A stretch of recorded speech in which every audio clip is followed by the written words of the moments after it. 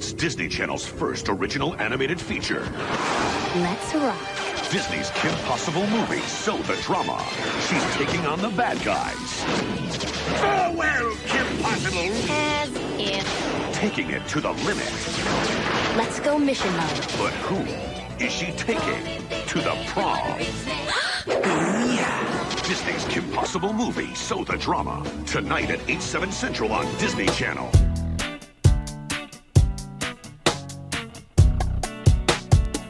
Nigga, now this is a fucking movie right here. 2005, 19 years ago, if you're really trying to feel ancient, saw Kim Possible, So the Drama. Disney Channel's first animated DCOM. Kicking off a long line of two fucking movies. This starts with the coolest version of the spa opening that a lot of cartoons do. Doesn't matter where. Oh, there go Raven, watch out. I'm not about to hire you if your name is Watermelon Andrea. It's just not gonna happen. Oh my goodness, we have a problem. Draken steals a Japanese OC and creates an army of toys or something. I don't know, I'm so bad at this plot summary shit. Prom's coming up too, so it's one of those stories where Kim has to face both of the biggest versions of what she faces on a daily basis. Draken's greatest plan that really looks like he'll succeed for once, and the prom, which I'm told little white girls really care about. They acted like the prom was the damn Source Awards. I ain't even want to go to my shit. I love Kim and Monique talking about girl stuff in the middle of the opening fight. Monique, off or on? On again! How many times can two people break up and get back together? She loves the drama. It really helps illustrate this idea, showing the two sides of who she is and how she has to juggle them at the same time. That's kind of Monique's role throughout this entire movie, to really ground Kim while all of this bigger stuff is happening around her. Girl, I just went from so to whoa. Huh? It takes a while to learn Monique speak. What? She not a fucking Digimon, nigga. What the fuck that's supposed to mean? Most people remember this one for being the moment when Kim and Ron fell for each other. That shit was such a huge deal back then. This nigga got to date the homie? I remember going to school back then thinking like, can I date the homie? Fuck.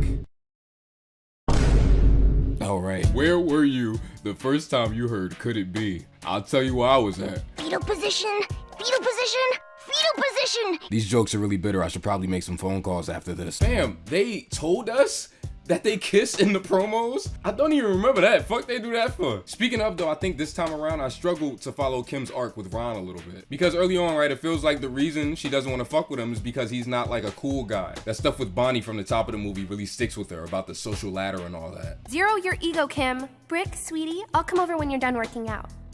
2 hours? Okay. Oh, and don't shower. I like it when you glisten.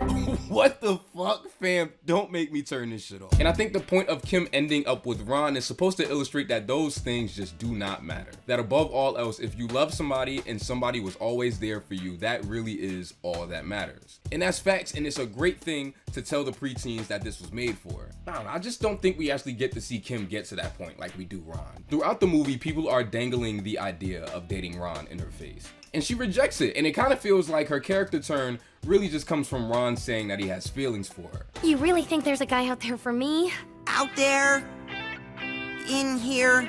Oh, really? But I don't know if that's enough for me in this movie. When you look at something like this with the totality of the show, like a kid in 2005 was supposed to, and like I definitely did back then, you know that this was just right in front of them all along, regardless of if it's in this movie or not. And as a kid, right, you don't care about Kim's arc and how she got there. You care about Could It Be? You care about that kiss. But I think the reason that I start to get conflicted is because they actually do give us all of this with Ron already. We follow him, we're with him the exact moment that he understands that he loves Kim. Ah, thanks, buddy.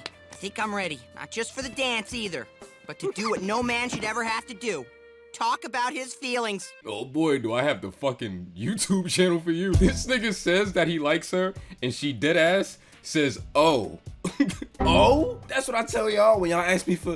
Next thing you know, they holding hands and shit. Like, I don't know. It just kind of feels a little flat to me. They do a lot of character work with Ron throughout this thing, which is good because this man ain't on shit in none of the fights. I swear he was more useful in the cartoon. There's so many times where Kim starts turning up and this nigga is just fucking worthless. But they spend a lot of time breaking his character down so that the final beats really hit. This shit really is just about the decay of man. Bueno Nacho closing down was the last straw. It really helps hammer in that my boy was just fucked up. This nigga losing everything. His homie, his food spot, his parking spot. Bro ain't have shit to his name by the 45-minute mark. Not to mention, bro fights Draken every damn day after school, and he can't even remember his damn name. Well, what's his name again? Whatever, you know who you are. I mean, come on, it's really not a hard name to remember. Ron? Yes, thank you. This guy, Eric, is new to the school, and Ron shows him around, but bro immediately bags Kim. And not only that, but they gotta save him too. Kim, what's going on? Ah, nigga soft. Hey, Eric's cute. Once you're out of the picture, maybe I'll date him. Hey! How old is he? But it doesn't matter because he was a fake all along. Bro was made out of goop or some shit. They kill the shit out of old boy. Oh, I'm melting, face ass. The opening fight and chase scene is some of the coolest shit animated for TV during the 2000s. The bright colors for the background and the night colors on the characters. The perfect look right out the gate to make this thing feel bigger than the cartoon it was based on. This cartoon has some of the best blocking, the best posing I've ever seen. Almost every frame of this is just the smoothest gesture. Whoever drew some of this shit need a pussy ate. They literally could have not touched this movie at all and threw it in the theater. It looks that good. This was around that era where so many cartoons that we grew up with just went to theaters in a way to jock Rugrats' success. And I swear this thing looks better than almost all of those, including the Disney ones. It looks better than the Recess movie, better than that Doug shit. That's that Roger.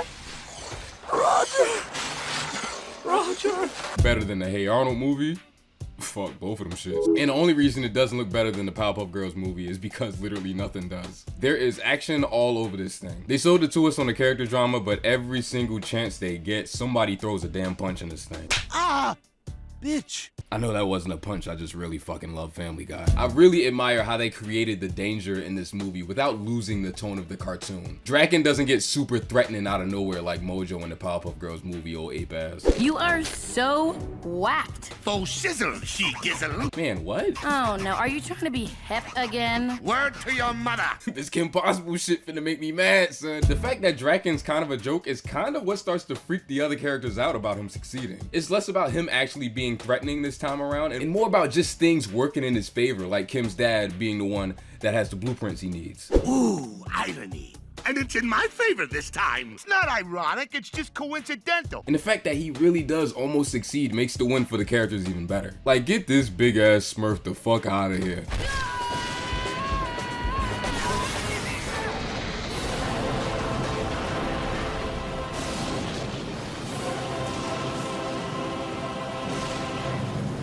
Main characters of kids cartoons closing the cop door on villains is my favorite kind of shot in animation. Tell it to the judge, you big donut hole. Hey, who's taking me to preschool? Fucking soda drama, bro. What you want me to say? This is still one of the coldest things Disney Channel's ever put out, and that includes Andy Mack. This is not a joke. That Andy Mack shit is actually kind of gangster. This thing will put you right back in them early 2000s, I promise you. Fam, they play my shit at the prom. I almost threw up in here. What a fucking time to be alive, son. While Kim doesn't quite get the arc I anticipated, it's still fun, it's funny, the animation is next level, just the perfect escalation of the cartoon. I think that's all I have to say. What else do I have in my notes? Is Wade a mystical Negro? I don't want to talk about this, man. What the fuck, man? Where's Stewie at? Seriously, Kim, Kevin's a super kid. The other fellas on the chess team really look up to him. Oh yes, Dr. Gooberman. Kevin's got game. Ooh, better hop off. Oh, I got next.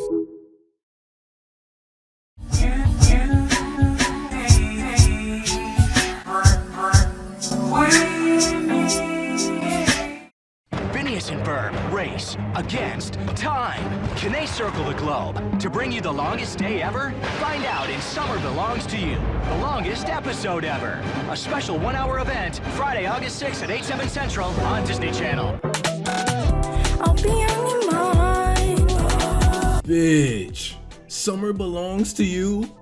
fuck you. If you've been watching these videos for a while, you know that I used to straight love this Phineas and Ferb shit. Shit, I probably still would if they stopped fucking making it. I know I talked about this one a lot in the video I did with the Wacky Deli, where we interviewed Robert Hughes, the director of this special. And I really don't want to repeat myself too much, but I couldn't see myself making a video on cartoon event episodes without bringing this one up. I remember this one vividly. I saw it at my homeboy house and everything. You got two niggas in the heart of Newark, New Jersey with 2 honey turkey and cheeses and cartoons? Fucking forget about it. Are you shitting me? Summer Belongs to You is about Phineas and Ferb reflecting on their summer. Our vacation is more than halfway over, and what have we accomplished? This scared the shit out of me as a kid, cause fuck he mean more than halfway over? This was like season 2, we just got this Phineas shit. I thought they was trying to tell us something. Little did I know at 12 that they'd still be making this shit while I'm paying off student loans. Today is the summer solstice, the longest day of the year, and Ferb and I are gonna make it even longer. So you built the Statue of Liberty? No. Oh wow, that is weird. Behold!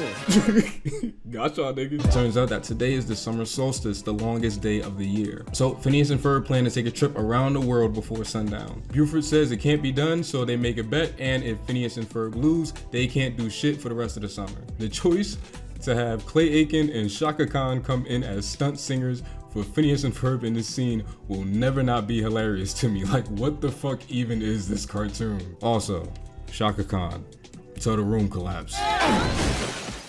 Or at least that's the plan. Phineas and Ferb really is a relic of a bygone era, because this might be the very last second in history where you could get off the cartoon characters traveling all over the world and experiencing generalizations of other cultures, with people just kind of leaving it alone since it's just a little silly kids cartoon. Fam, this anime shit killed me the first time I saw this. Me and my homeboy could not stop laughing. They don't even speak. They just get right into it. Like, slow down. Oh shit, Phineas and Ferb here. Time to do the sweetest dance. I don't know if any of this is culturally insensitive. A lot of this shit just ain't in my wheelhouse. So I'ma just shut my fat ass up. Wake me up if they start drinking grape soda or something. There's a part in this where they end up in Paris and Phineas and Isabella both walk around together. I'm gonna go see if I can't find some parts. Isabella, you wanna come with me? Yes! Yeah, sure, whatever. It's all good, bro. Then Isabella sings this sad-ass song about how he ain't showing no love. I get that Isabella wants to spend time with Phineas and everything, but like, twin, he has to fix the plane. Y'all are stranded in Paris if you don't get a fucking grip. Oh, that's too bad. I thought, the two of you, a boy, a girl, alone in the city of love.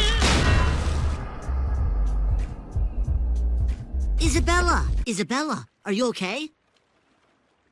Peachy. It seems so early to do this since it's only the 2nd season, but the whole thing really does feel like a love letter to the show at that point, in the morals that it pushes through its 2 main characters' personalities, who I always secretly felt like were Phineas and Candace. There's so many references to things that happen throughout the whole summer, events and other episodes. There's 2 direct scenes where someone reminds one of the characters who they are and what they've shown that they're capable of. When we did all those things, you were right there with us. I was, wasn't I? Yes, you're Candace Flynn, monster truck driver, charioteer, queen of Mars. I don't think I've ever thought about how great of a moment this is too much, but it really is nice. Candace, and even us as the audience, sees her summer so far as just a string of failures because she can't bust Phineas and Ferb. But it's so much more than that, for real. A lot of the things that Phineas and Ferb did, and Candace getting caught in them, it shows her resilience. It shows that she's so much more than just her comedic failures. And it's cool that Phineas and Ferb are the ones who remind her of who she is, because if it wasn't for all of the stuff that they get into, she wouldn't even know any of this about herself. It's a great way to recontextualize the show at this point. You're right. I'm Candace Flynn, lifeguard. That's right, Candace. Time traveler. Don't break the engine. I am Candace Flynn, coup de crayon. Fuck, I'm taking notes while smoking and I just remember that she doesn't have ears. I always really love that moment in this where Phineas just fucking breaks. Vincent Martella is acting his damn ass off. Go on, Greg, I see you. We could dig a tunnel under the ocean, and then we can't.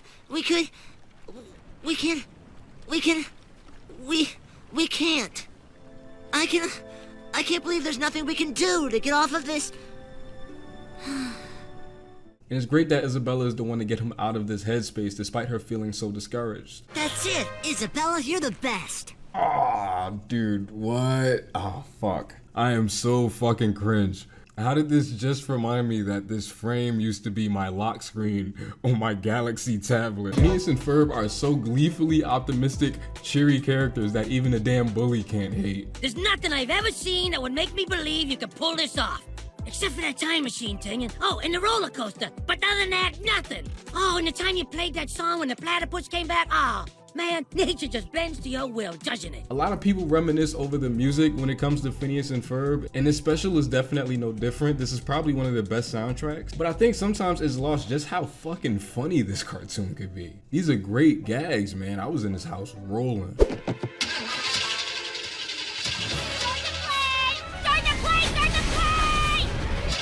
Sounds like you're flooding. I'm not flooding it. There's only 58 seconds till sundown. What kind of watch is that? Okay, I'm here. What did you want to tell me? Backyard now. Excuse me? Backyard now, please. Ferb, did you get that giant map packed? Wow, mad folding skills. Shut up, nigga. Fuck. The colors in this thing really help it feel big, too. The early morning stuff at the house, the sun gradually setting throughout the third act, almost causing this sense of dread over the characters like they're not gonna make it. You can definitely tell in some shots that this was made during the HD 4:3 transition period, but it's cool to see what they did to try to tap in and make this feel bigger than the show. Summer Belongs to You is still dope as hell. I don't see a reality where I don't love this thing to pieces. It was the start of a long tradition. There's one right there. Phineas, I'm not gonna get on a silly little tricycle. Candace, we're in a hurry. Just get on the trike and There's we'll go. no way I'm Get on gonna- the trike! This must be a special episode. He's yelling at his sister again. Phineas and Ferb was on the back half of an era that kind of lives on in stuff like Craig of the Creek, where a lot of cartoons just kind of tried to encourage kids to do shit, to make shit happen, to believe in themselves. Kids Next Door, Recess, that kind of stuff. I'm not gonna sit here and act like Phineas and Ferb got me to believe in myself as a kid or anything like that. But it definitely served as a good example of what could happen when you do.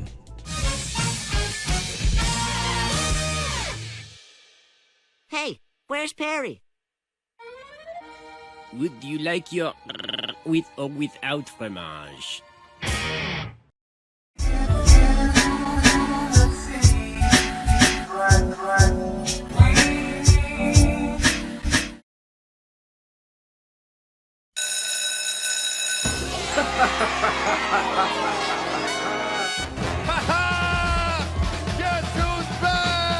Come on now, my nigga. Niggas knew we was gonna get the recess sooner or later. It's me. It's the boy. Get the fuck out of here, nigga! If I was gonna do a recess video, who was? I started doing these videos when I was 14, I think. So that's like 9 years, which is roughly 40% of my life. And honestly, you know, with all of the love and success that it's brought me, I couldn't be happier. If there's one thing I'm not, it's a liar. And I'd be lying if I didn't say, life well spent. I'm not always right, but I'm always real, baby. Tryna hide from the camera, I ain't going outside today. For as long as he's known that I've done these, my older brother Quan has always been a major supporter of these videos. I don't know why, I'm positive that this nigga don't even know what a Phineas is.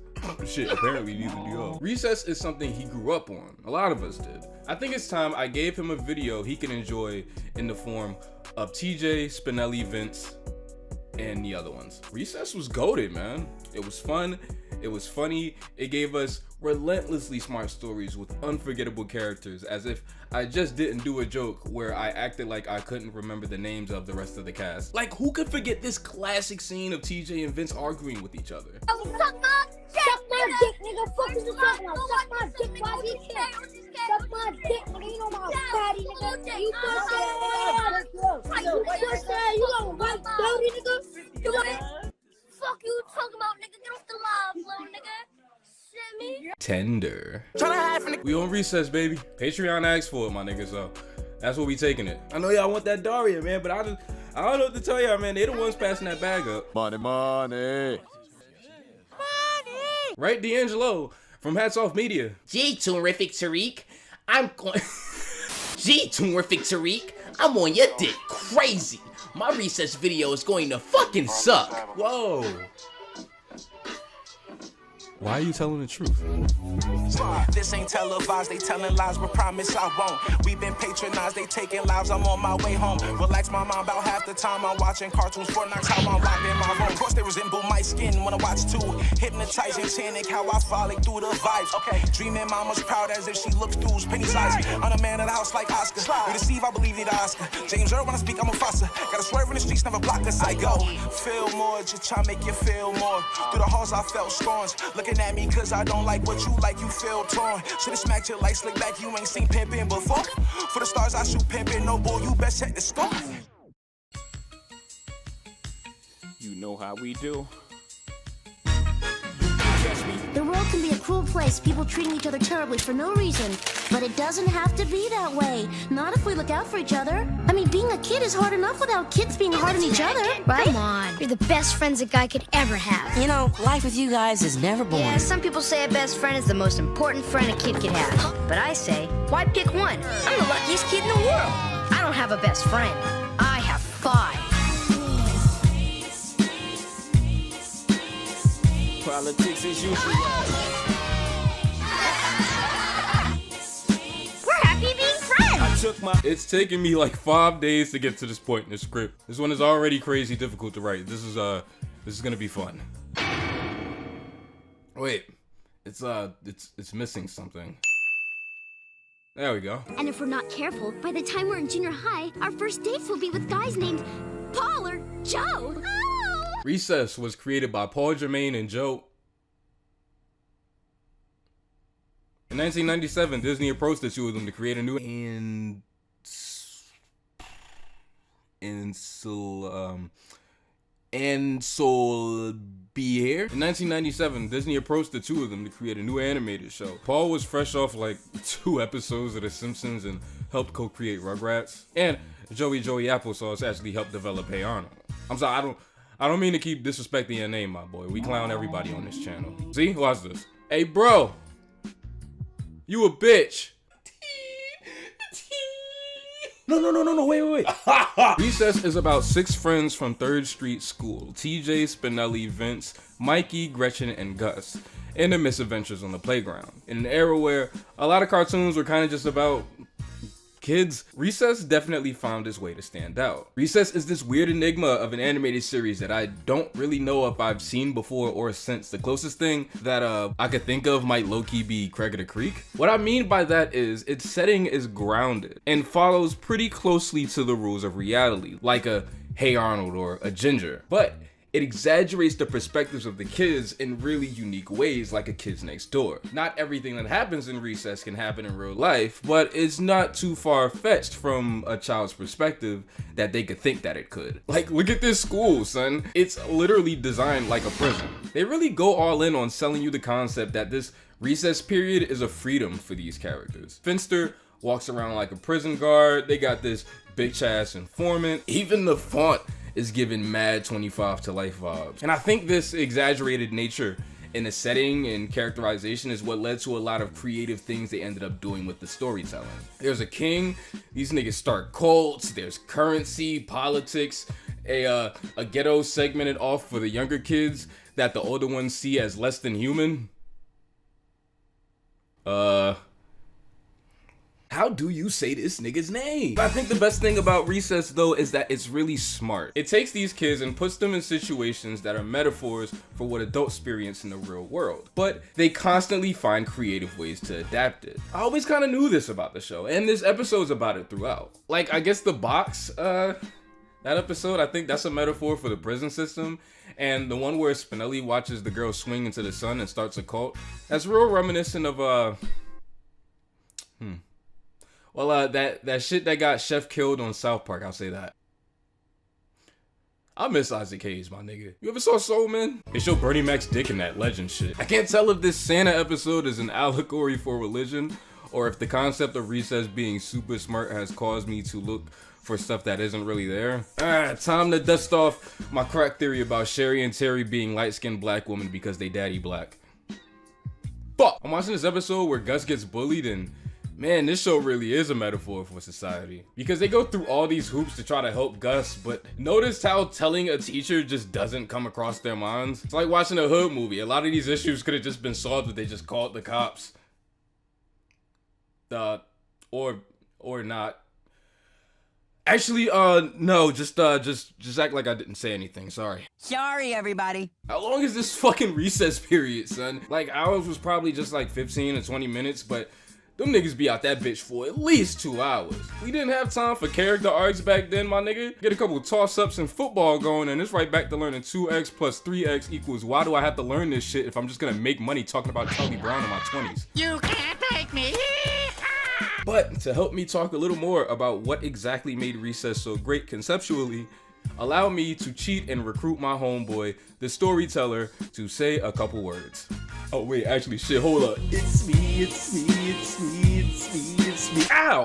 Back in the days when I was young, I'm not a kid anymore. But some days I sit and wish I was a guy in the day. Back in the days when I... Recess is one of the most interesting shows I watched growing up, primarily because it does such a good job at depicting kid culture, specifically on the playground. TJ is the personification of everything Recess embodies. He's the leader type character, but he's also played up as this weird spokesperson for the rights of kids on the playground. It's weird. Recess depicts school as an institution that kids are obligated to fight back against in order to live their lives and have fun. Like that's the majority of the conflicts in the show. Even the minute ones, like a new game of like Jenga or whatever has come. It wasn't Jenga, you know what I mean? And so Recess embodies those values. Miss Finstone wants a monopoly on ice cream. TJ and the gang are gonna redistribute it to the kids. They wanna tear down old Rusty. They're gonna go on strike on the playground. It's this kid empowerment fantasy, and that's something I really love about it. Recess is just as much about friendship as it is fighting for your right to have fun and be who you want to be. TJ is this weird playground revolutionary that personifies these values. And I know that sounds like very weird wording, but that's genuinely how he's paid up. Even in the movie, they're like, what are we gonna do without TJ? He always makes the plan. Shut up, man. Get a rest. Get a rest. It's why the economics of Recess is such a fascinating episode to me. It's crazy what we can do in 10 minutes. So again, these episodes are all 10 minutes and it feels like they get through a lot. Like, I really enjoy them. The entire episode follows the entire school being monetized by students, but instead of money, it's cards. It's money. It's money. You have to pay to walk in, drink, play ball, lie down. It's nuts, but it's also really real. Everything TJ's being fined for is stuff that should be and used to be free, but now there's a market on doing anything. One of my favorite scenes in the episode is where he sells his hat to this dumb guy. I think it's Menlo, some dumb shit like that. And it's very clearly supposed to be symbolic of him compromising his integrity and selling his identity. You know, one of them, you know, Mao, which one it is, you know what I mean? He's selling out. That's the long and short of it. And you get to see what he does to get out of this. He starts working and realizes, oh shit, this is a scam. And it is. Working class people can't build wealth with working wage jobs. You build wealth by exploiting people. And that's exactly what TJ does. He uses the kindergarten kids to work jobs for him. He underpays them. He builds a monopoly around himself. I won't talk too deeply about the episode because, you know, it's simple. But it's effective in its message that money and power corrupts people. In relation to everything I said prior, this episode always stuck out to me when I was young because TJ's rarely ever depicted as unlikable or flawed. Well, you know, except that one time. That one episode where the black guy didn't like him for no reason. I don't blame him. Anyway, the contrast of seeing a character that was so often depicted as this spokesperson for kids on the playground, as this vulture who lost themselves, it was interesting. But also at a young age, it's very easy to understand. See, that's the thing with Recess too. A lot of the episodes, outside tackling the role kids play in an academic institution, both on a social and institutional level, tackle a lot of interesting adult ideas that are easy to digest and understand as a kid. Like, okay, let me even line up. One of my favorite episodes is the Kiss episode. Not even because Spinelli is my favorite character, but it's because of the story that Butch tells. It's so dumb, but in the best way. He makes the kiss sound really dramatic. Like, I don't think they kissed. I think it was clapping cheeks. I don't know. It sounds right. Why are you watching your brother in the basement? I like Spinelli's episodes a lot. I've always had a thing for rough characters with sensitive sides, and Spinelli feels like she fills that niche really well. Episodes that jump to mind are the ones where she falls in love, her dealing with being naturally. Like, if there's one character of the cast that I think can be thrown into any situation, or the widest variety of situations, I should say, it's her. Ah, man, like the episode where she does graffiti all over the playground. I love that one. That's one of my favorites. You have to keep in mind when Recess was airing, I wasn't progressive in the slightest. Toxic masculinity, misogyny, all the buzzwords, that was me. I got kicked out of my school for getting into fights. I moved schools a lot. I was very anti-confrontational, angry, very irritable. And I put up this really aggressive front because You know, I was frustrated, right? When you're frustrated, that's what you do, you're angry. But quietly, I had this passion for writing and artwork and all these weird, nerdy things. Finale was one of the first characters I related to in the show, primarily because I could see a bit of myself in her. The discomfort of feeling infatuated, the love of professional wrestling, being prone to threats and violence, yet still having this really soft and sensitive side to her. It kinda makes you feel less alone. It's a look at the world through the perspective of a child. The institutions, the authority figures, the social hierarchies, and the sense of scale that these seemingly minute things seem to have on their lives. Recess is there to empower you, to remind you to take a break and enjoy the world around you, because it won't last forever. So cherish those around you and keep making memories. That's all I got. Like I said, right, my brother has been a massive supporter of these videos. I knew I wanted to do Recess eventually because I always wanted to give him a video on something that he actually watched and cared about. So I mean, like, of course, what did I do? I called him, my nigga. It sounds obvious to me. So damn, how long has it been since the last time you watched it? Wow. So well over 20-something years. Wow, damn. Alright, so what are like some of your like oldest memories with Recess?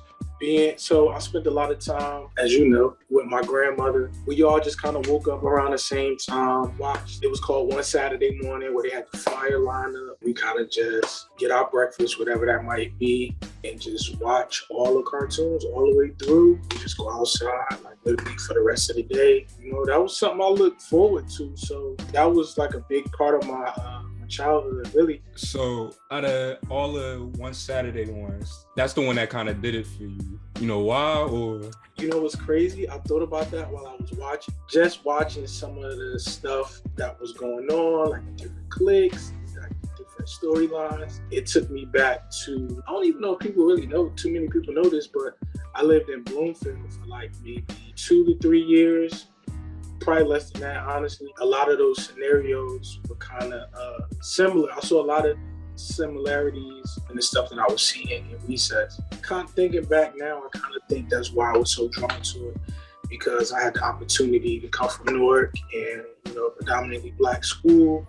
Go to Bloomfield, it's predominantly white, and they just got a different lingo, different swag. You know, they were kind of real heavy on like baseball and kickball and stuff like that. And when I, you know, was going to Newark, it was like football, basketball, like, yeah, I was introduced to a lot of that stuff that I saw on Recess during my time in Bloomfield, so, yeah.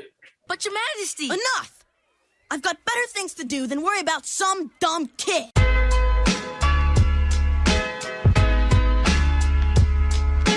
A lot of Hove this video. Shit, you know why the show was called Recess? Because niggas was in recess. TJ is the main character. I think the storyteller did a great job describing him, so let's just play what he said again. Recess is one of the... It's like, nah. Man, it did not take long for me to get attached to TJ, son. Everything about him is exactly what any kid wanted to be. He was confident, a leader, a voice of reason, always just had the solution to every issue. This little nigga had the playground on lock. Right on, TJ. Fight the power. TJ could get these motherfuckers to do anything, son. This is one where they literally fix a broken down school bus. How about starting her up?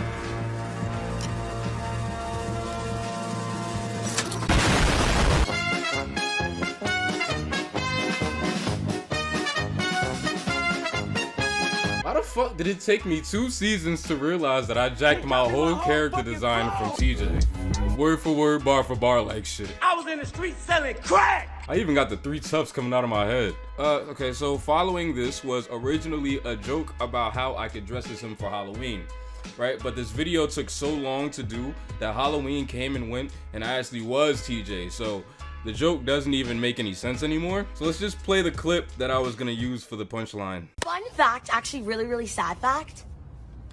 If you're wondering what the rest of the setup was, too bad. Blame me for taking so long to write this bullshit. Who did you remember the most about, and who did you remember the least about? I remember the most about TJ. I think that's just because obviously that's the main character, and that was the one that I took to the most. I felt like I had a lot of similarities just to his personality. Like low key had the same swag for real. But Going somewhere with that ball, Pally? I think not? Woohoo! Way to go, Spinelli. Nice sack. Jeez. Fam, is Spinelli just the main character? I think we know more about her than anyone else. Like, we see her parents more than any other characters, including TJ's. They're really interested in figuring out what makes her tick. She really does just get the Helga treatment. She's the only kid who's not voiced by a kid. She's voiced by Pamela Alden, who did Bobby Hill. Dead. What are you talking about? What are you talking about? What are you talking about? An F in English? Bobby, you speak English. They actually changed TJ a few times throughout. I actually kind of didn't even really notice. But the rest of the kids remain casted the same way throughout the whole show. And honestly, while editing this, like, I had to go back and like watch clips from like earlier in the show, and it's really noticeable. I didn't even realize it. Grew up right before our very eyes like shit. Yeah, no matter what happens, we're all in this together. And Prickly wasn't nearly as bad as everyone said he'd be. He even called me partner. It is I who must make sure the first graders don't get too uppity. It is I who must make sure us sixth graders are treated with respect. These 6 chums, once again, through quick and decisive action, put the needy of my playground first. Spinelli, she's the brawn of the group. She be body slamming niggas, yoking niggas the fuck up. And I think because of her tough exterior, the writers worked really hard to make sure she got a lot of introspective and sympathetic moments, to show that her one emotion isn't just pissed. Well, let's go dig her out. The end result, we got an artistically inclined wrestling fan who's a strong-willed loose cannon. That's a lot of adjectives, my nigga. That means they did a good job. I'll pass, Gus. I'm not partial to dried meats. Pause. What the fuck? Why, the nitrates alone. Nonsense. Just wash it down with what Vince is mixing up. Bottoms up, Gretch. That's lean, baby. Come on, I ain't stupid now. Me? No! When you mess around with the man. My boy Vince. I'll be honest, I didn't remember anything about Vince from when I was a kid except for the fact that he was black and he played sports. I didn't even remember this nigga name, son. I distinctly remember having to Google the black kid from Recess in that How to Black era. Those were some dark times back then, man. But don't worry, these times are darker. Oh, hey, look, check it out.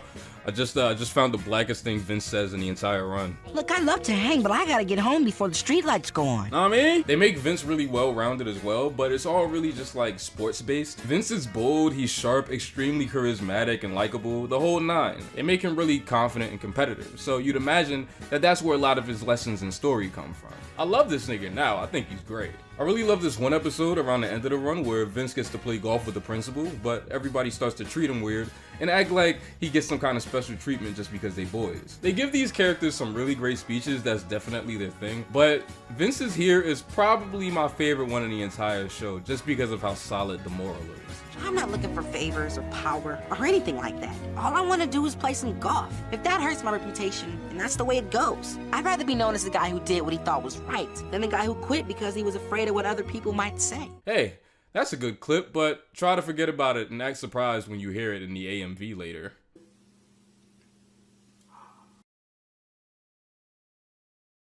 Look, I'm Peter Pan! Stop fooling around, Grundler. You're an astronaut, not a cartoon character.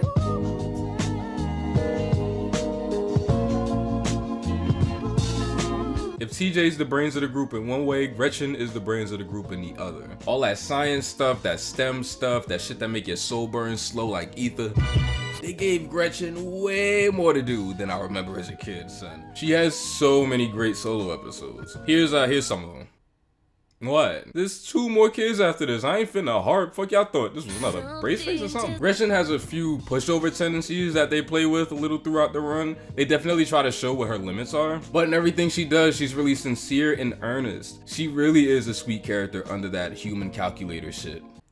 Is that an actual saying? Like, I've been calling characters human calculators in my videos for like 2 years, and I don't even remember where I got it from. You probably stole it from somewhere like you do with everything else. Hey, what the?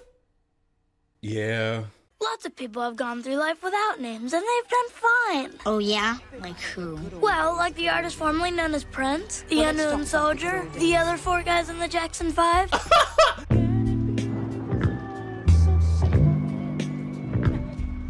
Why did I decide on a new song for every kid again? My Apple Music ain't but so extensive. Y'all finna just hear Inhale by Bryson Tiller for the 5th time in a minute. I got love for Mikey, real talk. Mikey really is just kind of like Theodore from the Chipmunks. He's soft-spoken, a sweetheart, kind of an airhead, eats a lot, can't forget that. Look at this song from the 60s cartoon. They like describe every chipmunk. Alvin gets the thotties, my boy. You be going viral. Simon gets fucking symphonies, sure, yeah, I guess. And yeah, they're just like, Theodore's hungry, because that's a personality trait. I think though Mikey's most interesting character trait is the fact that he's really poetic. I really like that angle that they go with him. He's the one with the clearest set of morals. Every action of his is in the mind of peace for everyone. I mean, I don't know, that sounds like good shit to me because I'm an agent of chaos. Ow! Oh, and his singing voice, duh. Nobody knows the trouble I've seen.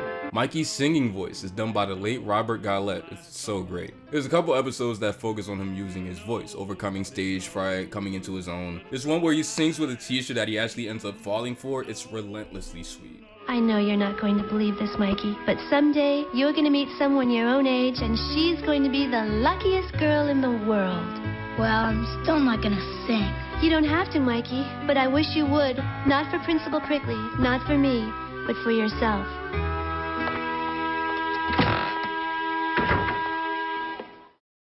And I guess now is as good a time as any. You can't really have any full discussion of Recess without paying tribute to the amazing performance of the late great Jason Davis as Mikey, who passed away last year. Jason gave a sincerity to every word that came out of Mikey's mouth, one that I don't think any other kid could have given. I don't know much, if anything, about Jason Davis as a person, but what I know is what he gave us as Mikey. The kind of love that bleeds through that voice isn't taught or manufactured. All of the kids have their own functions in the crew, but it is made very, very clear that Mikey was the heart of Recess. And so was Jason. And I guess I'll round it off here with Gus.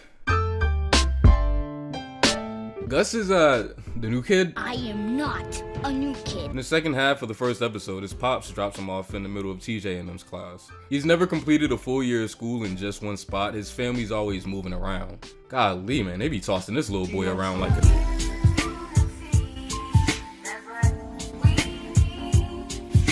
You know, when you do that, you only make the implications of the joke even nastier. Like, the end of the simile could have just been like a basketball. Who am I talking to? Adding him was smart from a storytelling standpoint because he doesn't know anything about the codes of the playground, any myths or legends. So when these things come up, we're right in the position that he is. And when one of the kids has to explain it to him, we get to receive the exact same information.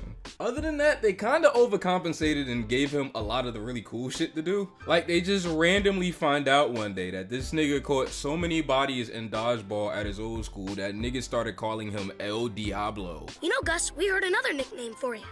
El Diablo. Right, you know, the white kids in my school called me something similar.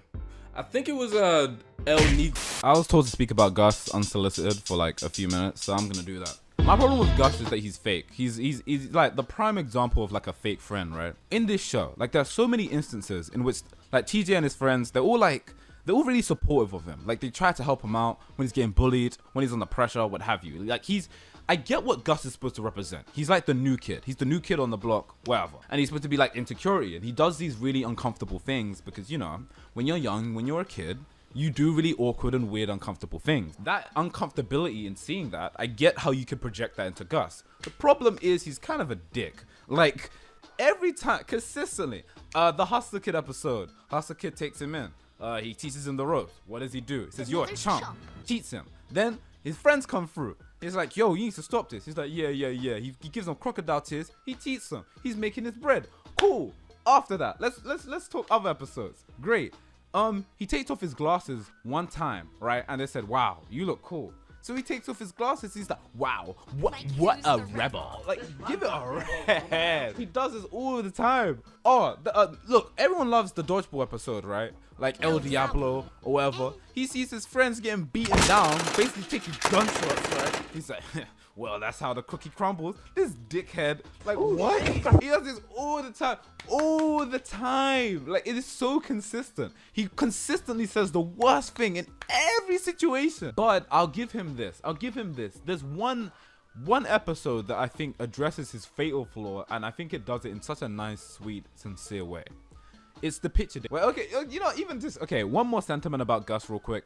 The reason, like, okay, because I'm like a fan of Teen Titans Go, and I feel like I should like establish that right now. I'm not opposed to characters being jerks or letting things get over their head, right? I'm not against that. I like that show. But the difference between like a show like Go, right, where like all the characters are kind of jerks and they're all kind of mean to each other, is that like TJ and his crew, they're not mean to Gus. At least not overtly. At least not in like a intentionally mean way, right?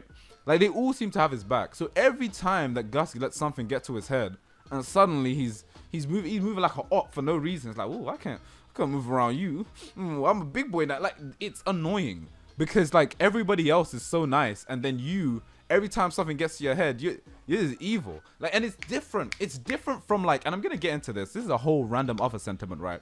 But like, it's different with like TJ, where he has the episode where he like becomes the card master or whatever, right? Because we clearly get to see his journey to being antagonized and losing all of his rights on the playground, and then that kind of motivates him to suddenly go down this evil path, right? Gus, he literally, like, every time he takes advantage of something, there's no reason for him to do it. He just does it. He consistently lets things get to his head, and that's what frustrates me about him. The time the girls were gonna beat up TJ and he started hiding in the toilets, Gus is like, what does this have to do with me? Vince is categorically depressed about not being good at sports anymore, and he laughs at him for being last instead of him. Snake, he gets in over his head way too easy. Gus, like, some people watching this video probably don't know what I'm talking about, right? Gus, you know Gus. You know a Gus in your life. Gus is the guy that when you're going through a bad breakup, he says, yo, that's crazy. Yeah, you know, I heard you got a new man too. That's crazy. You want to see a picture real quick? Gus, you know Gus. Gus is the guy that switches up when he sees girls at the motive. Where was this energy at the prees? I don't want to go out. I'm tired. Like, what do you mean? Gus, you know Gus. Gus comes crying back after his breakup to tell the group chat, yo, yeah, we should hang out again. You know, just trying to rekindle relationships, you know, keep my real friends, you know. I don't know why we've been so distant. Yeah, right. You want to know why I don't like Gus? It's because I've met Gus. I've endured Gus, and so have you. And shout out to TJ, because I would not have the patience for this two-faced piece of shit. Like, you'd think being in the military, right, whatever that means, right, that like a big part of his character would be loyalty and standing by people's side. No, safety man, give it a rest. He ain't doing nothing. He ain't helping nobody. Literally, in that 5th grade episode, all that safety man talk, all that, oh man, just leave them be. Dodgeball, El Diablo, right? He was like, he said, fuck them kids. Who cares? That's Gus. That's Gus's energy. That's what he's on. That's your king. And like, his role in the group is always like this secondary role. Like, I don't even think, like, the problem with Gus is that like his episodes aren't even bad. You know, I think Gus has some interesting episodes, but the actual character of Gus, he's a character that I know I dislike in real life. Like, literally, even Lawson, I think Lawson is funny. Like, he's like a piece of shit, yeah. But like, he's funny in how he does it, right? Gus is annoying in that like everybody in the cast is so nice to him. And he's just an asshole for what? For what reason? For what purpose, man? You're the new kid. They literally helped you. They helped you the whole time. And a big part of Gus is like standing up for himself and Nimi hoim. Yeah, that's great. Fantastic. Congratulations, right? I don't know. It feels like an arc about confidence, right? Obviously, like, Gus is a character that doesn't have a whole lot of confidence, and he's thrown into situations where he can get really overconfident. I get that. I understand that that's his character flaw. I think that's the angle that they were trying to go for with his character. If I'm to get like it's slightly more serious right now, I just think you ended up creating a character specifically for me that makes me go, oh, I don't like you. Like, I know Recess didn't go into like high school or whatever. Guaranteed these guys ain't friends, right? TJ ain't going to Gus's birthday party. What is this? Alas, Gus is like so annoying. But outside that, I think the main class is pretty cool. Okay, good to know.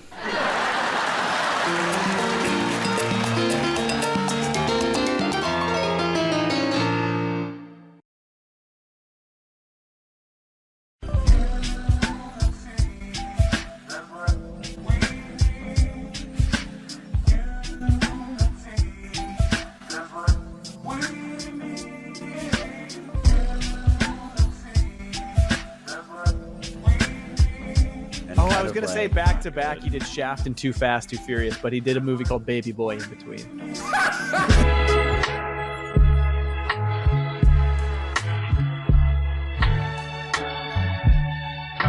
I don't know, man. I love all of these kids individually because they do episodes that play with their strengths and personality traits often, but you don't really get a grasp on their relationships to one another. It's either an episode about one of them or an episode about all of them. Like, they do a story about Vince being really down on himself, so all of the kids help him. Or TJ can't choose a best friend, so all of the kids get mad at him. Like, I know characters like Gus and Spinelli care about each other, yeah, but if something would have happened and it was just the two of them in a room, I don't really know what that conversation would sound like. Like, okay, there's maybe a few exceptions, right? Like maybe TJ and Spinelli or TJ and Vince. They do this one with Vince and Mikey together. There's a Mikey and Spinelli one.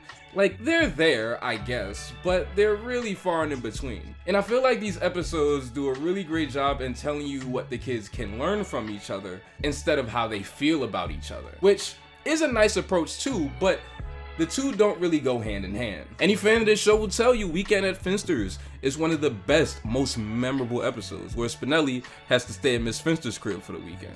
And it has exactly the kind of character stuff between these two that I wish we got with the kids. Spinelli and Finster don't really learn anything from each other, they just have a good time. And because of that, we get to see their personalities play when it's just them in a room together.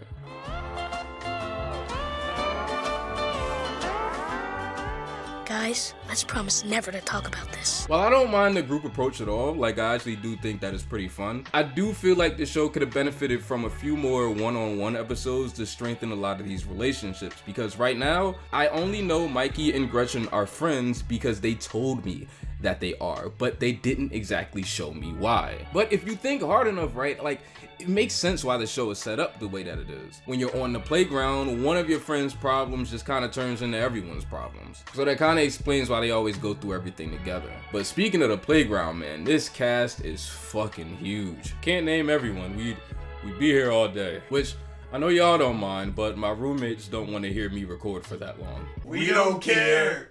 Well, I made this video longer, but I gotta feed my cat. I'm the one holding the microphone. I mean, meow?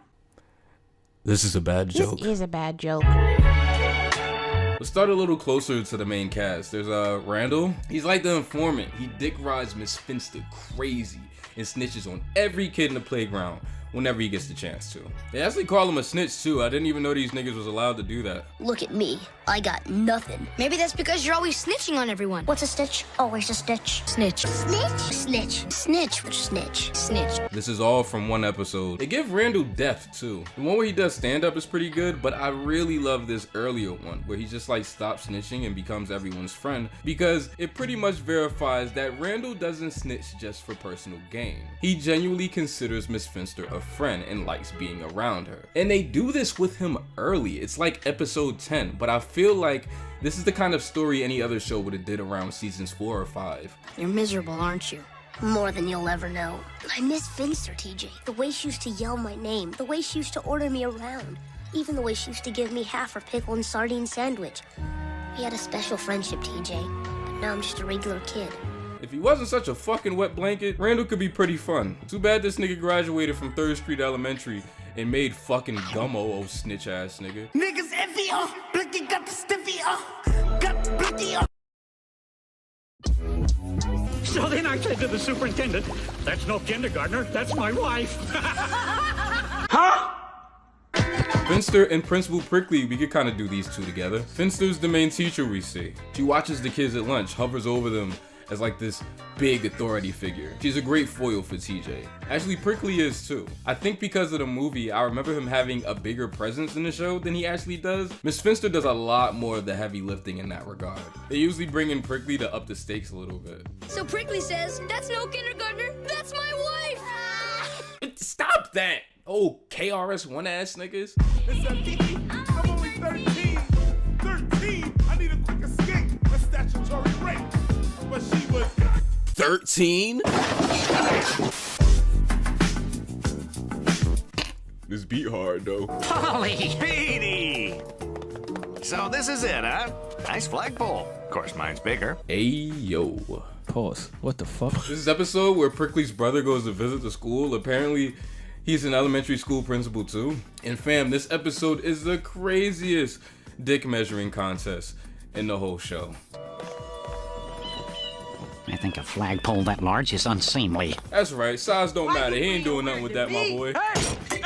Oh, God. Oh, Dave, sorry. Oh, God. So then this nigga challenges the kids to a game of kickball versus his best kids the next day. Fam, they pull up and everybody's just bizarro versions of each other. Racially diverse bizarro versions. If this was 2021, bro would've just went off that alone. Prickly's brother is woke, I fear. It's the Black Gus for me. It's giving ally. It's giving NAACP. It's giving Image Award. Join me and Harriana Hook in our latest collab. The diversity in recess is terrible.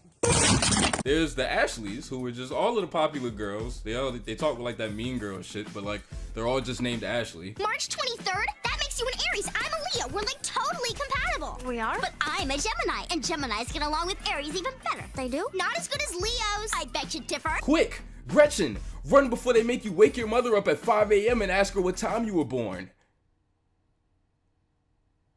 Gretchen? Hustler kid, he's def got a wild future ahead of him. Swinger girl, upside down girl, those are two different ones, by the way. I like Lawson, who's TJ and Vince's rival. He's such a cartoonized version of a hating ass nigga. He be coming like Buddy in the back of my videos sometimes, son. Can I have a name yet? No! King Bob, that's definitely my nigga. You know, King Bob is like such an important part of this show. It's kind of weird that I'm only saying that one sentence about him. I feel like he deserves a little more. The Diggers, they split up once and this nigga started coming like Rico Suave. Corn Chip Girl is pretty much a mainstay for the back half of the series. There's Hank, the janitor. Kids today don't seem to know the joys of a good gherkin. Thanks, Hank. And there's their teacher, Miss Grokey, who I can't talk about because I'm pretty sure that my girlfriend watches these. Damn, what a big ol' ass.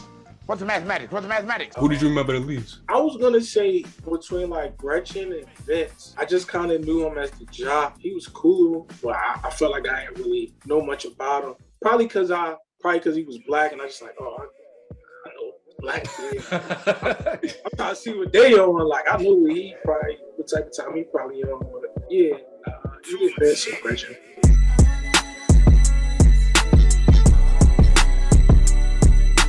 I definitely love the look of Recess. The character designs and the posing are all really fun and expressive, but I gotta give a crazy shout out to the background design. They do a really great job selling that prison break aesthetic that the show went for. I can't think of a single other cartoon that looks like this. You ever watch one of those featurettes where an artist shows you how to draw the characters, but they do like the streamlined storyboard versions?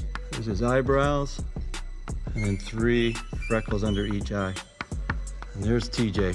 Our nephew, if you don't delete this goofy shit. Vince hasn't always looked so cool. He went through a lot of different haircuts. Aw, man, wait. Why they ain't keep the dreads, son? That shit look hard. Man, Gretchen has the weirdest fucking character design quirk, and it bothers me every episode. One ponytail goes in front, and the other one goes behind, and I cannot stand that shit.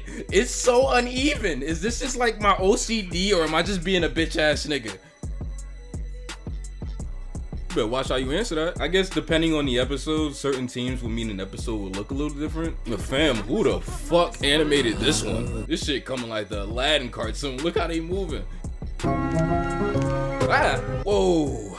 Okay, that transition to digital was as smooth as a dirt road in South Carolina. King of the Hill did this shit too, man. It didn't just become digital one day. They like made cell episodes and digital episodes at the same time and just threw them out whenever they felt like it. These bright ass colors put me in a baby boy chokehold, son. I can't stand this shit, yo. This shit look like a fucking computer game. I think the colors that came from the show being animated traditionally really helped that prison gritty aesthetic that I kept talking about that helped the show really stand out. But with colors like this, what's stopping this show from looking identical to something like Pelswick?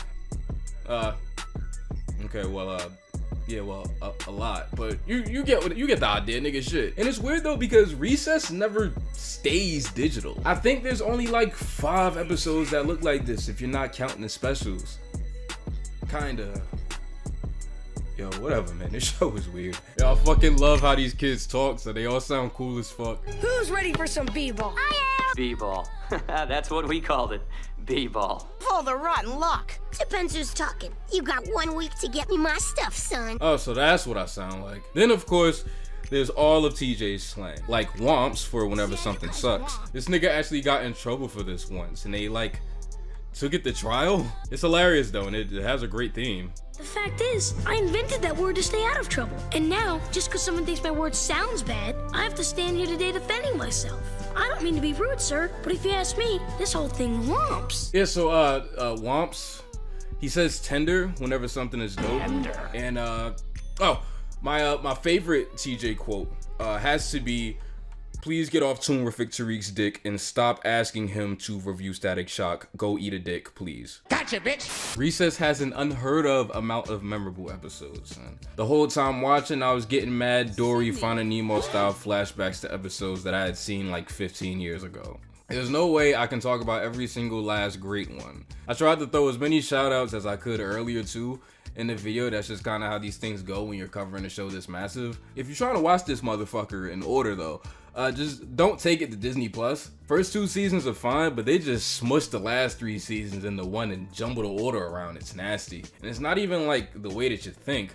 Recess was one of those shows where they would just tell like 2 stories in one episode, both running for about 11 minutes. On Disney Plus, they somehow managed to pair the wrong 2 episodes together. Are you gonna throw up, my nigga? Because I definitely am. These niggas nastier than Morgan Freeman for that.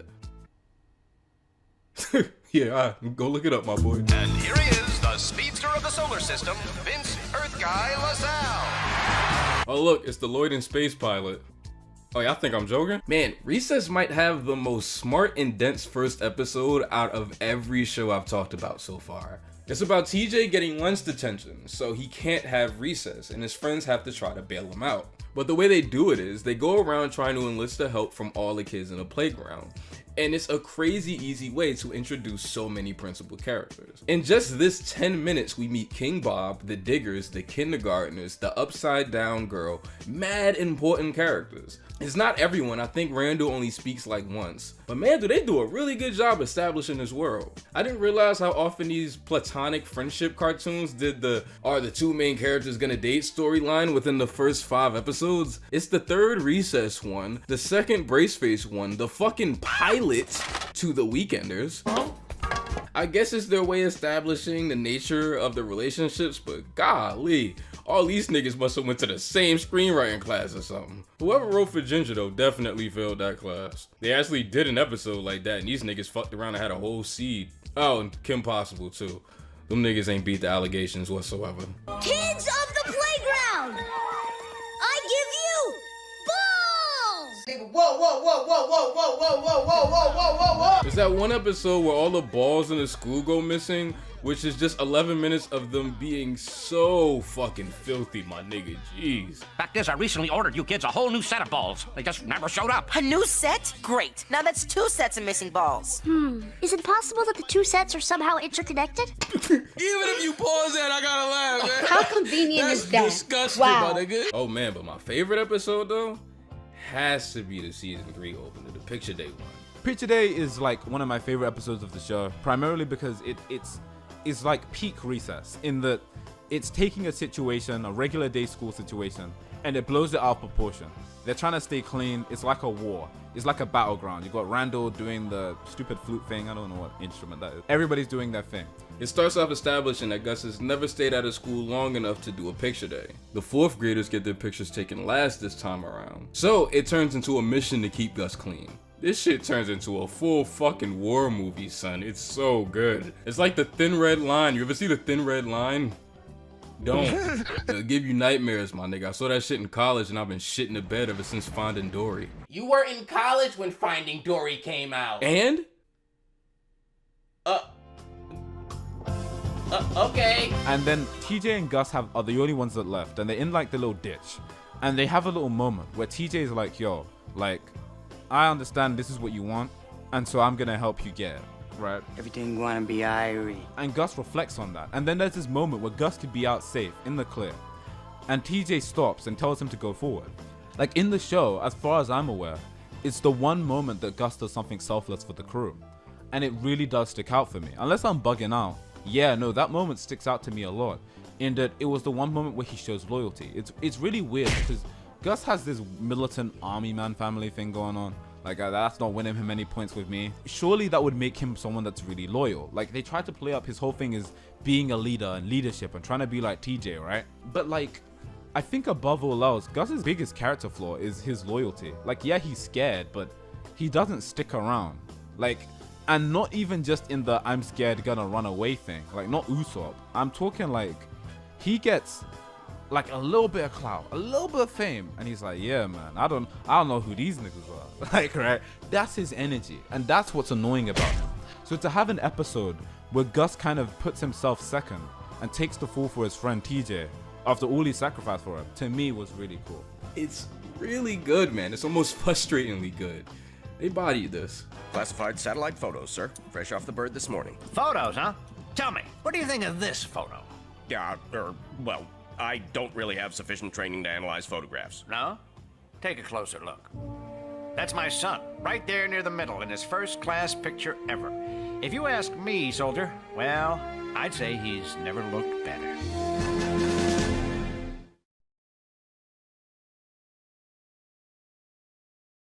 You remember the movie? I don't.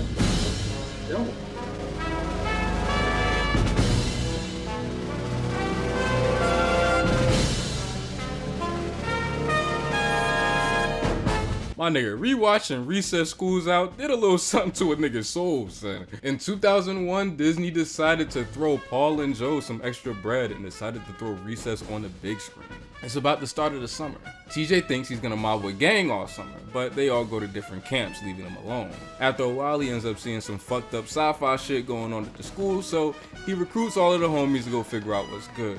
Turns out James Woods wants to try to put a stop to summer vacation, so he's literally going to stop the fucking summer season from happening. Then I don't know, man, a bunch of shit happens after that. Go watch this shit, man. It's like, it's really so much fun.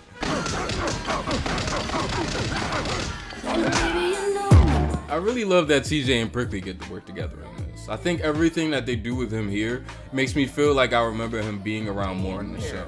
TJ's had to fight against Prickly for the rights of his peers so often that you'd almost think that this nigga hates kids. But this movie really challenges that idea. Some days I sit there in my office looking out at you kids on the playground and I think they don't know how good they've got it. In a few years, they're all going to be grown-ups like me, and all those good times will just be memories for them too. So go ahead, put a whoopee cushion in my chair, cover my carpet with fake vomit, make fun of my big saggy butt, but don't you ever say I don't care about summer vacation, because those memories are the last part of childhood I got left. What else is there, man? I love the way that this thing is animated. There's this really big sense of scope, sense of danger. I've seen so many people try to shit on the CGI school, and I don't understand the hate. I miss when shit used to look like this. Plus, the theatrical version of the theme, goosebumps every single time, my nigga. Listen. Damn it! The soundtrack is fucking nasty, my nigga. There's some flashbacks to establish backstory, so they really push for that 60s vibe, son. Tender. It always takes till the end of a show to remind me how attached I am to these characters, man. Waiting until I finish the show before watching this shit was definitely the right idea. It's the perfect bow, right on top of a really great run of television. Speaking of.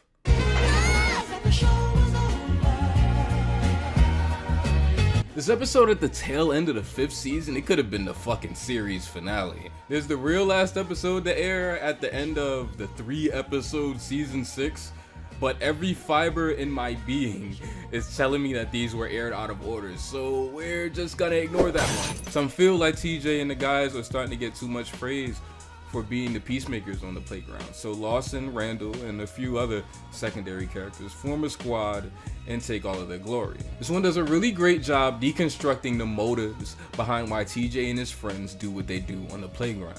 Man, did you ever think about what this place would be like without us? Kids might still be plagued by King Morty's Depression-era rules. Randall would be a prince. The Ashleys would have actually gotten away with raiding kids. And Library Kid might have wrecked the whole playground and herself. We constantly see them do the right thing and stand up for what's right, but like, why? We're led to just understand that they're all just like really good kids, but this episode questions if they really do it as a way to just feel wanted, needed, a way to get glory. When they can't do that stuff, they feel empty.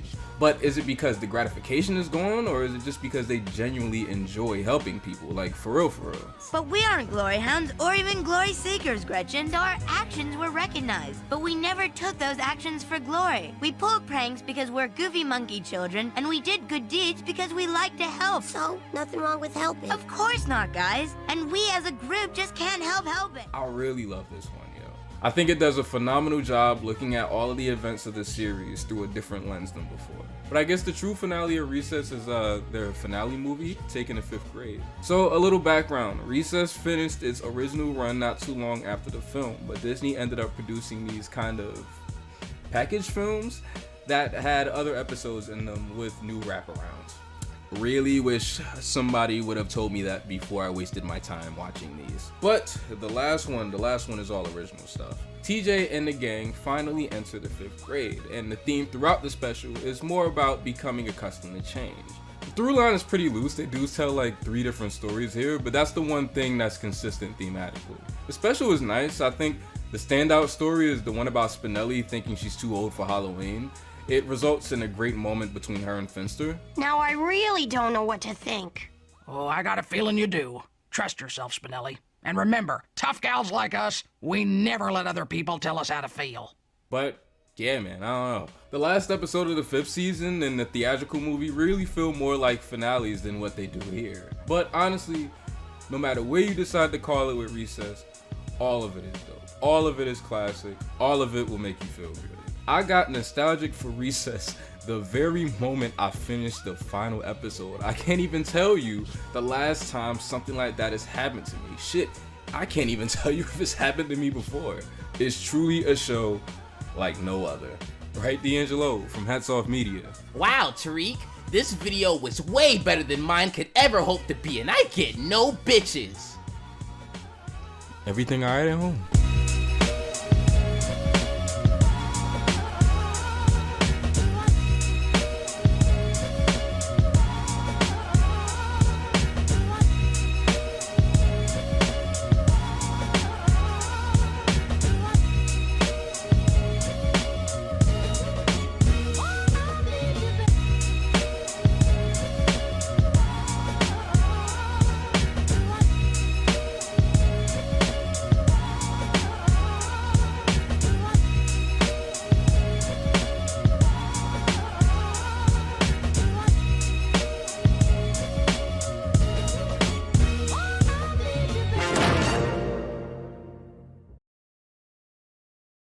What? Why y'all still here? I forget something? Holy shit, the crossover. Yeah, what the fuck? There's more? Wanna go to bed? Naga. What you call me, bitch? So, in the second half of its run, Lilo and Stitch the series thought it'd be a good idea to cross over with 3 running Disney shows at the time: KP, Proud, and Amdrak. Then they did Recess 5 fucking years after the show was over. Oh, mister, you just doubled your tip. Yo, listen to this shit. Mikey sound old as hell. Indeed. Our locale brings to mind the great John Milton, whose epic Paradise Lost I intend to read cover to cover during our sojourn here. I don't know, man. There's an experiment that makes people lazy, it zaps people, they stop it. The Recess kids barely even do anything. The ones who talk the most are Gretchen and Gus, which is like a friend asking you if you want to listen to Chance the Rapper and they just throw on the fucking big day. I knew aliens existed. I just knew it. Please, Gus. We kind of try to keep a lid on the whole aliens on Earth thing. Then why did you let Kyla Pratt write a fucking article in the other one? All the Recess kids kind of look like shit. The scaling's a little off. It's all over the place. This shit is super mid, my nigga. This is definitely the worst piece of Recess media there is. Hide and seek. Not it. Good job, y'all. It's whatever, man. It's whatever, man. It's whatever, man. Yeah. Man, I swear that I got one up on these niggas. I think my takeaway from watching so much Recess, talking to my brother about it, revisiting it, after years of barely even thinking about it, is really interesting. I do these videos, right? And I come back with something different every time than when I came in. The Weekenders was more clever than I remembered. The Emperor's New School is funnier. Ginger was deeper. The Replacements did a whole bunch of shit in the second season and just got deleted from my memory in those 10 years or so. But man, Recess was exactly how I remember it. It was just as funny, it was just as smart, it was just as witty, it was just as sweet. We grow and we change so often, right? Like, with our new lives and changes in perspective, the things from our past are altered. You know, not literally, right? Nobody's going in and changing these movies or shows up, but you know, sometimes some things that you love don't hold up the same. The show you were iffy on might actually be exactly what you need in your 20s. Man, so many people around my age have come around on King of the Hill, it's ridiculous. But, you know, I think this is important. Every once in a while, you just you find that one thing that brings you just as much joy and smiles as it used to. Nothing's different, nothing's better or worse. You notice new things, sure, but it's still the thing you remember exactly how you remember it. And that's Recess, my nigga. And I think that's really interesting, maybe even a little more interesting than a show getting better or worse as an adult. Instead of watching something I loved as a kid as an adult, Recess got me to watch something as an adult and feel like a kid. I can't for the life of me figure out how they did it, but after watching 6 damn seasons and 3 movies, I'm ready to do it again. Yeah, that's low key all I had to ask for. Anything else you want to say about it? Or a lot of people get it misconstrued and like just figure that cartoons are for kids. That's not the case. Like, if you enjoy something, no matter what it is, just go all in. Like, you don't gotta go with the crowd. Like, you like what you like. You should keep it that way. There stands a broken man. It's Recess everywhere, but in his heart. Whatever, man. Tender.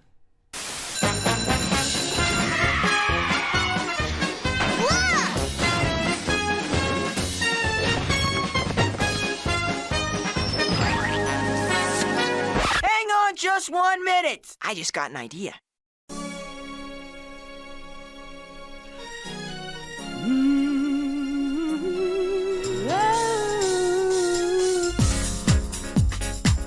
You are my friend. Look, Randall, you only get a few really good friends in life. Friends who like you for who you are. Friends who you like for who they are. And being popular is no reason to give up a friend like that. I guess when you're with a person all the time, sometimes you forget to let them know how wonderful they really are. Some days I sit there in my office looking out at you kids on the playground and I think they don't know how good they've got it. Recess, I think I read about that once. Recess isn't something you can read about. You've got to live it. I'd rather be known as the guy who did what he thought was right than the guy who quit because he was afraid of what other people might say. Sure, being a kid can be tricky. We're growing all the time, things are always changing, but no matter how much things really do change, I figure as long as we stick up for what we believe in and stay true to ourselves, everything will be all right. I've been around. That doesn't sound too good. So next time you go around calling a guy some dumb kid, just remember this. You're one too. And let's face it, Bob, if us dumb kids don't stand up for each other, who will? you was always so supportive of me and all that. So thank you for that, my nigga. I appreciate it. Love, bro.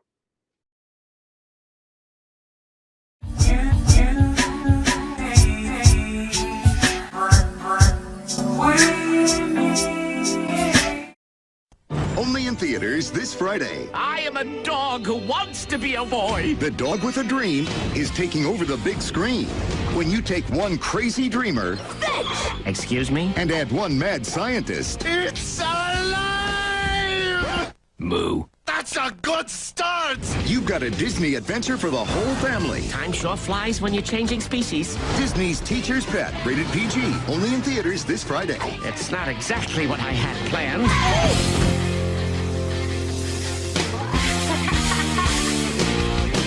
Teacher's Pet. I wanna be. If you're real, this is the part of the video you were excited for. Teacher's Pet was a Saturday morning Disney cartoon from 2000 about a dog dressing up as a boy and going to school with his owner who, I'm not sure if bro is supposed to be white or ashy or both. Can you be both? I did not know a single person who watched this shit growing up, at least not any normal people. If you're screaming, oh, I did at your screen, I definitely said normal. Think about the kind of video essays you watch.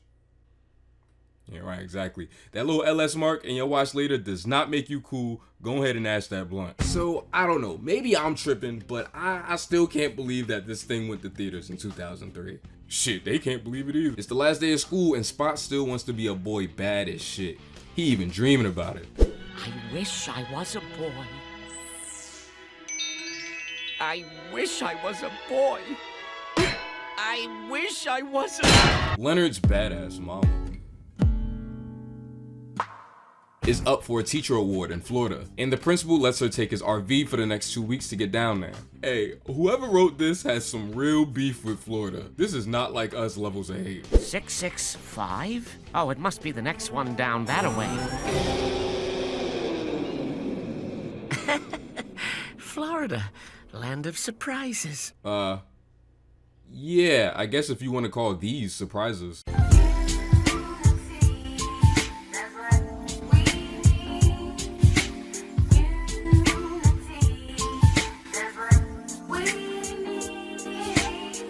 Man, did you see how many of those were this year? It's July. Florida, Florida, it's just Jersey with palm trees.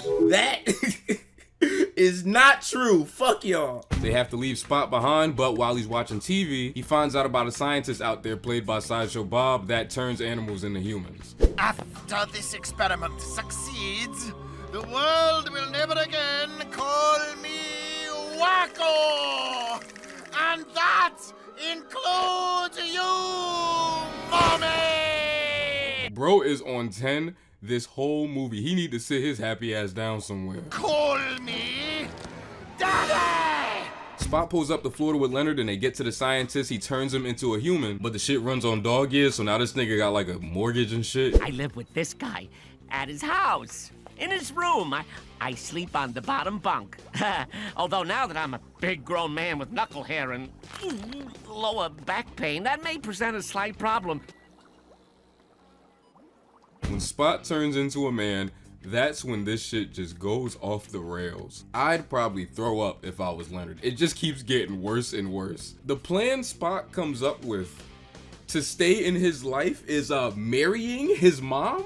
Oh, call me daddy ass nigga? Call me! The second I started to feel bad for Leonard was having to watch him earnestly yell this line. Are you crazy? You can't be my dad! You're my dog! Like, no child should ever have to say this. What the fuck? In a lot of ways, I think this is one of those ones that can really work as a standalone movie, even if you're not familiar with the cartoon. I can really see why they went with just calling this Teacher's Pet and not Teacher's Pet the movie or Teacher's Pet's first movie. The opening song does a really great job establishing the show's premise, its characters' relationships, the situation, and their status quo. We understand what it means to Spot to be human, how Leonard feels just wanting a normal dog. You feel so familiar with everybody by the time the plot kicks in. You low-key don't even need the show for real. And at the same time, it being a grander, expanded, more theatrical version of the theme song is really satisfying enough for fans. They don't care that this is information that they already knew. It just being the show's theme just gets them pumped up, reminding them that this is the cartoon that they came to see. Like this opening scene with all the kids saying how they're all spend their summer. It's probably really cool and makes a lot of sense to somebody who remembers who these three niggas are. But even without the context, everything still works and you don't feel left out. And yeah, I needed a segue to talk about something else, so here's Meg. What? Why are you cutting to me? This cartoon is so cool to look at. Visually, I love every single frame of this thing. The expressions are consistently expressive. There's always something cartoony going on. The director put all of his Brandy and Mr. Whiskers stink on this, and you can very much tell. There's even like a light texture on the backgrounds, kind of making them look like they're acrylic painted on canvas. And it's really cool to see a theatrical animated film with thick, loose outlines. That is way more rare than you probably think. Or not. I don't know, y'all. They do a lot of things with the camera and background to make this thing look bigger, more cinematic and spacious. Like this opening shot is gorgeous, just panning through this village. Or the character acting, especially when they're feeling really big emotions like fear or anger. They even hit niggas with a rack focus. I feel like I'm in film school again, bruh. But if you want to know where that cute little $10 million budget went, look no further than this shot right here. Holy shit, it's still going? Hey, enough of the formalities, okay? Y'all know what time it is. It's horny o'clock. I just wanna have it. I just wanna have baby.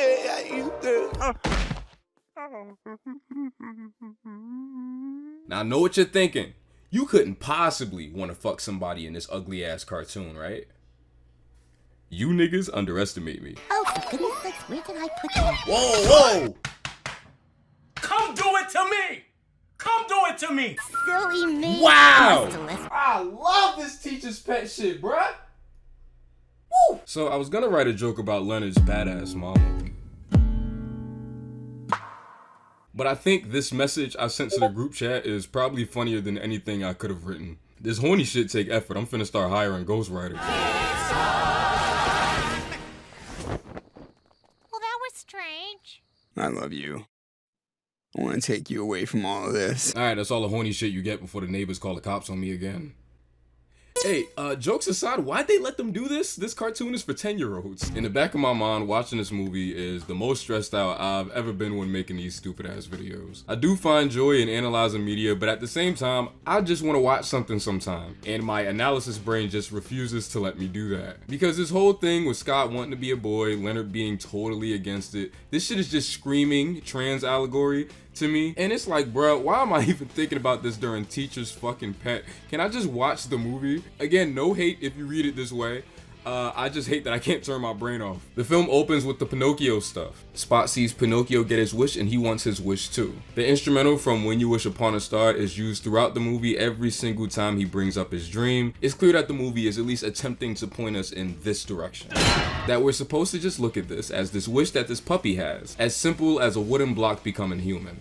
But I don't know if it is. The cartoon is about Spot living his dream while still being a dog, and everyone who knows that he's doing this is telling him that he shouldn't. Pinocchio doesn't have Geppetto telling him that he'll never be a boy. He wants that shit just as bad as he does. Shit, it's his wish. Pinocchio just happens to want it too. Leonard spends 90 minutes begging this puppy to stay as he is. He consistently tells him that he will never be a boy. And it ends with Spot basically going, yeah, you're right. My bad. I'm a dog. So even though they try to frame this in a way to where that this is his own personal realization, if you choose to look at it as an allegory, it is really, really messy in that regard. But then again, it's fucking Teacher's Pet, the movie. How are we even having this conversation right now? And I think the reason I feel like I shouldn't be thinking this way is because I don't think they did this on purpose. Because if they did, I don't know if this is the conclusion that they would have gone with. It's sort of like barking at them for something they didn't mean to do. Pun intended, I guess. This was 2003. This was not last week. It is extremely possible that not a single hand that touched this movie back then had this cross their mind once. I think this really is a movie that is trying to specifically be about this boy, this dog, their relationship, and how they were clearly made for each other. This is not a story to insert yourself and identify with what these characters are going through thematically. This is about Spot, Leonard, and their relationship over 47 episodes of television. And if you look at it that way, just specifically what the text says and nothing more, it's a really sweet movie for anyone who's ever cared about these characters or even owned a pet. Leonard and Spot's relationship is really sincere. They really get across that boy and his dog bond. Even when he's a man, Spot gives off immature puppy vibes. I joked about Leonard yelling at his dog to not fuck his mom earlier, but him and Nathan Lane blew me away in this scene. Their performances are so big and emotional, and the cartoonish acting and the animation really kicks this up like 10 notches. This is not okay with me. You have to stop liking my mom right now. I command you as your master. Former master, Leonard. I'm not your dog anymore. Well, I sure as heck am not your kid. So maybe you just better leave me and my mom alone. And honestly, I don't think I said anything, but this movie is very funny. I had a big smile on my face while watching a lot of this stupid shit. Saints preserve us. Say goodbye, Floyd. Top of the morning to ya. Ooh, it's alive! It's alive! That's a good start! Now, let's just hope I still got enough dog left in me. Oh.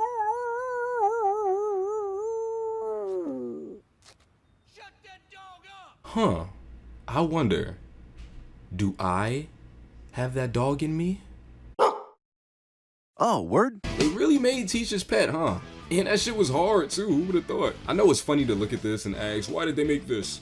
And I don't think we'll ever actually get an answer, but I think it's even cooler that they did make this. A show that wasn't relentlessly popular, still getting a chance to make that leap that very few, if any, get to make today. We live in a world now where everything has to be a super hit, just to be treated with some kind of care and thought. I look at something like Teacher's Pet in retrospect after 20 years, and I'm just reminded of how cool it is when you just let people cook. When you try things, when you throw things at the wall, when you roll the dice and see what sticks. And even if this one didn't, it definitely stuck with me.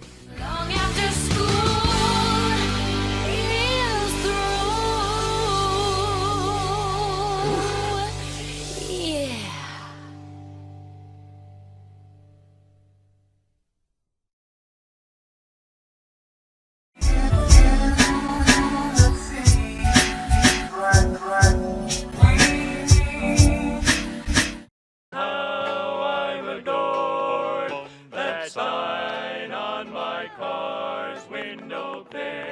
Hello? Human Fly here.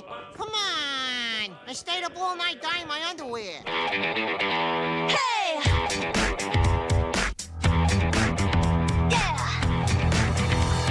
Wait, hold on. So y'all didn't pick Slacker Cats? Man, I can't shit about this bitch, yo. Oh man, how the mighty have fallen. TV footage? Y'all couldn't even pick nothing in widescreen? Why the hell did y'all vote for this nutty ball shit? What about that one? Yeah, that one doesn't come off.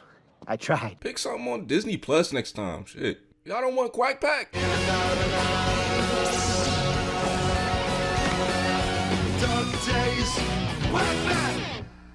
You know what? Never mind. I don't want Quack Pack. Fly me to the moon and let me. In 2005, as part of that slew of animated shows that Disney dropped back then that just kind of remind you of that time period, Disney released The Buzz on Maggie. Running for 11 months and 21 episodes is definitely one of Disney's shortest running original series. Which is sick because they played this shit so often, you would have thought there was like 80 of them bitches. Y'all remember this minigame? Of course y'all do. Y'all won't shut the hell up about it. Love you. Personally, I think that it's fitting that I do this show. I've done videos on all the other shows from this era. Replacements, got this old ass Day of the Barbarian video, revamp coming soon, don't worry. Brandy and Mr. Whiskers, Emperor's New School. You ain't cooking no collard greens with the fucking big steak? Lots and lots of jets and Oh yeah, I guess I never did American Dragon, huh?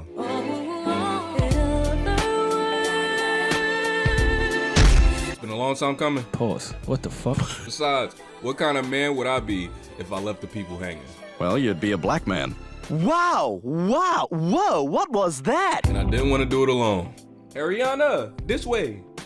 When are you gonna clean that shit off the wall? The last person that asked me that made it out of here with no spleen. Unrelated though, are you an organ donor? Ooh, can we do one of those Ed, Ed, and Eddie title cards for this? Yes.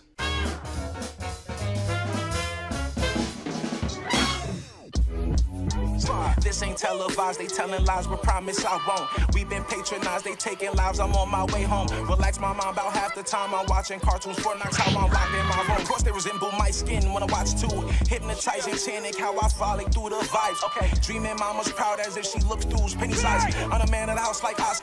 With a Steve, I believe need Oscar. James Earl when I speak, I'm a Fossa. Gotta swerve in the streets, never block us. I go, feel more, just try to make you feel more. Through the halls I felt scorns. Looking at me cause I don't like what you like, you feel torn. Should've smacked your light slick back, you ain't seen pimpin' before. For the stars I shoot pimpin', no boy, you best check the score. 7 on Bella, my chick from Bella, my will from... Yeah, I'm right there with you, fly friend. Need to bring it home, fly friend. Don't take this the wrong way, but I can't come over here. Ever again. Honest shit, baby girl, so I got stains in my jaw. This family's not about money. It's about all this. Hey, I got favor, I got song, call me rap. Tammy may be an old friend, but you are my best friend. What the fuck? Kodak Black during a Buzz on Maggie video? Isn't that so quirky, silly, random of me? The Buzz on Maggie is about Maggie Pesty, an early teens fly living in a town full of other insects called Sticky Feet. She has an older brother, a younger brother, a black best friend. What you say we pour out a little juice for our homie who didn't make it? Oh, word? Very well then. Here's your pass back to the plantation.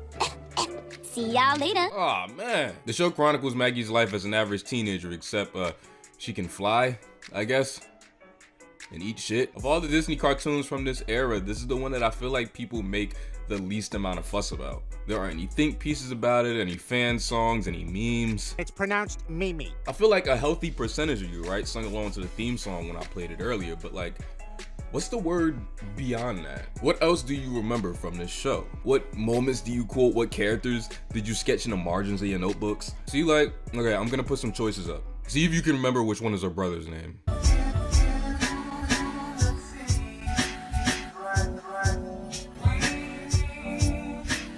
If you picked B, you were wrong. Just like everyone else, his fucking name wasn't even on the screen. Do you actually remember the Buzz on Maggie? Or do you just remember like the idea of the Buzz on Maggie? Do you just like remember that era, how you felt where you watched it? I'll tell you one thing, I sure do wish I remember it being in fucking widescreen. Yeah, I was checking to see if they made the black people roaches in this show. Now, when I was little, what made me want to watch the Buzz on Maggie in the first place is because I thought it looked really cute.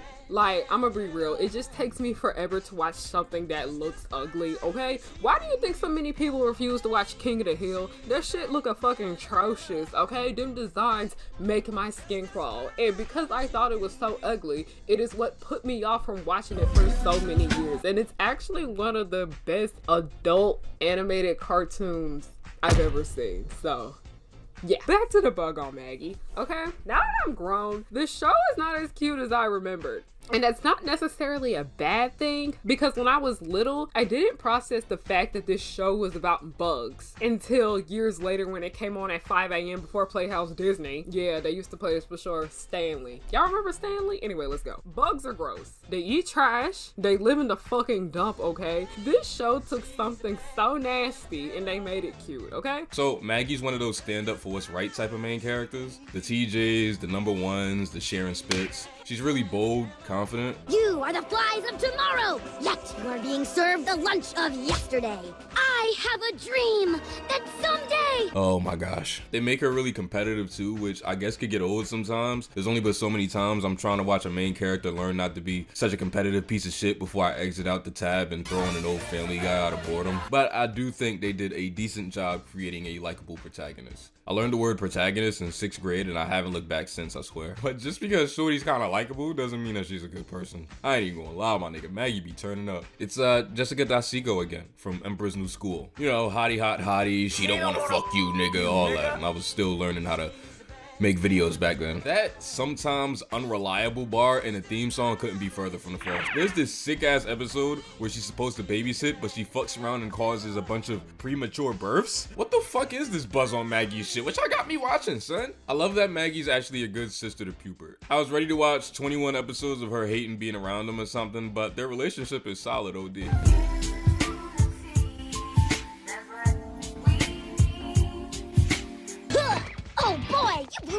to me.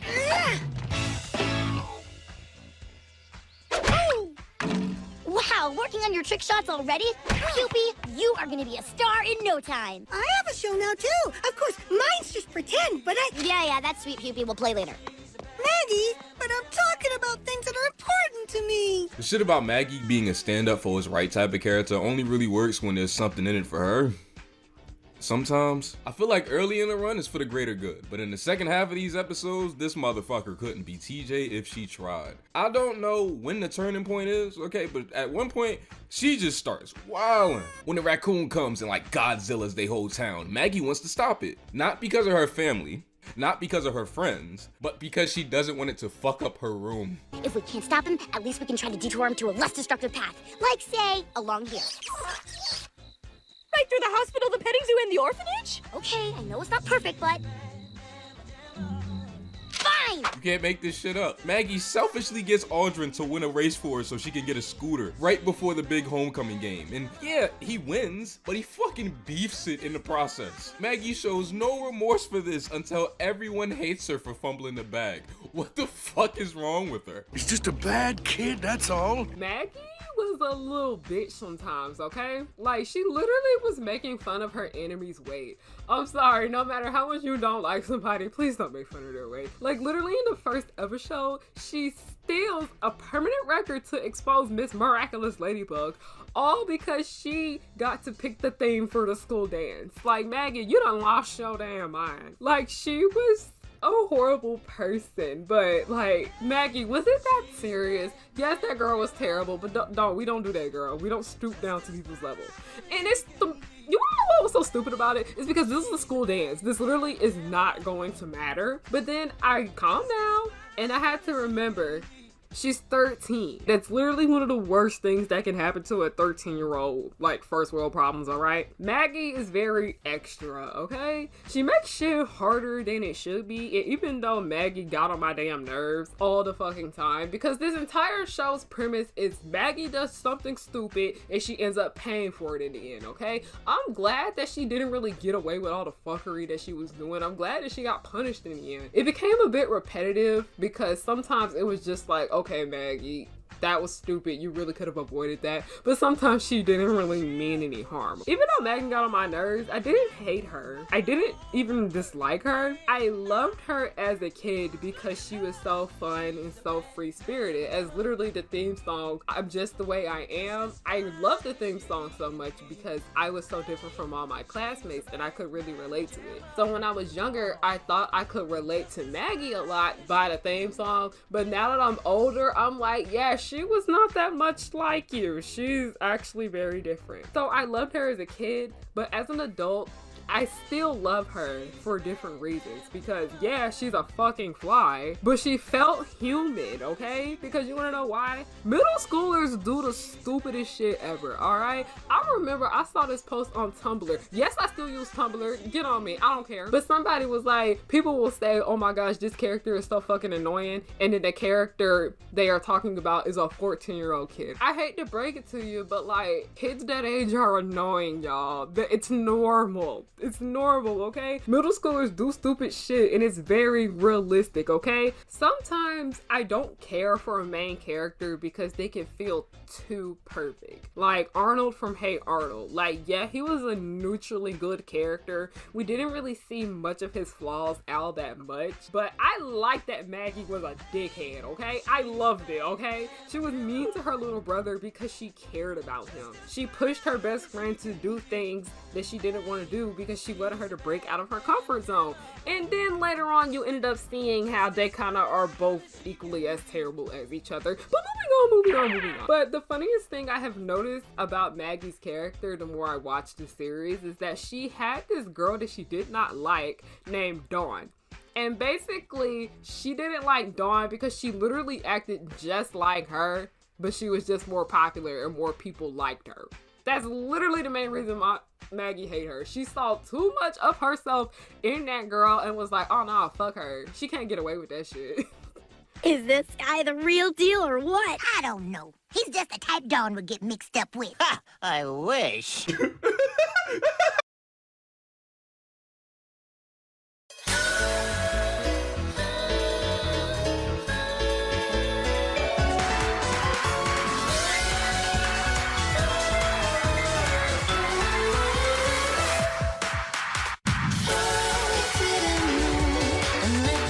think the tone that the Buzz on Maggie goes for allows me to be a little bit more open to how bad of a person they make Maggie sometimes. I mean, I've broken this thought process down before, but think of Family Guy, right? I can understand how heartfelt moments can't land for someone when they watch Family Guy because of how the show establishes that these characters treat each other. Analyzing a show like this on the same plane as like The Simpsons is really difficult because the characters treat each other like shit, and then we're supposed to think that they care about each other by the end of it. It just doesn't work for some people. The Buzz on Maggie isn't sweet though. Like, they don't even try to give you these kinds of moments. It puts first that it's just a silly cartoon. Audrey cartoonishly treats Maggie like shit throughout the show, so it's not out of left field that she doesn't care about his depression. There's a consistency, I guess that's what I'm trying to say. I usually spend a lot of time on character, but I don't know if I could really do that this time around. The mom is the normal pleasant cartoon mom. The dad is the normal stern yet supportive cartoon dad. The brother's the normal dickhead older brother. Oh yeah? Well, you're on. Great. I love being on. She has the annoying little brother too. This little baby maggot thing that they got here is mad cute. I love this design. I feel like if they made more of these, we could have seen a little bit more dimension, but as it stands, nah. There isn't really much to say here about anyone except Maggie and maybe her best friend Raina. And if you have any interest in bringing up your math grades at all, you'll hurry up and take your seats. You'll need every second you've got. Righto. Raina is Maggie's best friend. She's kind of just like the supportive black friend trope. They make her a little more level-headed than Maggie to really balance things out, and I think it works. She only really gets wrapped into whatever Maggie's doing just by trying to help the homie out, but she's usually just the voice of reason. They do a lot of stories that have been done in mad other Disney cartoons and live action shows. I think they just haven't really been done with flies before. But whoo man, does that make a lot of these episodes predictable. That buzz off Johnny shit only gets you but so far, beloved. And that tone thing I was talking about, since the show doesn't care about emotional moments too much, that means a lot of these episodes kinda just end without morals or fully concluding their story. It's weird. The one where Pupert and Audrey play fun ball together is bizarre. Because like, you see what it's setting up, right? It's about Maggie protecting Pupert's confidence and helping him beat Audrey at his own game in a game of fun ball. A sport literally invented for bro to win. Maggie sucks all of the fun out of the game for Pupert out of her selfish desire to beat Audrey. And you're just waiting for it. You're just waiting for a moment where like maybe like a parent or something tells Maggie where she fell off at. You were really selfish, the point of fun ball is fun, you know the vibes, but nah, actually, it just kind of just ends. Nobody learns shit. And like, why even do this story, my nigga? There's a lot of that, bro, I promise you. I just kind of started ignoring it, but man, is it weird. I was talking to Hariana about this, and I really think that the show is at its best, most fun and innovative when it takes place at the school opposed to the family stuff. I'll bow down. I'll kiss your feet. I'll drink your bathwater. Get a life. Damn, my boy. The first episode that I actually caught myself enjoying was the fourth one, and it doesn't even have Maggie's family in it at all. It's the one where Maggie fights to get better school lunches. The lunch lady quits and the school instead hires everyone's parents. But then they start to overstep their boundaries OD and embarrass all the kids. This shit was fun and pretty much exactly what I was hoping this show would be when I jumped into it. Looks like you was right, Pesky. Change is good.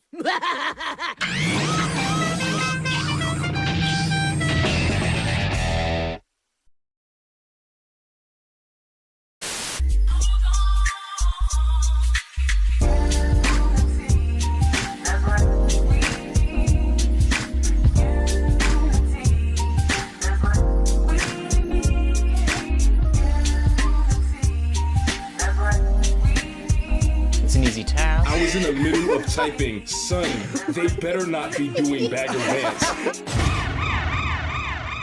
What are you doing here? I got beef with this fly right here. You'd think a show about an aspiring pop star would have her singing a bit more, but I think it's a good thing it didn't. Because Maggie's lyrics were wild in back in the day, and it almost landed me an ass whooping. Why? Because the only song she performs in the show, a melody that is engraved into my memory, is titled Tony the Great Big Tick.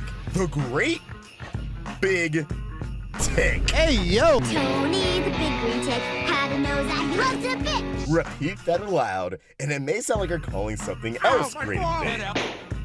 And my mom did not appreciate hearing that at the dinner table, or outside the bathroom, or in the middle of the dentist's office. I was a dumb kid, but like, This had to be intentional, right? Like, they knew what they were doing. Did they want kids to belt out a song that sounds like a huge innuendo? What does this accomplish? Well, to the genius who wrote that song, it didn't bring me joy. It brought me confusion and a smack upside the head. I'm like 7 or 8. I am not aware that Tony the Great Big Tick or Johnny and Plink's Penny Dance sound like no-no words. I just like singing the funny lyrics from the funny cartoon. That being said, though, I still would want to hear a Maggie EP. Come on, I'm getting some Miley Cyrus vibes. The insect version of Bangers would probably be a banger.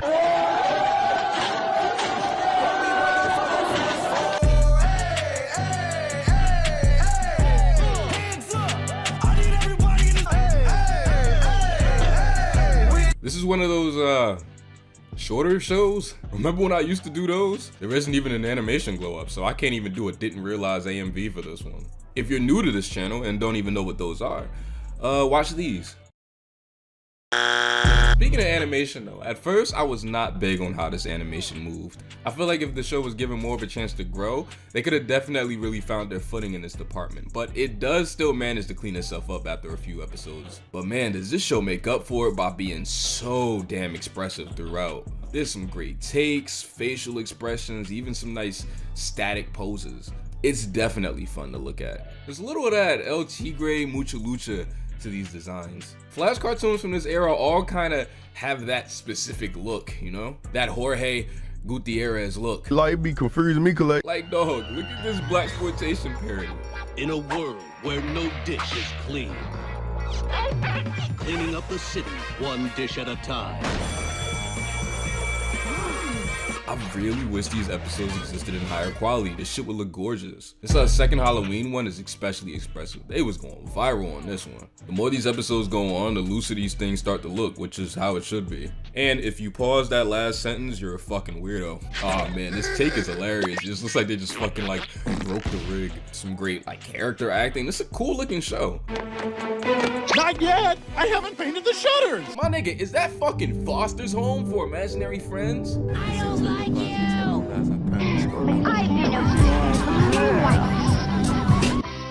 Stop fucking watching these videos with your families. You're gonna get yourselves in trouble. This show came out in 2005. It wasn't even that long ago. To prove to you that it wasn't that long ago, 2005 is only 13 years after the Golden Girls ended, and one of them is even still alive. What?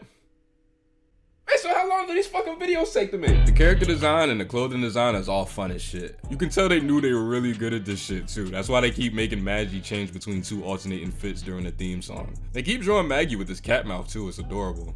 Alright, so speaking of the theme song, right? Usually with these kind of shows, I'd expect the theme song to be about the main character's journey or something like that, right?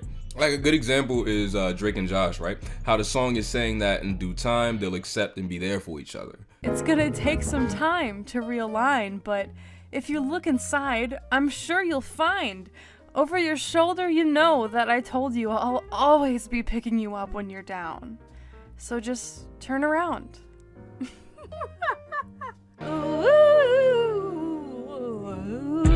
And I don't know, I found the buzz on Maggie interesting. Because since I only remember the intro to this show, I just assumed it was about a young girl learning how to be confident in herself. Like, I took these lyrics as kind of like affirmations. I'm fly. I'm original. I'm sly and unpredictable. I'm nearly irresistible, and I don't even try. I'm easily excitable, completely undeniable, and sometimes unreliable. Don't ask me why. I'm strange and I like it. That's just the way I am. I can't change, I can't hide it. That's just the way I am. Might as well get over it, but don't try to understand. I'm strange and I like it. That's just the way I am. From a whisper— Hey! Ain't nobody trying to hear that bullshit. But Maggie's already confident in who she is. She never feels small or inadequate. So these lyrics aren't affirmations of her journey. They're just kind of like about who she is already. And I think that's interesting, OD. I also smoked before I took these notes, so that might have a little something to do with it. So I've done videos on all the Disney cartoons from this era, and I've come away still liking all of them for better or for worse. The first few episodes of The Buzz on Maggie made me think that shit was DOA. I was not feeling this shit at first. You know, like, I was content. You know, it's okay if one Disney cartoon doesn't age well. So many Nicktoons don't. Corny, lame, boo, tomato. But once they get Maggie out of the house and start doing different kinds of stories, I loosened up. This other one about the fucking stink bug. Yeah, you know, like he can't help that he smells bad, and they try to use it as a way to get you to accept people despite their differences. Blase. Man, nah, fuck that. Wash your ass. It ain't that fucking hard, my nigga. Scrub-a-dub-dub, dickhead. Can someone turn off the jets? They're getting a little too strong. What jets? Aw, isn't that cute? She stood up for him, and now the stink bug wants to fuck Maggie. It's okay, little bro. Apparently you're not the only one. Yo, wait a minute. They gave Maggie the buffs, bro. See, cause this is the shit I'm talking about, right? Why they moving like this though, bro? Like it's a bug though. This there's shit, a way that shit updated. I just want like Butch Hartman drew it. Oh no! It's a fucking fly, man. Come on. It was around here. I was looking at like they like look. You feel what I'm saying? It keeps going. It keeps going. Bro, but it's a bug though. Like she getting big. That's just the way she is, bro. She get. Well, this is one concert my fans will remember. Oh, what she gonna do? What she gonna do?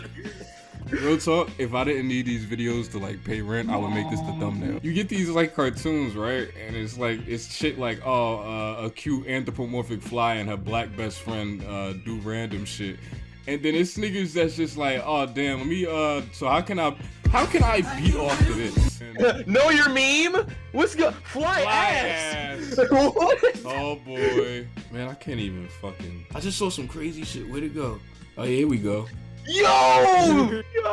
Her arms ain't even black anymore. They just took a whole liberty. It's a fucking bug, man. Come on, bro. Like, niggas don't know the buzz for real. Oh my god! Whoa! Oh my god! I just think it's funny that niggas really be moving like this. Like, why though? Yeah, what the? They drew that. They did that. They wildin'. They knew what they were doing. You know what? Never mind. These characters are sexualized. It's too late. They blowing my shit. I'm gonna have to like burn my computer after this. The second half of the first episode is acting like it's about like not being ashamed of who you are and embracing yourself, but it's kind of about racism. Like, I think this bitch is just a racist. Everything that has to do with like being a fly is just like so gross to Shorty. She's not fucking with none of it. I thought it was gonna be like some Uncle Ruckus self-hate shit and Shorty was just like a fly all along, but nah. It's just really fucking racist. Choose your fighter like fuck. PewDiePie wasn't racist, guys. He was just quoting Kanye, you know. What a fucking nigger. I don't mean that in a bad way. You know what? You's a nigga. I don't mean that in no nice way. Oh my god. Fam, okay, they do a Beatles parody. And they're not even fucking Beatles. What the fuck? That's like the first thing you're supposed to do in some shit like this. Yeah, I think they're gonna show them beating off together, like in real life. Oi, Ringo. Oi, Ringo. Pass me the Jergens. Yo, my mom's gotta be proud about what I do for a living, yo. Also, what is up with Disney and these damn makeover episodes? Like, every Disney cartoon, no, scratch that shit. Every Disney show has like a damn makeover episode, okay? The Princess Diaries had one, and that wasn't even a show, that was a fucking movie. The Proud Family, Recess, That's So Raven. They did that shit in Descendants, don't play with me, yes they did. And even in the fucking Weekenders, I'm pretty sure there was a makeover episode, okay? And also, one funny thing that just really tripped me out about the Buzz on Maggie is that there's just this one episode. It's one of the weaker episodes in my opinion. It's a good skip if anybody wants to give this show a watch. But there's this one episode where Maggie wants to bring home a germ, and germs are equivalent to pets in their universe. And I was just like, y'all literally bugs in the same circle. Do not discriminate against your kind. The world they invent is pretty cool. They live in like a dump, all the houses and shit are just discarded human shit. It's dope. Certain characteristics of insects are brought into the characters too. It's like some BoJack shit. Some people keep germs as pets, some are against it. Not sure what this is a metaphor for. Is this a metaphor? Is this show smart? The episode is called The Usual Insects. That's funny. That's really funny. That's clever. This shit is fucking dirty. And it's shit they do with the nocturnal girls where like they're really dull and dry during the day, but litter than a motherfucker at night is really clever. I'm not gonna lie. This shit with these niggas malted though. I don't know. Niggas deserve jail time for animating this. No! I do think it's cool how they incorporate the human world. Sticky feet doesn't allow germs, Maggie. At least not the ones that make humans sick. We flies have a bad enough rap as it is. The humans are always blaming us for spreading germs. It's just plain embarrassing. The show gets a little gross every once in a while, but it's nothing like too insane. It's cute looking, man. I ain't finna throw the fuck up or nothing. Only some of the dialogue makes me want to do that. Daddy, good to the last glop. Nice. It is the captain's right to take stock of captured booty. No, seriously, hands off my booty! Then there's this sick ass clip of the principal making one of the teachers mad uncomfortable. Our faculty lounge is gonna be jamming. Looks like we'll be watching that big screen TV from a hot tub, baby. Bitch, shoot him. The cast on The Buzz on Maggie too is just full of voice actors using voices that they've used somewhere else before. Like, we all know shows like that, son. Snitch! Ooh, no, snitching is for babies. Maggie, it's not about the food. It's about showing how proud we are of you. Congratulations, sis. But if you're a waitress, why are you covered in sawdust? I just can't believe I edited a whole video that looks like this. And I hate editing with footage like this almost as much as I hate the Sanremo U coffee machine. You okay? That was oddly specific. Yeah, no, don't worry, it's personal. Will this video get The Buzz on Maggie on Disney Plus? Look, all I'm saying is if the motherfucker is there now and you're watching this in the future, just know it wasn't there before, you heard? Maybe the next nigga who reviews this will be blessed with better footage. As always, I'll walk so you niggas could run. This is over. Shit, wow, I made it a whole video without the comment guy. Hey! Whoops. What's up, everyone? It's Kevin here, and today I'm going to commentary on Thomas FTW ranting out The Buzz on Maggie. The Buzz on Maggie? No, more like the Buzz on poop. That's disgusting! Was that the best name that you could ever come up with? Huh.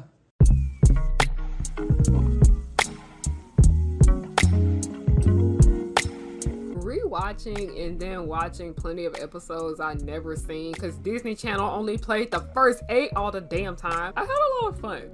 I'm sorry, but I just have to get this out. All I heard was like Lynn Loud Jr. from the Loud House every time Maggie spoke. I remember the show being pretty popular when I was in elementary school, and though the show was popular, as a bunch of girls in my class and at my cheerleading gym really enjoyed it, it only had 1 season. And to be honest, I understand why. The Buzz on Maggie is one of those shows I think personally ran its course, as I did enjoy Maggie as a character, and I love watching the misadventures that her and Raina got into. They were the only two who carried this show, and there's only so much that 2 characters can do.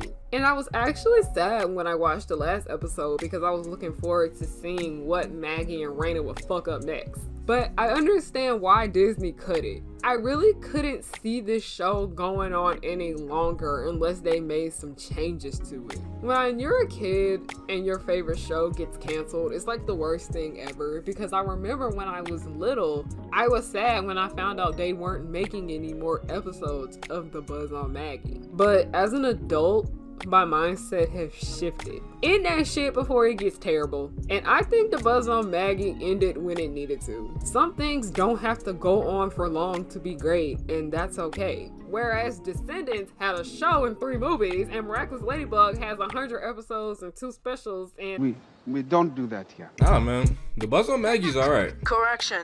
This show rocks. It's strange, but I like it.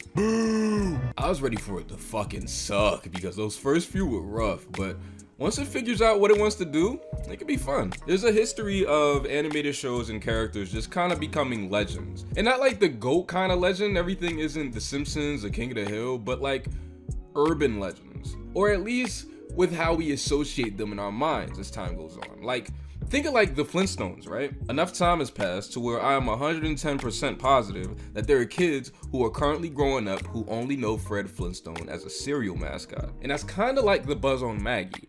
Enough time has passed that the feeling that this show provokes for everyone comes from people's staple memory of what it is. And for most of us, that's the theme song and the theme song alone. I damn sure couldn't tell you a quote from this shit before I started rewatching. I think that's interesting, and I think it's a little troubling. But I also think that it's nice that, just like the Flintstones, it has a little more to offer than what people know it for today. So, with that said, will I watch The Buzz on Maggie again?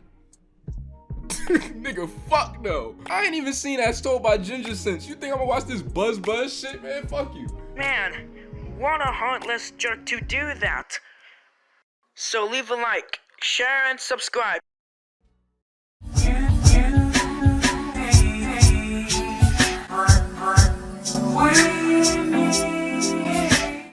Did you at least bring my clothes? Shirt, socks, everything you need. You didn't bring my pants. Who am I, Tommy Bahama? Oh, this is the worst day of my life. It's the worst day of your life so far.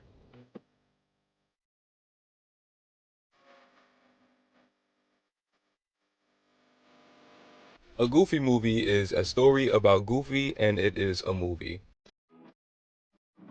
No, it's like, I don't know, I usually try not to do these videos on things that I feel like other people have done better than I ever could. It just kind of feel like I'm repeating a bunch of points that someone else made. Like, I'm never doing Static Shock. I'm never doing BoJack or Gravity Falls or Rocket Power or Doug. Nobody did those better than I ever could. I just really fucking hate Rocket Power and Doug. You can send all of your hate mail to my new Twitter account. I actually go by a new alias. It's at 254DDubman. No, but a Goofy movie is kind of a special case. Because while I feel like there's been a lot of conversation about it, seriously, like, all you gotta do is type it in, I don't think a lot of my thoughts on the film have been said. I don't want to talk about how brilliant its musical construction is, or how it's pretty much the only Disney movie structured like an actual film, or whatever the hell Doug Walker did. Oh yeah, this scene. This scene makes me cry! But I want to pat it on the back a little for what it achieves with its storytelling. It does a few things better than any other Disney movie that I think go a little overlooked. Right, D'Angelo from Hats Off Media? Gee, Velma from Scooby-Doo sure is hot. You're broken. Ow. Watch the breakdown. I don't know, man. I think I might just... Do the streets want a Goofy movie? You have my attention. We want Daria. Not yet. What the fuck? In fact, the streets need both movies. So, are you doing the sequel too, or... Both movies, or just the first? Shit, I will always love to see more Goofy and extremely Goofy movie coverage. It's me, Prim, by the way. I'm reading this. I didn't write it though, but I agree. Sure, but the streets need an extremely Goofy movie. If you touch on the sequel, everyone will like it. If you touch on the sequel, then everyone will like it. I had two people record this one by accident. Goofy movie and extremely Goofy movie, please? No. I honestly haven't been able to look at the second one the same way after Jeff Trammell told me that it has the exact same plot as the Parkers. But fine. Since y'all want it, I'll talk about it. God damn. But I'm only giving it 60 seconds.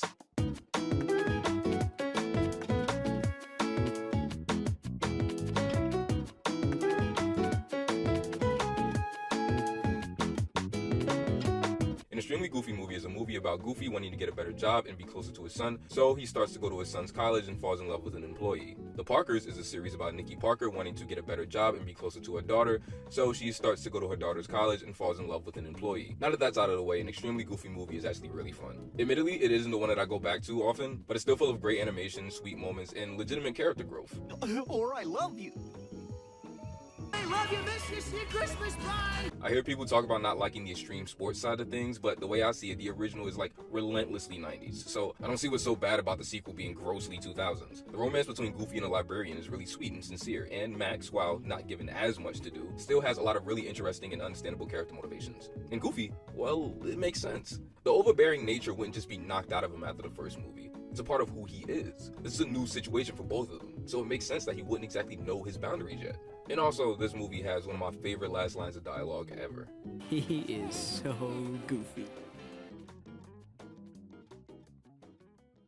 Son, I can't even thank Jims anymore. I'm just like blatantly stealing from them at this point. Alright, so if that's not enough, I'll just let my homeboy Awkwardly Animated talk about it. Oh, thanks, man. Happy to be here. Who are you dressed as? Halloween was like 2 weeks ago. Look, Why do you always script all your stutters? What's up with that? Listen, y'all, an extremely goofy movie is severely slept on. It has a lot of crazy good moments that do get overlooked, and I get why people aren't as fond of it as they were the original, but let me remind you all how good this movie is. What I have noticed is that the main argument people have is that the movie isn't as timeless and leans too heavily on trendy things like extreme sports and early 2000s slang. I'll admit it, those critiques are valid. The movie is way too distant from the original and it doesn't really carry over anything from the first film, which does make it a lot easier to hop into, I guess, but like, come on, the lack of Roxanne in this one was a bad move. I've heard some people try and twist it and say they liked it because it shows that, you know, relationships don't last forever, people move on, college pushes people away, but like, what? No, that was not even hinted at in this movie. But hey, it's okay. The movie isn't short on baddies. You got that one girl, you know the one. Yeah, that's her. My G, she doesn't even have a name. The credits legit just list her as Beret Girl.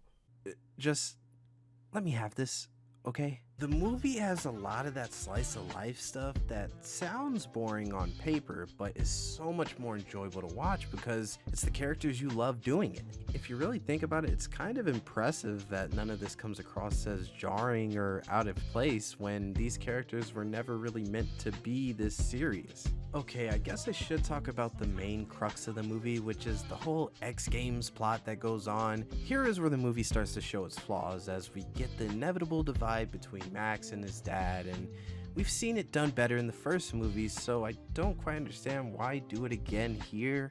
The way Max is acting in those final scenes is really irrational, and honestly, a lot of these problems could be solved if they just simply talk to each other. Aside from that, Goofy really is the highlight here. He gets a ton of great moments and scenes that really steal the show. I really love the cute relationship he gets with Sylvia and how they bond over the most obscurest of nerd stuff, and oh my god, you can't tell me the dance scene at the club isn't goated. I do want to talk about Brad for a sec since he does play a decent role in the movie. He's not all that great as far as antagonists go, but I didn't mind him most of the time. He's exactly what you'd expect from that douche frat boy, except he's extremely over the top in a way that actually makes him enjoyable on screen. You just don't really take him seriously as a villain with all the goofy and wacky facial expressions he's making, which is a good thing in my eyes. I feel like he would be unbearable if he was serious all the time. Alright, look, I'm just gonna go out and say it. I love this movie.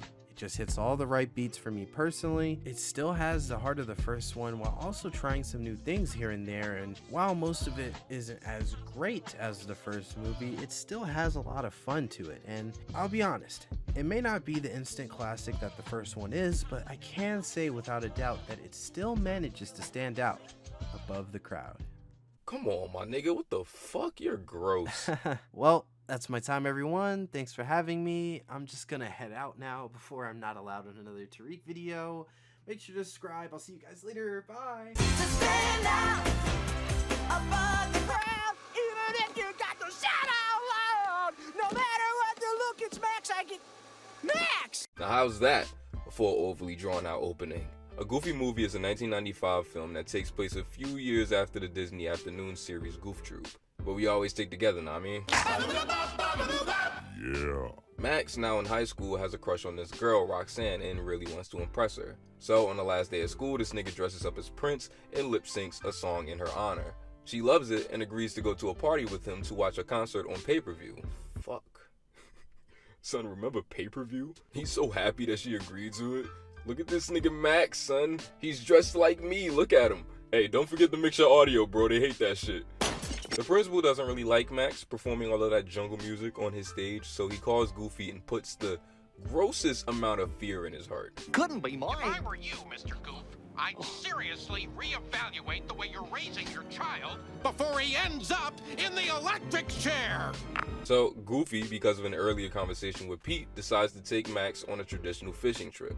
Not only to steer him on the right path, but to fix the relationship. Max lies to Roxanne out of panic and says that his dad's taking him to the concert that they were supposed to watch so he can dance on stage and wave to her on TV. And after that, the movie just kind of becomes about the relationship between Max and Goofy. There's a lot of weight, a lot of air, a lot of complicated emotions, and they're all explored extremely well. And it's all really overt. It hits you right over the head with some of these moments. That scene I played earlier where Goofy reminds Max that they used to say I love you to each other is grossly realistic. Especially if you've ever had a complicated relationship with a parent. Oh, little words like hasta la vista, like bye-bye. Or I pledge allegiance. Or I love you.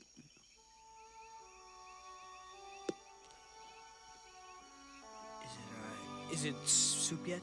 And something I appreciate is when Max hands him back the cup and we see that he spelled something with the letters, it doesn't say I love you. He wanted to show that he still cared, but we haven't reached the point in the film yet where they're ready to say that to each other. There's so many details like this throughout, yet it never feels like it's blatantly shouting at us how these characters feel about one another. So, okay, let's see, how do I... Son, I can't believe I'm about to do this shit. Okay. Y'all know who Tupac is, right? Big yeah. Y'all know how this shit goes, you know. All eyes on me. Well, don't watch this movie. It's fucking dog shit. I actually saw this twice in theaters on opening day, but that is a totally different story for a totally different video that is also totally not about Tupac. All Eyes on Me has a scene that bothers the shit out of me every single time I see it. It showcases a writing problem that I feel like everybody watching this video can learn from. So boom, peep this scene where Tupac sees his mom for the first time in a while at a cookout. All that dancing tire you out? What you mean tire me out? Still got a couple moves left. Shit.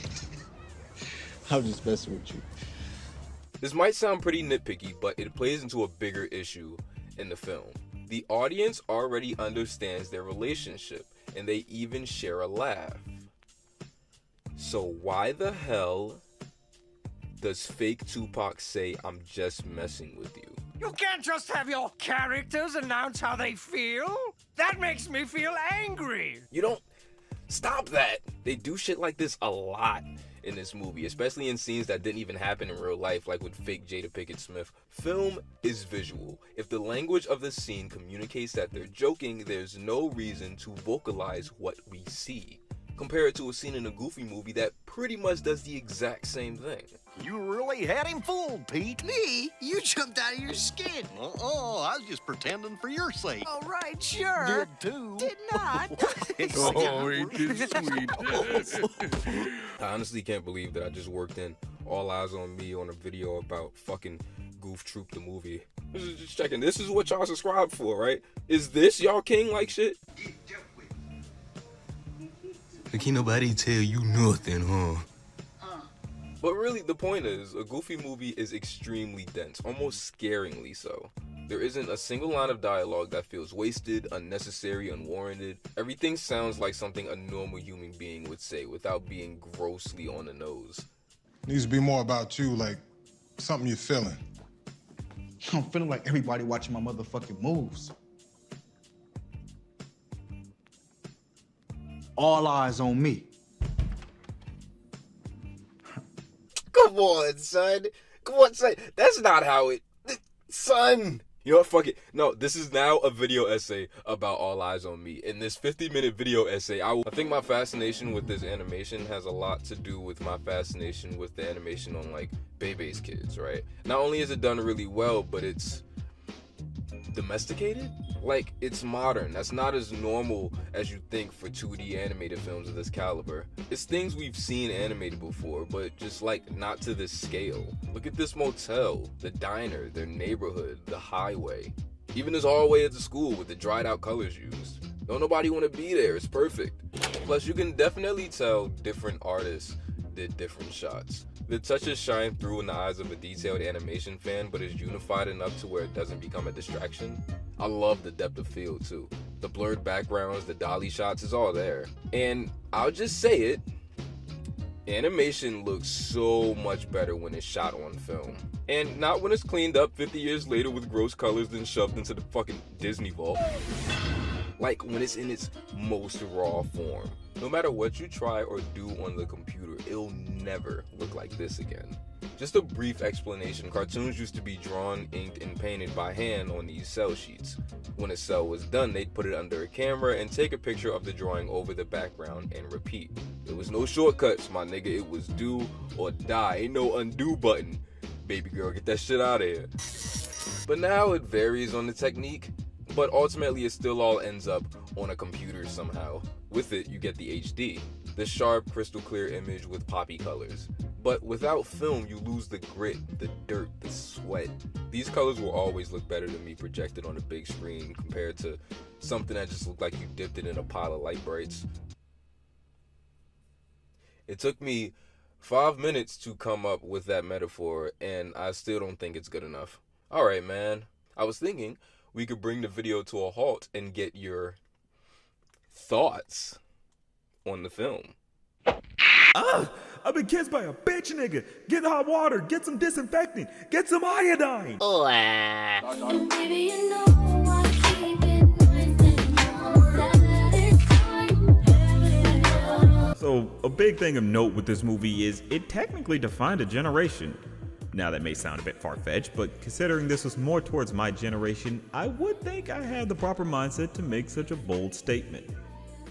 Bitch, a Goofy movie tackles growing up and wanting to become your own person in a way that I think no other movie really hits right. Max is made to be a typical teenager that many can see themselves in, but he does have that sitcom trope of the goofy dad that you would think breaks relatability, but it actually doesn't. Goofy does act in a manner that annoys anyone in this predicament. Being forced to go on a vacation you didn't want to go on, having to spend time with your family not on your own terms. You easily can get Max's anger towards everything, which makes you get where he comes from in this. He's forced away from his friends and even potential love interests after he pretty much was able to make a big name for himself. Stand Out was basically his coming out moment. Okay, not that kind of coming out moment, but actually, maybe it sort of is like that. So what the fuck is you talking about? Okay, just bear with me a little bit. Many of my generation and even Tariq's tend to discover themselves around the time they get to high school. Usually around freshman or sophomore year. This can include coming out as gay, bi, pan, or so on. Now with Max, we know he's definitely not a senior or even a junior, so we can infer that he's either a freshman or sophomore. In that time, it's very likely he hasn't really made a name for himself to really stand above everybody else. So his moment in the auditorium basically was his big moment to let it be known that this is him and this is how he wants to be seen.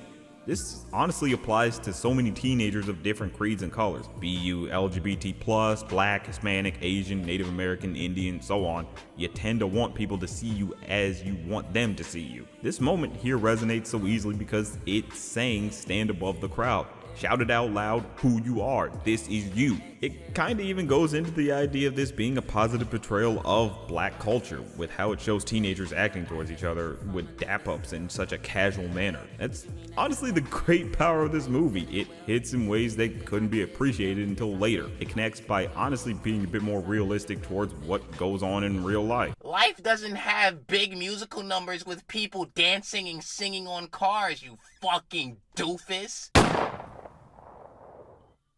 Yeah, I don't play that bullshit here. What I'm trying to say is that there's this nice tinge of reality to the movie that comes in the form of characterization. I mentioned Max and Goofy a bit already, but a big player in the realism is also Roxanne. Typically, especially in 90s shows and movies, girls were portrayed as just the prize, the ones who's only interesting because the guy's interested in her. Maybe you get lucky with a tomboy character, but that's neither here nor there.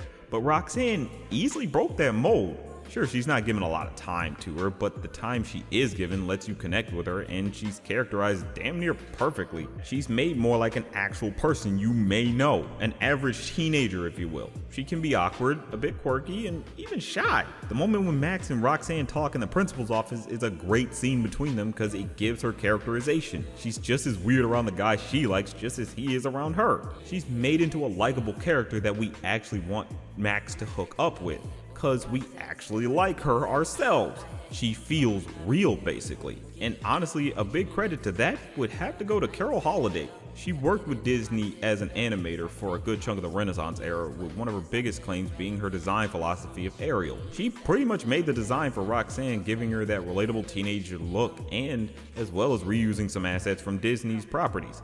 Note the hair on Roxanne and Ariel. Roxanne is made to be cute, but not put to a level of unattainable beauty that many characters like her would be. Carol had a strong design philosophy which ultimately allowed the character to stand the test of time. Sadly, Disney doesn't do much with Roxanne. Then again, they don't do anything much with Max neither, so both kinda got screwed.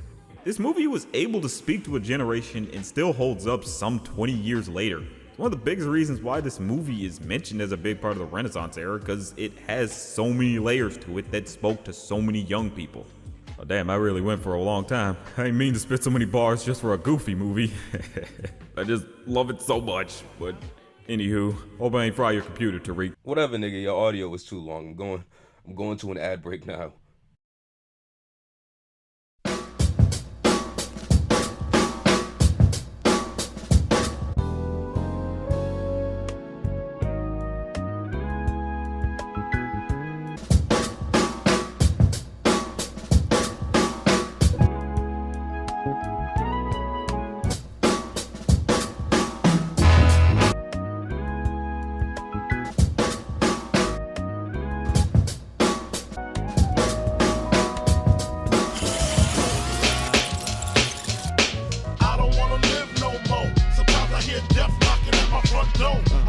The major plot point of the film is that Max alters the map when Goofy makes him the navigator of the trip, meaning that he's leading them to LA instead of Idaho. This causes a lot of tension, a lot of internal conflict. This happens right when Goofy and Max warm up to each other and start to get along. They start to have fun. So when Goofy finds out the truth, it hits you right in the gut every time, I swear to God. Come on, it was really stupid. Changing the map. I didn't know what I was doing, right? I was panicked. Y'all ever think about Pete's face as he's entering the room here?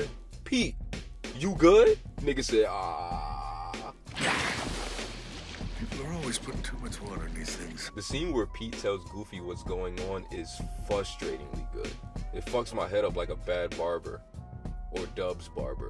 I don't remember what I wrote. I don't have my script in front of me. Bill Farmer gives what is probably the most impressive performance I've ever heard in a Disney movie. Listen to the hurt in his voice. He like shuts down. You almost forget that this is supposed to be Goofy. You wouldn't think such a silly voice could give off such a strong emotion, but Jesus Christ, I'm in my bag. What? Oh, you tried, Goof. He's just a bad kid, that's all. I don't believe you. What? I don't believe you, Pete. Well, hey, don't take my word for it. Check your map. I don't need to check the map. I trust my son. And I can't get over how well written this exchange right here is. You know, maybe Max isn't all the things that you think a son should be, but he loves me. Hey, my son respects me.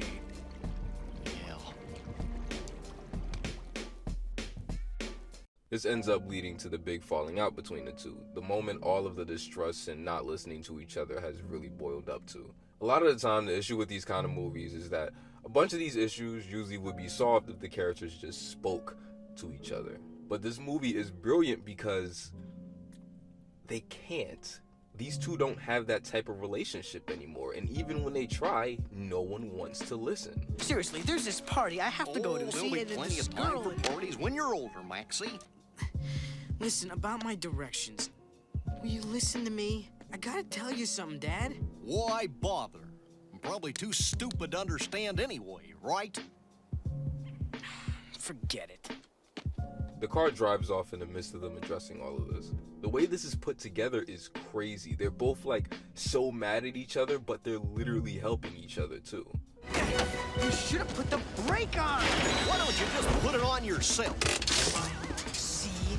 You ruin everything. You should have let me stay at home. Why? So you'd end up in prison? I'm not your little boy anymore, Dad. I've grown up. I've got my own life now. I know that. I just wanted to be part of it. You're my son, Max. No matter how big you get, you'll always be my son.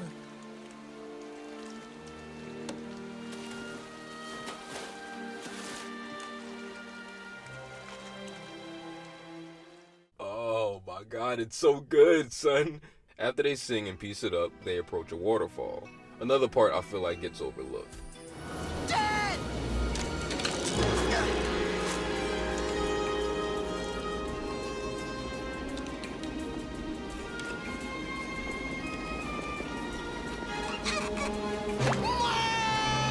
Here's something that nobody talks about. The scared, goofy scream. My nigga. Like, not the cartoony one that the white boys do to impress girls at the kickback. The one with legitimate fear in his heart. Fam, I have seen this movie more times than I've heard somebody say my name this year. And every time I see this part, I be so convinced that this nigga's gonna die. But they really... You couldn't put anything else here. We wouldn't take it seriously. Goofy's whole joke is that he gets kicked around, punched around, fucking explodes. He's never in any actual danger, right? So that scream, like, it had to be here to keep us just as invested and as scared as Max. Compare that to Hunchback where they just fucking... I'll say that the face Max makes when he thinks that he didn't catch Goofy and we briefly see him come to terms with the idea that he might have just watched his father die is such a morbid yet crucial detail. Max recites the perfect cast out loud while he does it, using all of the directions Goofy gave him. So when he saves him, that hug that they do isn't just like, oh, you saved me, or oh, you did the thing. It's, you care about me. You've been paying attention this entire time. You listen.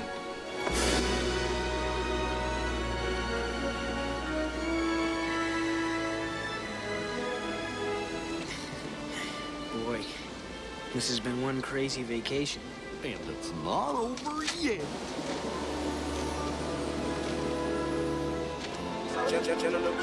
Outside the foreign and bronze. Got a smile for the struggle I crossed. We was dotted in Canada strong. Now the homies play pussy baton. Open 13 yards. When it withdraws, can't forget what I lost. When it withdraws, we outside with the... They pull up to the concert, we see Roxanne and everybody at the party waiting for Max. That good kid ain't there. I've been down so long, it look like up to me. They look up to me. The whole thing is just a masterclass in musicality and visual storytelling. It really is the perfect climax. Yeah, the final perfect cast callback, I've always loved that. The shot where Max lands on stage and looks at his dad in Powerline is probably my favorite shot in any Disney movie. Tevin Campbell's riff goes perfect with just this feeling of, holy shit, we made it. Like, this is really it.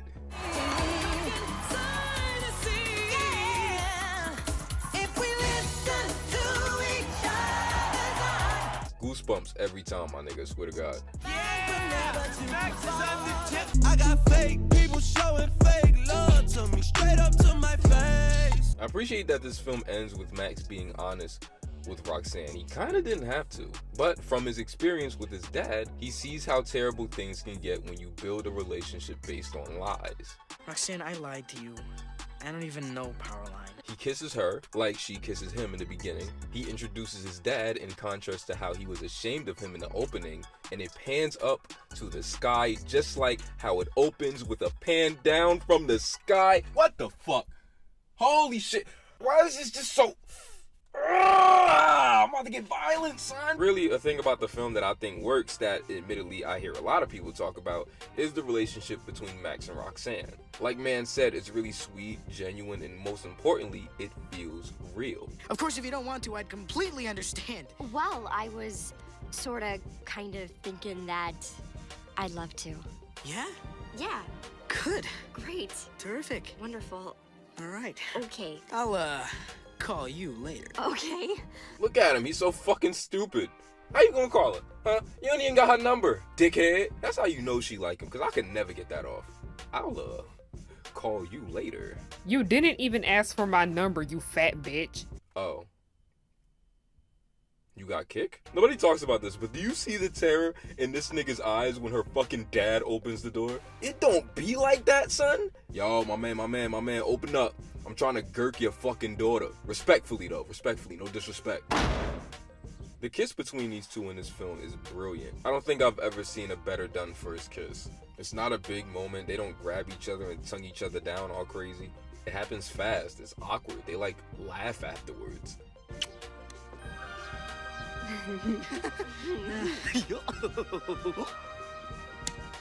And he even does the goofy laugh, son, just like how he did in the opening. He does it in his nightmare, he does it when we first see them together, and he does it when they're together. If there's anything that this movie is good at, it's definitely bookends. Best kiss of my life. Best kiss of your life so far.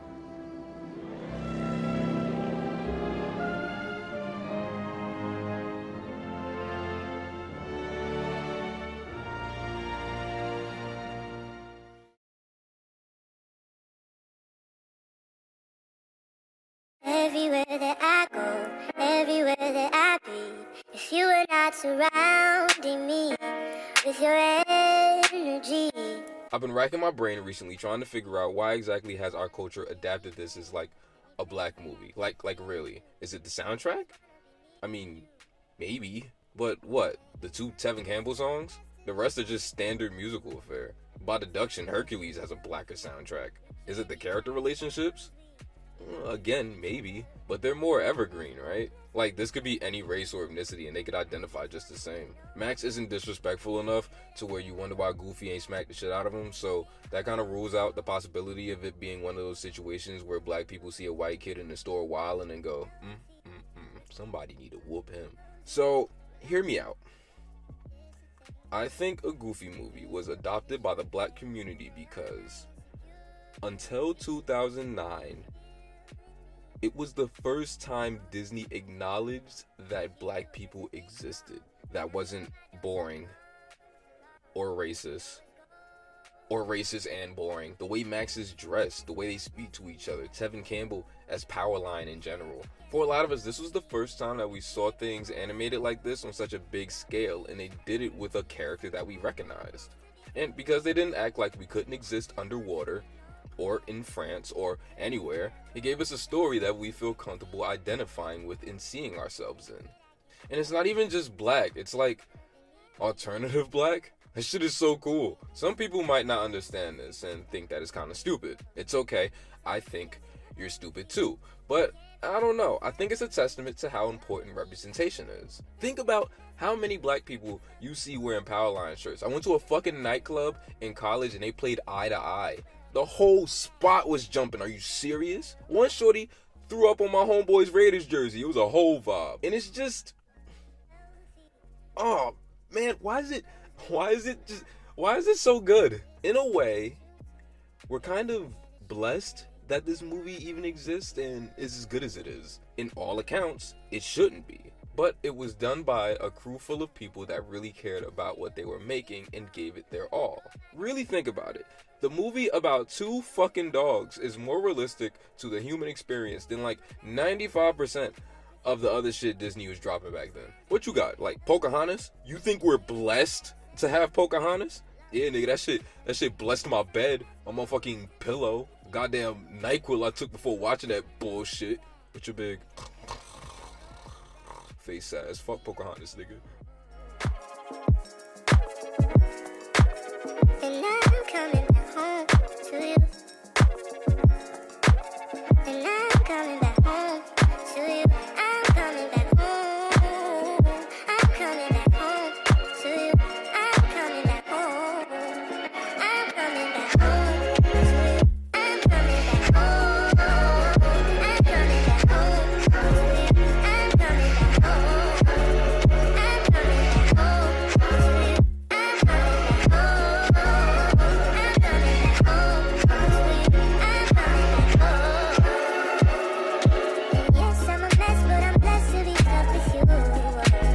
Roxanne, I lied to you.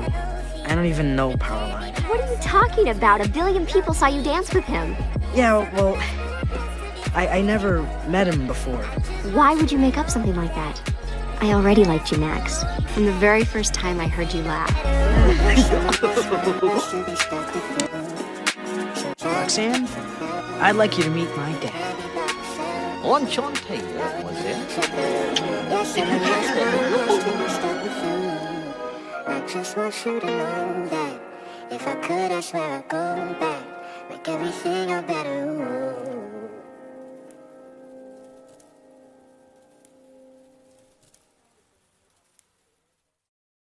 Alright, okay.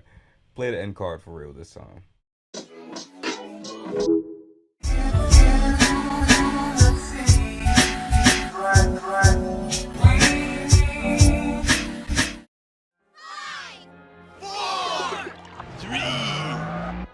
Don't open your mouth. One.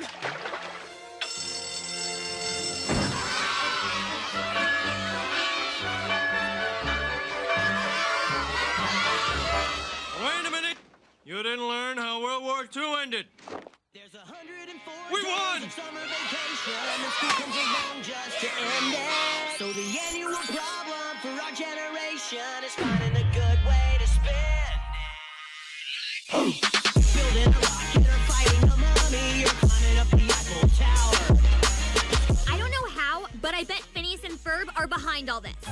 Oh, hi, Candace. I knew it! Have fun. Wait, stop! Alright, guess it's my turn. Phineas and Ferb is insanely important to me. I remember the first time I saw it. They played the roller coaster episode as a preview after High School Musical 2. Will you hold it down? I am trying to use the phone. So stay tuned for more Ferbalicious fun with Phineas and Ferb. Coming up next, Disney Channel presents an event so big, even the announcer is clueless to what it is. Wait, that's me. Come on. The special sneak peek of a new Disney Channel original series starts right now on Disney Channel. Our TVs actually had that Disney Channel East, Disney Channel West shit going on, so best believe I waited 3 hours to catch it again. I remember telling my grandmother about it a few days later. I think the words that I used were, "The people who made this have a really active imagination." Of course, she laughed at me because, who are you, nigga? Nah, but I think then that was my best way of articulating that I had never seen anything like it before. Like, really think about the first time you saw this plot with all of its interconnecting dots. The whole series was a chain reaction. It was insane. Aren't you a little too old to be talking about Phineas and Ferb? Yes, I am. Don't you want like a life or a girlfriend or something like that? No! Leave me alone. Phineas and Ferb was always one of those shows with layers. There's so many things to talk about. But I've always felt that the way the show looked was always extremely underappreciated. These colors, these designs, these poses, they're a lot more beautiful than I think people give it credit for. And the team's so vast, there's tons of people to thank that aren't just Dan and Swampy. They're wasting their time in that swampy marsh. So, for my section of analysis without a cool acronym or ACA, I guess, I chose to analyze the show's visual style. When I was a kid, there were two names that weren't the creators that I consistently recognized in the opening credits, and those were Robert F. Hughes and Sue Parado. So, we called one of them. When I was timing, Ginger was in 3 acts, and I asked him, man, I gotta start making these people like record some kind of introduction for themselves. Ain't that the truth, Ruth? Oh, I hope y'all don't mind. I brought my dog with me this time. Ah!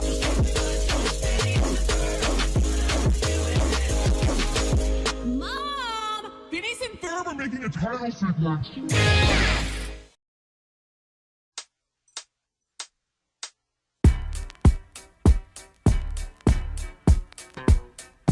One of Phineas and Ferb's most notable features would have to be its design philosophy. In a world populated with geometric shapes, the design philosophy was built with more dimensionality than the titular Dorito head would suggest. In homage to Tex Avery, the graphic nature of the visuals were a dominant factor through and through. Even going back to the earliest designs, you'll find a lot of shapely features in the characters. Coincidentally, Phineas was the first character ever designed for this concept. His visage is the ultimate Easter Easter egg for the show. Whoa, Phineas, which way are you facing? Good question. Left. There's triangles everywhere. I found it fascinating that despite how pointed the look of the show could be, the brighter, saturated parts of its color scheme dovetailed off pretty well. Quite intentionally, the one object the series pursued in trying to nail its color scheme was candy, as described by Swampy. The characters were given these bright, sunny colors that pop, while the backgrounds were usually more grounded in realism.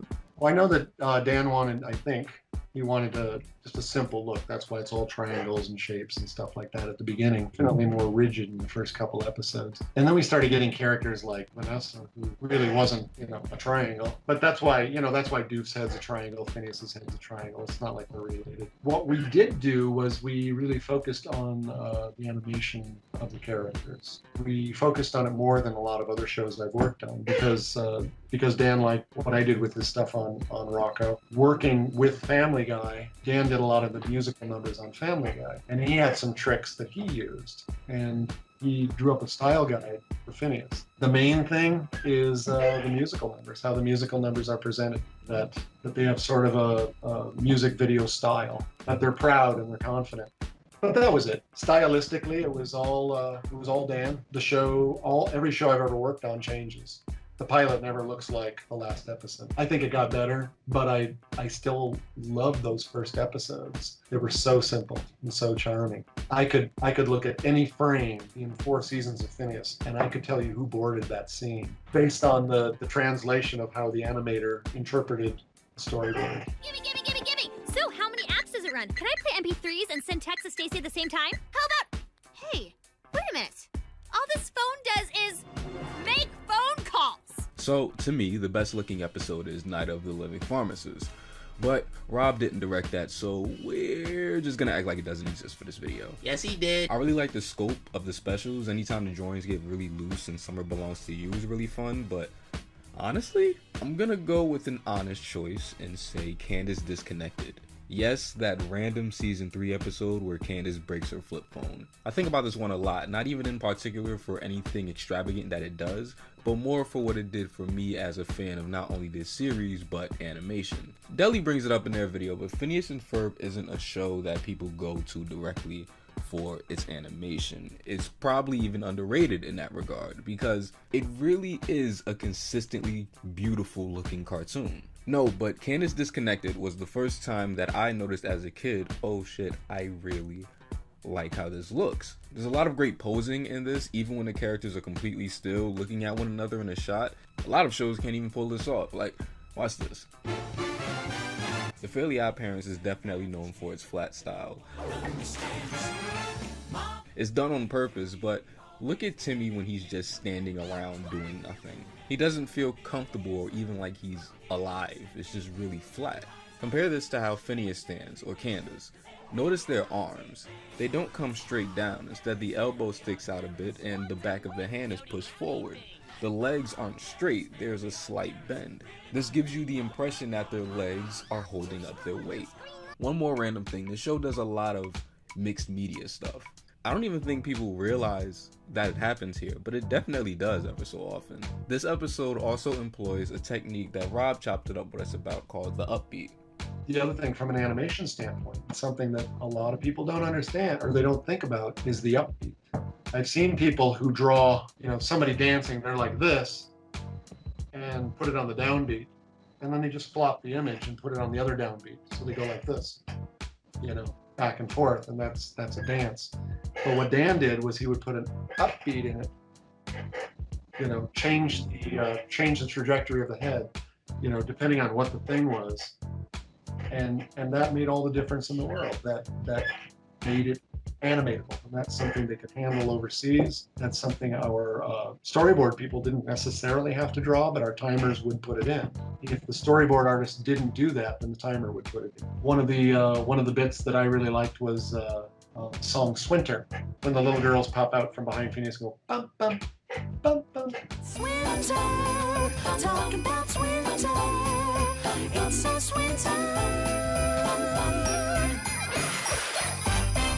Some people call it warmer. That was the timer.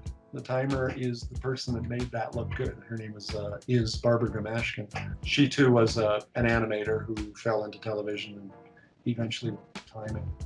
So look at Doof and Perry here during the Dance Baby sequence. The beat goes boom, boom, boom, boom. Instead of just going from pose to pose, there's a third pose where the characters momentarily stop and hold. A pose in between that builds anticipation. Think of it as a breath. It happens every time I breathe. Watch. Boom, boom, boom, boom. Also, when Doof lands, notice that it's not just one frame. He overshoots briefly before he settles. This way, it's not even just on beat, but it's impactful. This is something that Phineas and Ferb has always done. This is probably why you felt like the show had a bigger sense of rhythm than others. Dan Povenmire, the show's co-creator, directed on Family Guy and actually did all of the early song sequences. You can really see that this is where he picked this up. We'll clean up all your talking in a manner such as this. They will make you take a tinkle when you wanna take a piss. The Family Guy art book is actually really cool. It shows a lot of the storyboards, and you can definitely see Dan's style bleed through these. There's actually other episodes of the show that are actually really beautiful as well, but we'll get there. Just stay with me. You gotta keep this thing organized, son. It's funny. I have a deep appreciation for the visual developments the show made later down the line, but I've always been stuck on season 1's animation style. It's way more loose and fluid in spots. It was before everything was streamlined, so to speak. The staging of episodes like Candace Loses Her Head or One Good Scare Ought to Do It really captivated me. In fact, I think the latter was the first episode of the show I've ever seen. In other seasons, color stayed king, which came out most boldly in musical segments. Any old shot from Roller Coaster the Musical or Christmas Vacation was pretty good at any point, but if you look at the composition for bits in stuff like She's the Mayor or a Split Personality, it can be a captivating experience. What will we do? We'll be right back.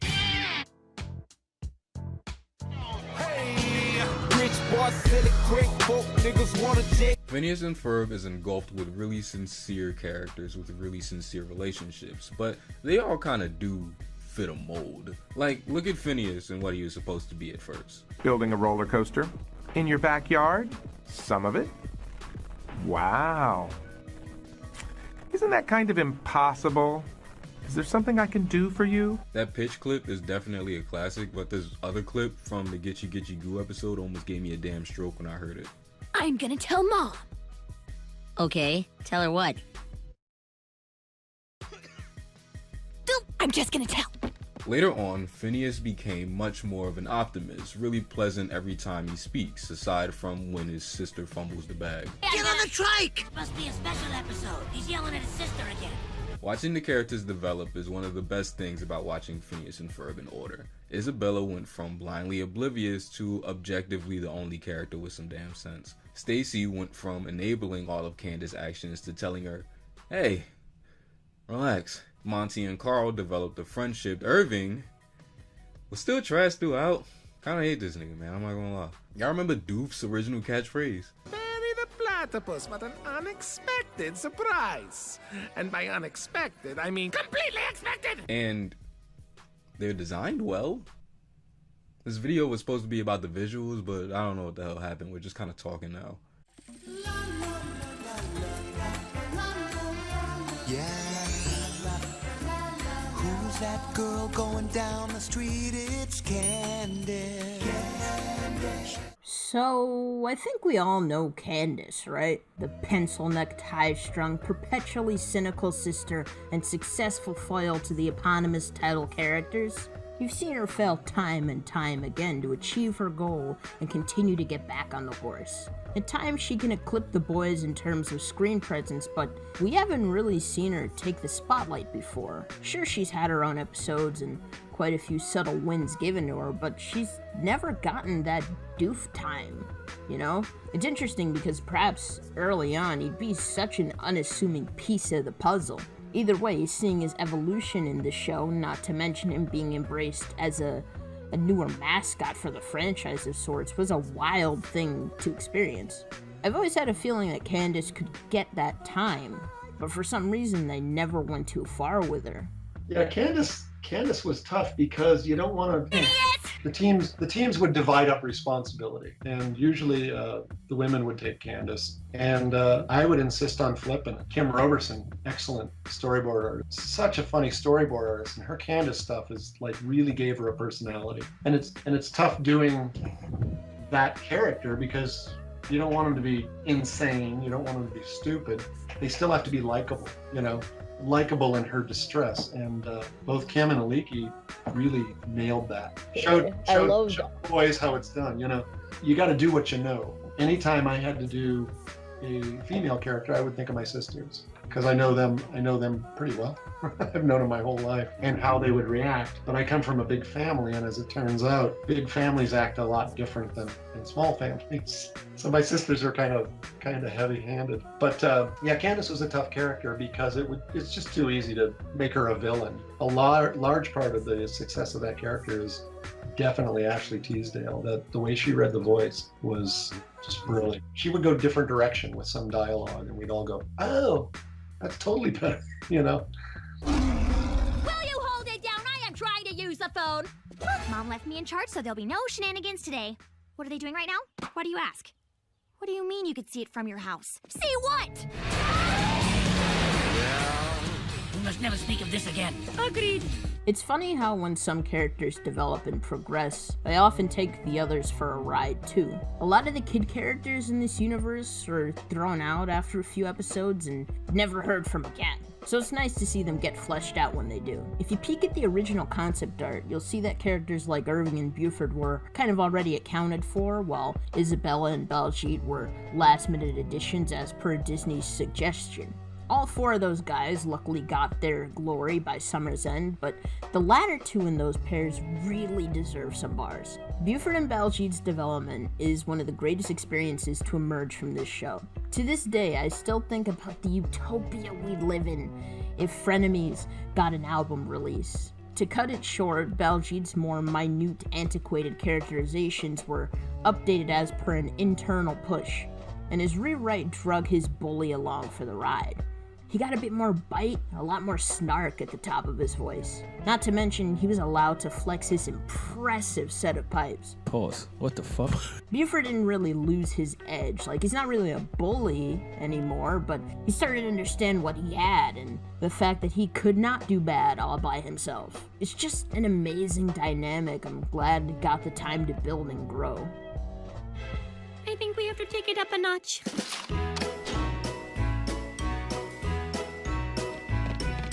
We started off kind of rocky on Baljeet. Swampy and I worked with a guy named Baljeet, so that's where he came from. And it was for the bully episode where the bully was going to pick on Phineas, but then he started picking on Baljeet, and I'm kind of like, this isn't a good thing, you guys. This is like, you know, I just don't like bully stuff. So they became best friends. We're frenemies, we like disliking one another. Yes, we're frenemies, he's like my least favorite brother. And Buford, it turned into sort of a, you know, older brother kind of thing, which is more, I think that's more acceptable. Because I got a bigger brother. I got a big older brother who did that to me, you know. Even when they grew up, it was like, they're still hanging out together. You know, they're still best friends. You and I, we're not enemies or friends, we're just frenemies to the end. There was a lot of stuff that came up in animatic. Vanessa Doofenshmirtz, in that first episode that she was in, that wasn't Doof's daughter, that was his lab assistant. And So, Perry the Platypus, let me introduce to you my assistant, Vanessa. Whatever. She's new. as the lab is blowing up, she's taking the last escape pod. The line was, "I'm taking the last escape pod." And then he's like, "Okay, bye." And I added, "I'm so out of here. This is the worst bring your daughter to work day ever." And Dan added, "Tell your mother you had fun, though." So from then on, Doofenshmirtz had a daughter. That's where Vanessa came from. It wasn't written that way. It wasn't planned that way. It just came out as a one-off in animatic. Alright, so let's talk about King of the Hill for a second. I've been watching a lot of it recently and have continuously been overwhelmed by how good it is.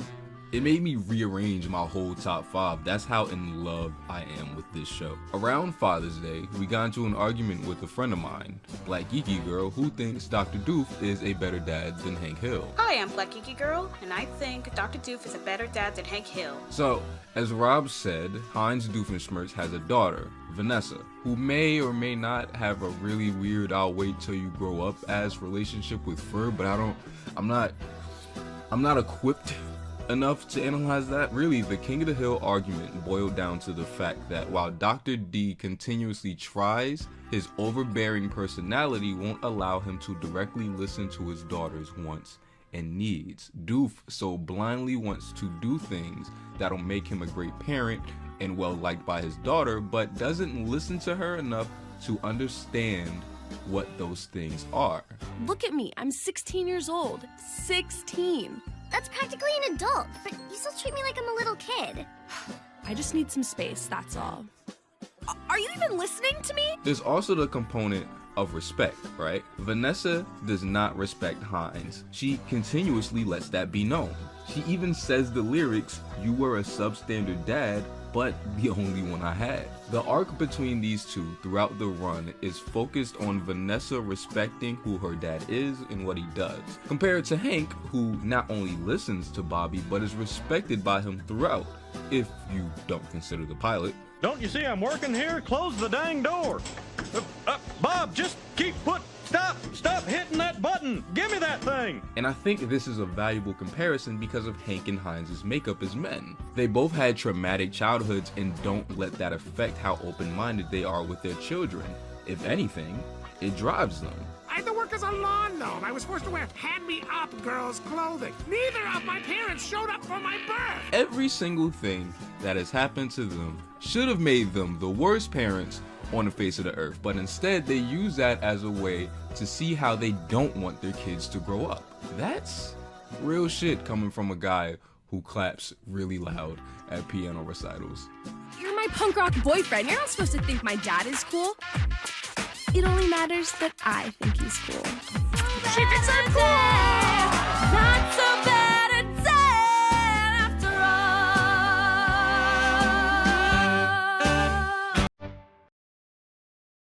First of all, it's not a party. But if it were a party, it would not be their party.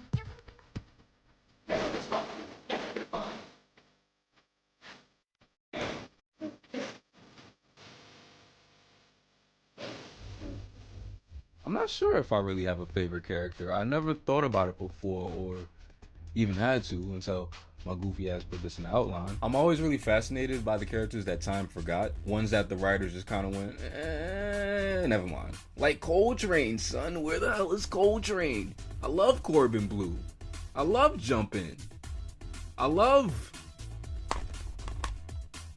the Disney Family sing-along. Honestly, after some continuous thought, I know I just made Deli do that read on Candace, but I think that's my final answer. I'm locking that in. Candace is definitely the character that's allowed to be pushed and pulled crazy often. She's the one allowed to have the widest range of poses and emotions. Because of this, even though her goal and logic behind it are ridiculously cartoonish, I think it helps her feel more real. I've seen a disgusting amount of race face to gear up for the retrospective that I'm doing on the show, and writing this made me realize how similar Sharon and Candace are, in the vein that they both let their insecurities drive the decisions that they make. Oh no, Jeremy didn't give me a nickname? Does he not like me? Oh no, no one's answering the phone. Do they not want to be my friends anymore? Oh no! Braces, my nigga, shit crazy. Boyfriends? Forget about it. My life is complicated. But the difference is that Candace only lets this affect her, not how she treats others. She doesn't drag them down with her. That's just not in her nature. I think it's pretty compelling, and it plays into the likability that Rob was talking about before. Answer, subject to change though. I didn't really have time to think this through all crazy. It's not a party.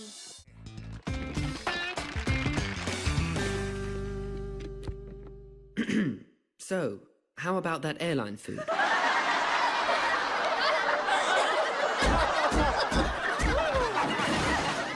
I think any character out of the main quintet is worthy of bars, but I've always been a ferb guy personally. Not necessarily because he's a man of all-consuming mystery, because he's just so fascinating by default. I appreciate that while being a very eccentric person, even by Danville standards, he's still just a guy. A guy that lets Phineas get whatever crazy shit he wants to get off. He revels in the chaos while appearing to not be fazed at all. I imagine it mirrors a bit of Dan and Swampy's dynamic, and honestly, it's just the perfect image. Ferb, tell them what you told me. Right? I'm living in Crazy Town, and Phineas and Ferb are town council. As a kid, I was always down for Ferb to say more or extend himself, because while he didn't really need to, I always felt like he deserved much more time. But let's be honest here, Phineas was hogging some damn good project space. He needed to share the clout. I think that was a subtle attribute alluded to more in the early days than later, because Ferb is just humble like that. Despite where he ended up, or at one point he and his brother were at, he was always fairly supportive. Yeah, he had his limits, but for the most part, he's in the heat of the moment just as much as anyone else. There's just so much more I could gush about for ages. He has a lot to offer. So long as he don't catch you at the Disney parks acting the fool.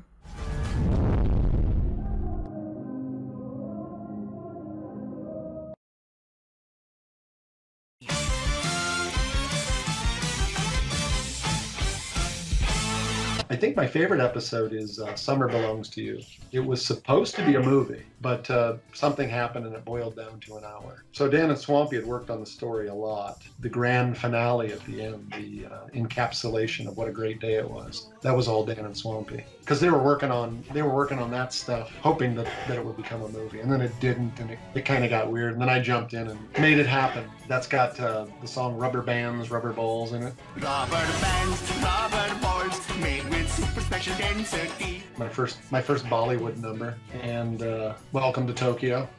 Forget about it. Hey everybody, Phineas and Ferb are here! Wow, Stacy sure has a lot of cousins. I had to write Welcome to Tokyo. And I've never been to Tokyo. I don't know. I mean, I know as much about Japan as anybody, you know, and a lot of my references are like old movies from the 40s, and you don't want to touch that stuff. So what I did was I looked up Tokyo, and I wrote a little essay about Tokyo. A lot of people in Tokyo love to play baseball in the summer and this and that. And I wrote this little essay, Welcome to Tokyo. We're glad that you're here. Let me tell you a little something about Tokyo. And I took the entire thing and I put it into Google Translate, and I translated it into Japanese. And then I grabbed the Japanese and I translated it back into English. And then we had this, oh my God, being glad that you are here. You came visiting delightful us. Welcome to Tokyo. Oh my God.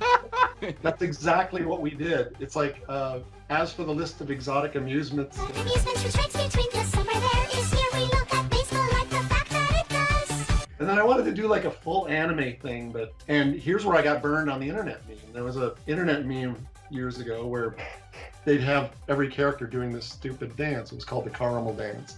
And it was based on some Swedish song or something. And so I just had them all doing that because I thought it was internet weird. So I was trying to do that. It was supposed to be a big question mark. And I got a lot of blowback on the internet. People are like, that's caramel dancing. They don't do that in sorry, Jesus.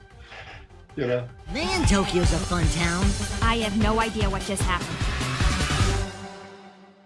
So, Phineas, what do you think of the City of Love? I wish it was the city of airplane parts. Oh, you're just too stressed. You should take a moment to relax and enjoy it. There's a scene in there, too, where Candace sees her boyfriend with other people, and she loses her nerve to talk to him. And there's a sad French song playing in the background. You don't even hear it. You don't even hear the song. But I wrote the song, and so we decided to do like an old 20s torch song from Paris. And the lyrics were basically right out of the translation book. It was like, and one of the lines was something like, "How would I say this in French?" In French.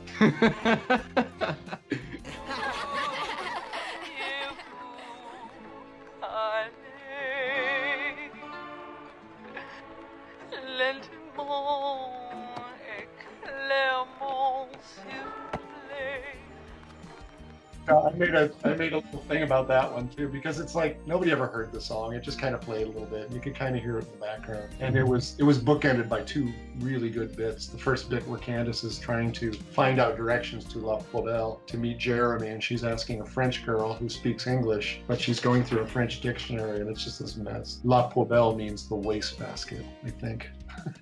It's just around the corner. Oh, around the corner, around the corner. Hey, Hotel Poubelle, it's just around the corner. The first song with I Believe We Can with Clay and Shaka Khan. Shaka Khan, forget about it.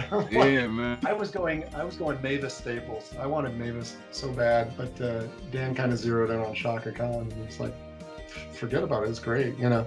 And she came out dressed like Ferb. It was hilarious. And I especially like the Paris part, because that's all based on my experience in Paris. I worked in Europe briefly. I love Paris. I think just a fascinating city. Vanessa appropriating a scooter. There was a lot of buried gags in there. The City of Love song, I love that. That was Chris Hedrick boarded that. And of course you got to put a mime in there. Any chance I get, I'm going to have a mime. He's going to come out and he's going to show that he has a broken heart on this thing and then let go of a balloon. And it was too much. They just wanted one thing. So we just had the mime come out just like hope fleets away. And the guy's like, hey, quick. And the balloon guy like chasing. Hey, you! Stop letting my balloons go! Oh, it's got the best line in it where Isabella's like fessing up to Phineas after Phineas gives up. It's a huge moment when Phineas loses it, you know, and he only does it in the special episodes. And he just gives up, and Isabella says, "This isn't the Phineas that I fell into this situation with." That was just such a great moment. That was that whole beach scene was Mike Dietrich, the baby head guy.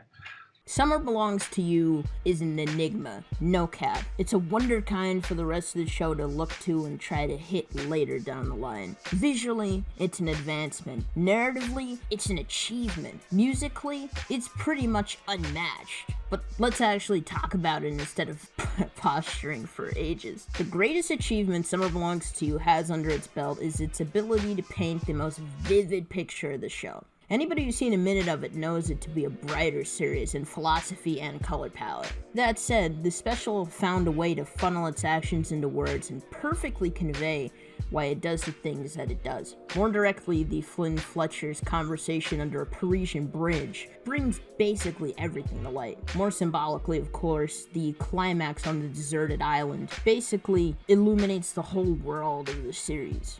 It's not possible to talk about Phineas and Ferb without bringing up how good Summer Belongs to You is, right? I remember the night this came out, watching it on my homeboy's big-ass TV in his living room. Summer Belongs to You was the first time for me that this series felt gigantic.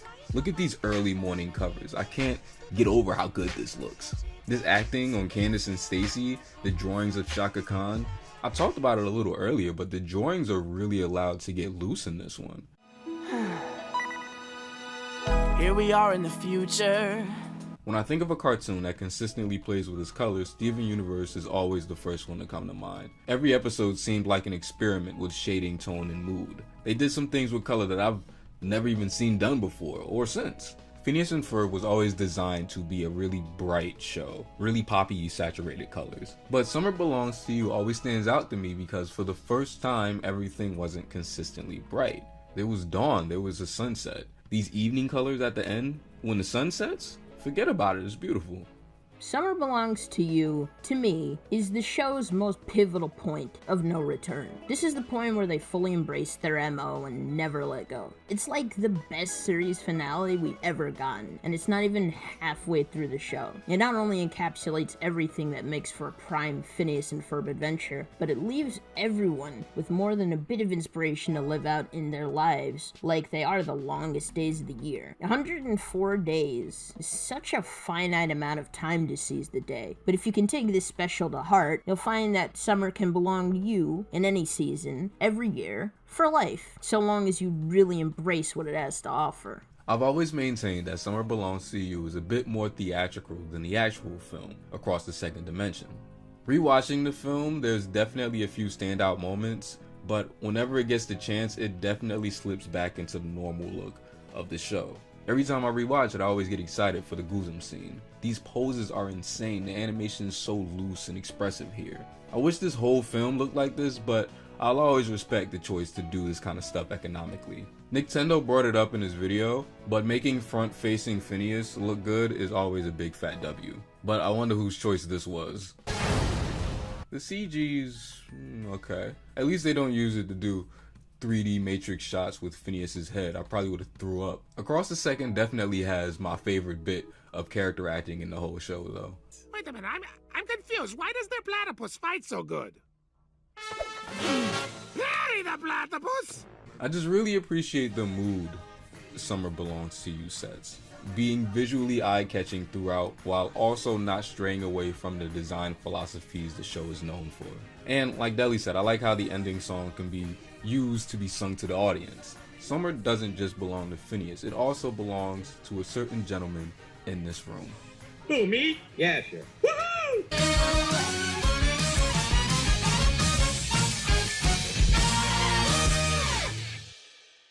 Hey, where's Perry? Would you like your with or without fromage? That's my way. Do it like that and I repeat. Don't be sock.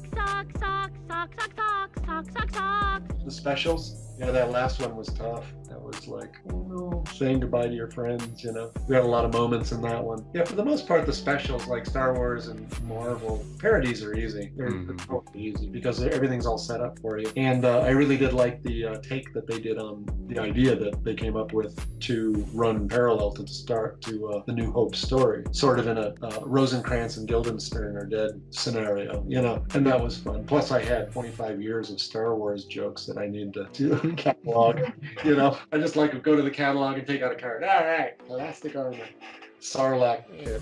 My life is one big Sarlacc pit. In my life's one big Sarlacc pit. But the one song I remember we had the worst time with was the Tatooine song.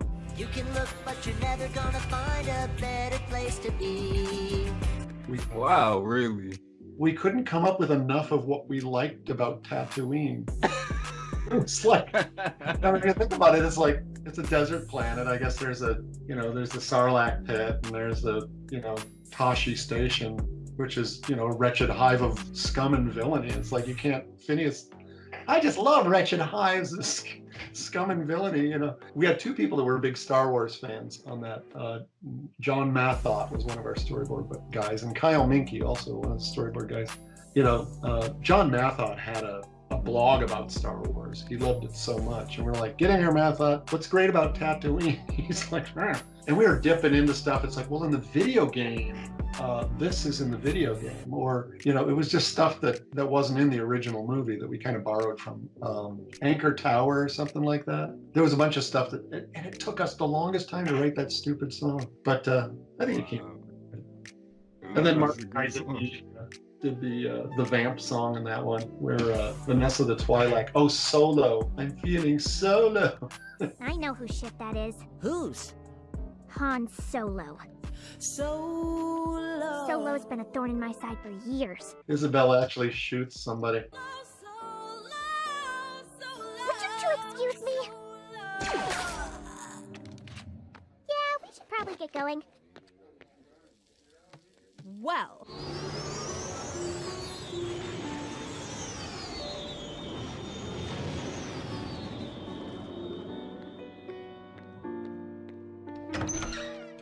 Phineas and Ferb Star Wars actually has my favorite scene in the history of this show. After pretty much leaving the boys for dead in the vein of the fight not being hers, Isabella goes to a bar to kind of just get some things off her mind. At the same time, Han Solo and Chewbacca enter as well for pretty much the exact same reason. I love everything about this scene. The lines of dialogue that they say to each other are so masterfully written. They don't even tell each other what their problems are. You can tell they got some kind of history and it's not explained, but it doesn't need to be. Isabella's written is really cold throughout the course of the special, much like Han Solo in A New Hope. I think. I don't know, I ain't never seen the movie before. What happened, Solo? Garbage scout tip over and dump you here? What are you doing here, Isabella? Did someone run out of cupcakes? Very funny. Both of them are fighting for dominance over the scene, but then Solo says a trigger. I'm not in this to make friends. Yeah, obviously. What do you mean by that? Isabella's face has remained consistently nonchalant this whole time, but here we get a reaction from her. She's stunned that she was called out for this, and we get an immediate reaction, instantly defensive. I've got friends. I've got plenty of friends. Yeah? Where are they now?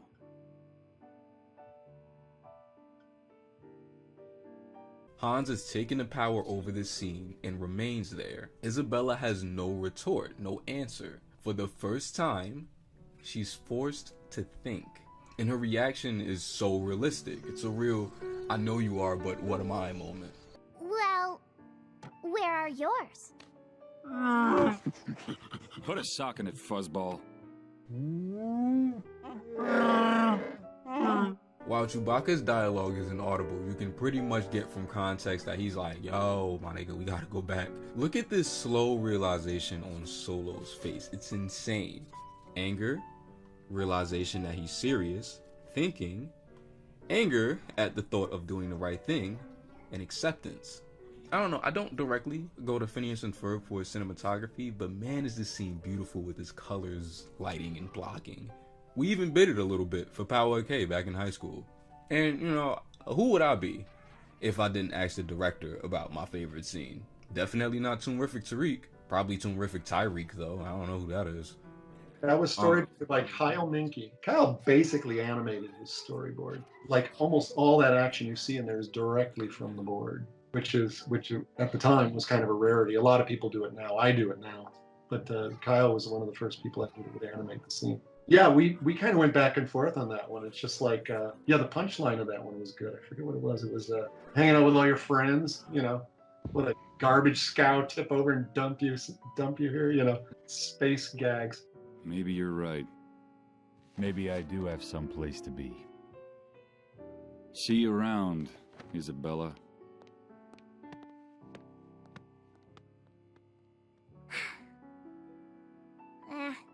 The Wookiee is right. Additionally, I mean, by the time we got around to A New Hope, it was how many years after this I saw the movie the first time, and there was a bunch of stuff in the movie that I'm just like, if I ever get a chance, I'm gonna make fun of that. I mean, nobody could hit anything with their guns. They couldn't hit shit. And additionally, it's like they're wearing plastic. So I finally got to say my plastic armor joke for Buford. Right here. Ow! Don't be a baby. You're wearing armor. But it is plastic.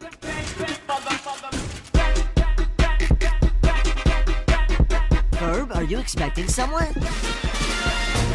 Not them.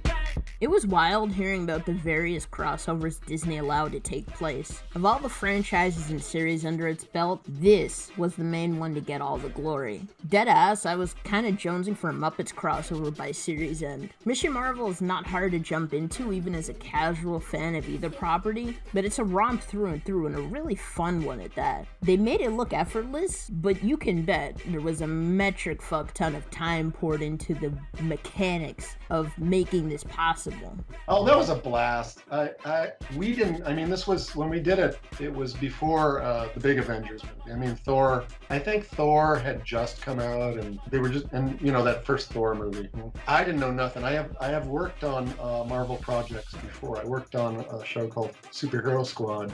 Marvel always gave notes. Always, they were very strict with their notes because they were protecting their brand. And we had a scene where in our thing where everybody got each other's powers. Thor got Spider-Man's powers, and Spider-Man got Hulk's powers, and Hulk got Iron Man's powers, and Iron Man got Thor's powers. That was it. And they're having a fight, so Iron Man, with Thor's powers, grabs his hammer and throws it. And in the note session after the pitch, they said, well, he can't pick up a hammer. He's not. No, he's got his powers, you know. So Dan started, I don't know, he started like arguing with Marvel, and I know for a fact you can't argue down either of those. You can't argue down Marvel and you can't argue down Dan. So they had both met their match, and they were going back and forth. It's like, well, what if, you know, and it's this whole Big Bang Theory thing. What if he puts his hammer down on an elevator? Would the elevator still go up? And Iron Man's in the elevator. He's not worthy, but it's the elevator, you know. And they're doing this whole talk. It's like, can you fly? It's like, you can't fly without the hammer. And as they're talking, I'm writing all of this down. Because I knew that Dan would be, what are we gonna do? This is stupid. What are we doing? You know, he's gonna get mad about it. And I'm like, on the way out, I'm like, dude, I got an idea. So I literally, not literally, but I took all the notes that I took of him arguing with Marvel, and we just gave the lines to Iron Man and Thor. Wielding Mjolnir is about worthiness, not power. Really? It's a fine distinction, but an important one. Potato, potato. I do not know what that means. Okay, never mind. What about the lightning? How do I control that? Actually, that only works with the hammer. What about flying? I've seen you fly. Well, yes, but not without the hammer. Not without the hammer, right. So they had this little exchange like that. So that was fun. And I didn't read superhero comics, so I kind of went with the flow on that one. But I will say in the Avengers movie that we scooped them. That building with the robots coming out, we totally scooped them because we did that in the second dimension. Doof's Tower had the robots coming out of it from another dimension. Yeah, we scooped them by about a year. Although I never know. Maybe one of the writers read the comic book or something. But I was pretty proud of that. Do you guys read my fan fiction? It's a story where Thor and Hulk decide to learn ice skating. I'm sorry, but we're not allowed to accept unsolicited material.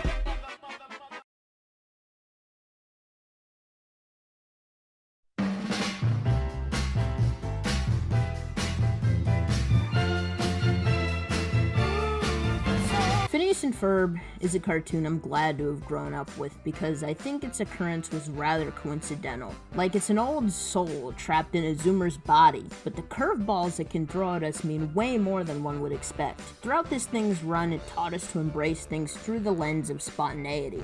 Summer and any other time of year is easily what you make of it, but you can't spend too long thinking about it, or else it'll be gone within the blink of an eye. It's a message that transcends the universe itself and directly mirrors how many would probably see the show. Way back when, there was a time when I'd probably never want to see this show end. It was only during that incredibly long gap in season 4 that I'd questioned what my time with it was and what it had been like. What did the journey amount to? Were you really satisfied? Was there anything left that you wanted to see? The original show went on for 8 years, much longer than many other cartoons. It's easy to believe that the idea of an endless summer is a palatable one in this universe, but it's anything but. The idea of living spontaneously is not about living in it forever, but having such a good time that perhaps it'll stick with you forever. While it wasn't one of my favorite moments spent with the show, Last Day of Summer was my official bookend. It put me at ease. It was my time to give it a rest. So seeing this still around feels kind of weird. As you know, this whole event leads up to this new movie, and though the premise is one I welcome with open arms, I'm not sure how to feel about this franchise's continuation. It's a lot to process, but as long as they keep making summer last, I can't help but live for those moments. Well, I will say that Phineas was a lot of fun for me. It was the nice thing was I was comfortable there, and I think most of the people who worked there were comfortable working on the show. They felt like their efforts were appreciated and that their input was heard. Yeah, it was a fun group, and it was always changing. It was always new people were coming in, people were going out. Pretty much everyone in animation worked on the show at one point, I think. Well, I'm here. Now where's this giant animation studio? It got up and it danced away. It what? It got up and it danced away. Phineas and Ferb is an animated series that I can talk about for hours. Honestly, this video was supposed to be longer on some Penny Proud Unplugged shit, but I low-key ran out of time. Since I first saw it in 2007, that night after High School Musical 2, it always had a permanent place in my heart. Phineas and Ferb premiered when I was in 4th grade. It ended the summer before my senior year of high school. I actually counted, son. I cried like 7 tears during the finale. I'm a bitch baby, my G. I remember the night it ended. I watched it with a few friends. One of them said something along the lines of, "They did it all, and now it's our turn." It's corny as shit, but it's actually pretty valid, I think. Phineas and Ferb always let the audience know that they could do anything that the boys did, and then some. Make every day count, do something that you enjoy. Just make sure that there's a pharmacist down the block that could take care of the cleanup for you.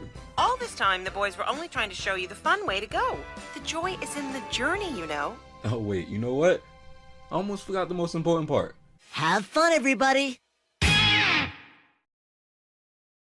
I, for one, am starting to get bored, and boredom is something up with which I will not put. The first thing they're gonna ask us when we get back to school is what do we do over summer? That's easy for you, Phineas. Look at all the things you've done.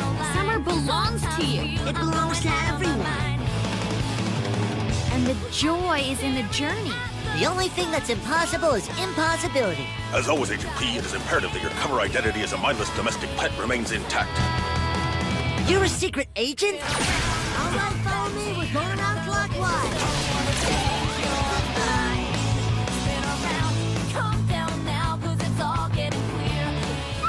Get away from her!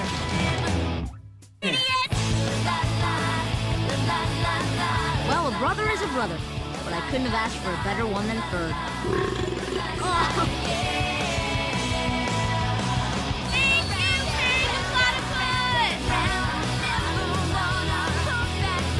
It gets hard to watch. You guys are amazing! Oh! Mom!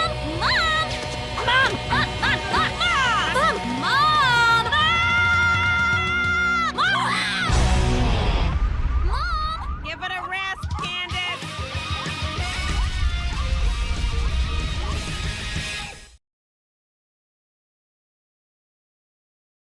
Listen, just thank you so much for doing this with us. It's really been great. Thank you. And I like your stuff. Thank you, man. I really appreciate that.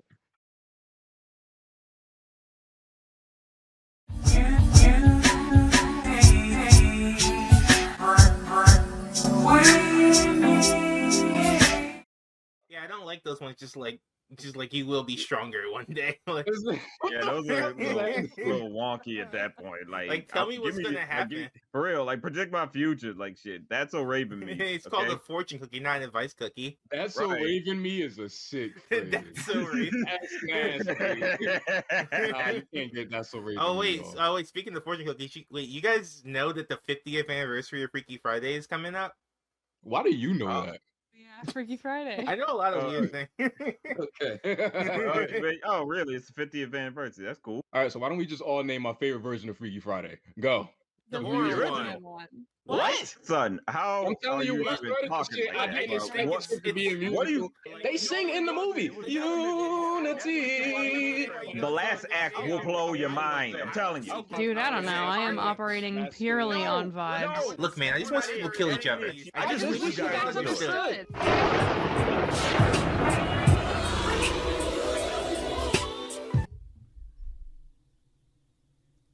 Oh, man. Why do I have the sudden urge to not review Static Shock? Why is there semen on the wall?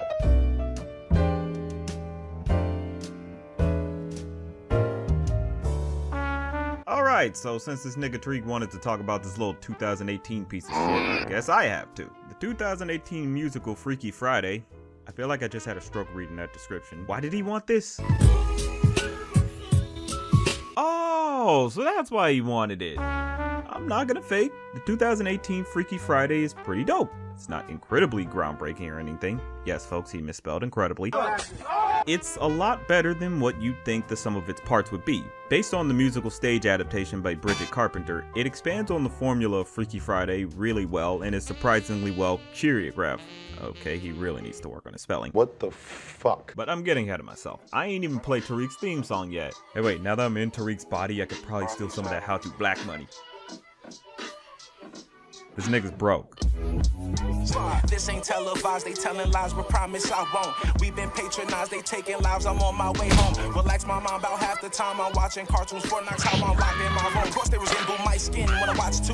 Hypnotizing, tannic, how I follow through the vibes. Okay, dreaming mama's proud as if she looks through Penny's eyes. I'm a man of the house like Oscar. You deceive, I believe need Oscar. James Earl when I speak, I'm a fosser. Gotta swerve in the streets, never block us. I go, feel more, just try to make you feel more. Through the halls I felt storms. Looking at me cause I don't like what you like, you feel torn. Should've smacked your like slick back, you ain't seen pimpin' before. For the stars I shoot pimpin', no boy, you best check the score.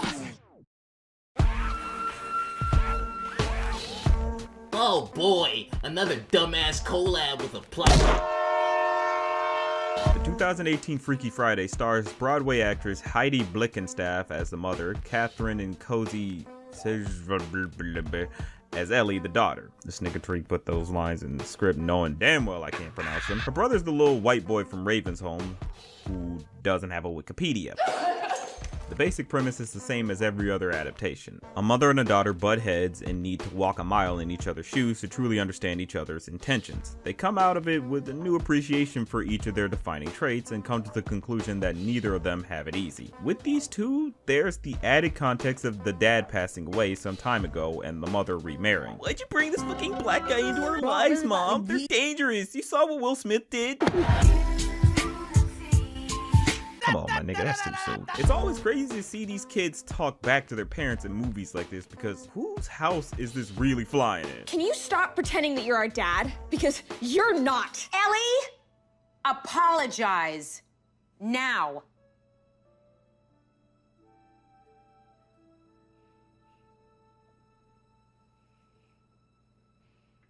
No. The two leads are really good in this thing. They only have a little bit of time to establish their own characters, but there's no denying how great their performances are after the switch. They both bleed into each other's roles seamlessly. Look at these facial experiences, I'm pretty sure he meant expressions, and their body language. They literally embody each other. This whole movie, I believe this little white girl was in her 30s. You could not tell me otherwise. Ellie as a character has yet to fully come to terms with her father's death. They do something in here that kind of reminds me of the Simpsons episode Todd, Why Hast Thou Forsaken Me? In that one, Todd begins to struggle with maintaining his memory of his mother because he lost her so young. And by a t-shirt cannon. His memories start to get cloudy and he starts to worry if the day will come where he forgets her entirely. Ellie kinda goes through the same thing in this movie with her dad. I wasn't really expecting them to go that angle with it. She obviously doesn't have much love for the black daddy, but I love that they give them this moment together when he clearly thinks that he's talking to Catherine. I think Ellie's afraid she'll forget him. She doesn't need to forget him. No one should. Her or you. She also realizes what her mom has to sacrifice so their family can live comfortably. It's really intimate stuff that a lot of kids kind of just don't understand about their parents sometimes until it's too late. I don't personally know if the mom's arc is really as interesting as that though. Her interacting with Ellie's friends don't really have as big a stakes as the stuff with Ellie and the family. I need to know whether or not we have a sign. Nigga, no. Little brother goes missing and shit, like a lot happens. I just ain't finna explain it all.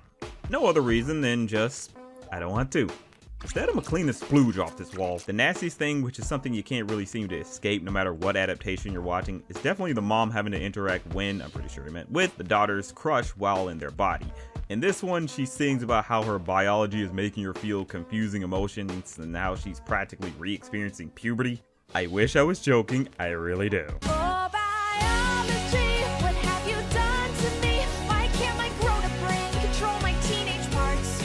What? This shit is nasty. Stop getting so close, like back the fuck up. It don't really stop there. Now you got the daughter in the mom's body flirting with Buddy, and man, they just gotta delete this shit. Yeah, Ellie's mom, you make all the great sandwiches. Oh. Yeah, bring it in.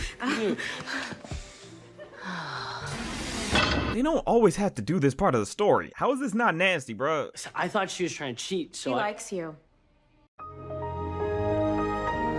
Catherine's arc is more about understanding her daughter's emotions about her father's death while also realizing that the high school social hierarchy isn't exactly as easy to navigate as, I'm pretty sure, as it was in them Saved by the Bell days. I'm so excited! I'm so excited! I'm so scared! That's funny. I didn't know there was a Euphoria pilot in the 80s. Gotcha, bitch! Overall though, I do feel like the film meets all the heights that it goes for emotionally. Some of it is a little nasty, but it's still a good time. Like me. Wait.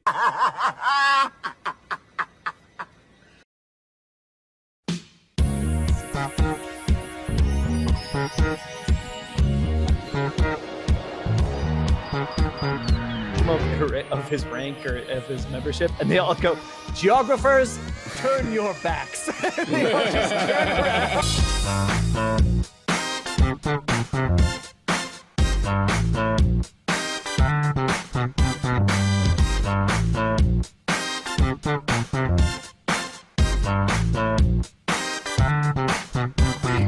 Besides the character stuff, like I said, the movie's a musical. I guess what I didn't expect was this to be like a really good Broadway style musical. Look at some of the staging, the musicality. Have decoms always had this much effort put into them? Both the main actresses are great performers, especially the mother. You can really hear the Broadway range in every song she has something to do with. Also, one of Ellie's friends, yeah, this little nigga, he got a little voice on him I can't fake. Just listen. Hey, what is up with Elle today? Alright, the Hey Tariq's channel here. All these songs are way better than when Lil Dicky said nigga 5 times in Chris Brown's body. Not every song is a banger or whatever, but there's always something really interesting going on visually at the very least. Like, despite that biology record, because fucking sickening contextually, this shit they do with the rest of the students and them holding up the iPads and stuff, it's all really cool. There's a huge amount of care and effort put into this thing that I don't think was necessary, but it's definitely welcome. I do wish the movie ended a few shots earlier though.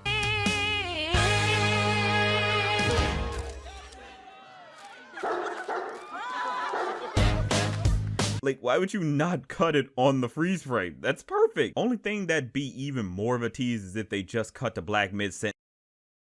Nice, I get it. That's clever.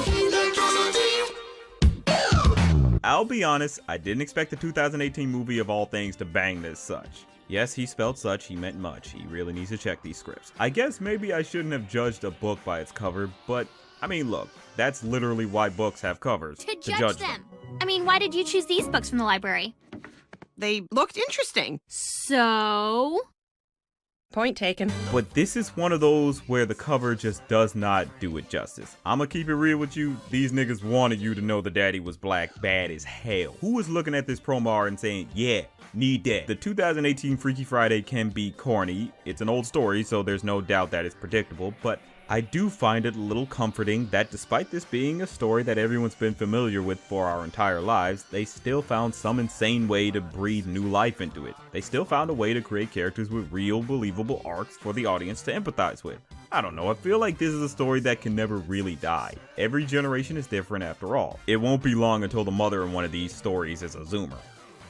Actually, no. Forget I said that. That's actually kind of scary. Now that we've seen these, I like to take a look at next Freaky Friday. Freaky Friday after the next. See what I'm doing here?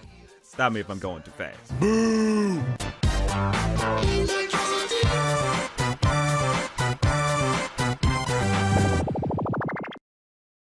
Only one of these is a good movie, by the way.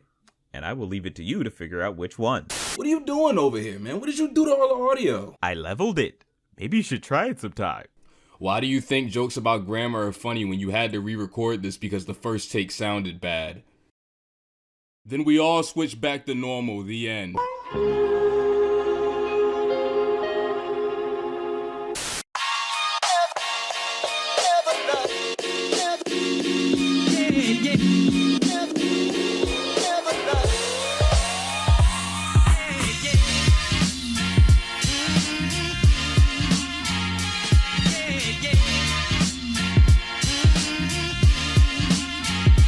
Once again.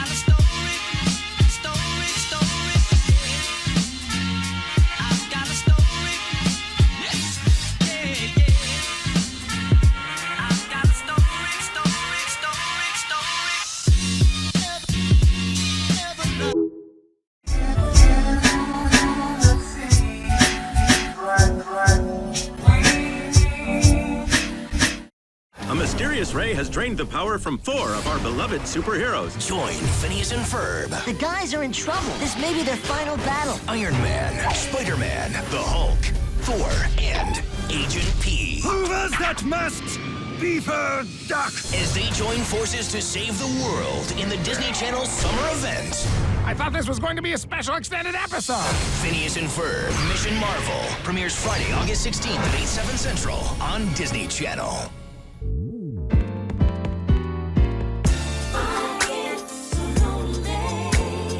Phineas and Ferb, Mission Marvel. Crossover between Phineas and Ferb and those Marvel cartoons that were airing about 10 years ago on Disney XD. Thor, Iron Man, Spider-Man, Hulk. Ladies and gentlemen, and Hulk. What the fuck? He's a man, bro. Why would you say that? This is around the time Disney brought Marvel. I remember this being announced what seemed like immediately. Same with the Star Wars special back when Disney brought them too. Oh, this is Ferb. He's our stepbrother. Mom remarried? What happened to Dad? Funny story, actually. This was too that era when Phineas and Ferb were just everywhere, getting into everything. And since this was my favorite show at this point, I was eating all this stupid shit up like a little Debbie cake. Mulligan zebra cakes and shit. I was like, what are they gonna buy next? Ooh, maybe Harry Potter. I've never seen those movies before, but if they mix that with Phineas and Ferb, that could be really fun. Oh, sick. Sam Jack explains the plot for me this time, so I don't gotta do it. Iron Man, Thor, Hulk, and Spider-Man have lost their superpowers due to a mysterious power-siphoning ray, which we believe originated somewhere in the Danville area. We fear a group of supervillains are closing in.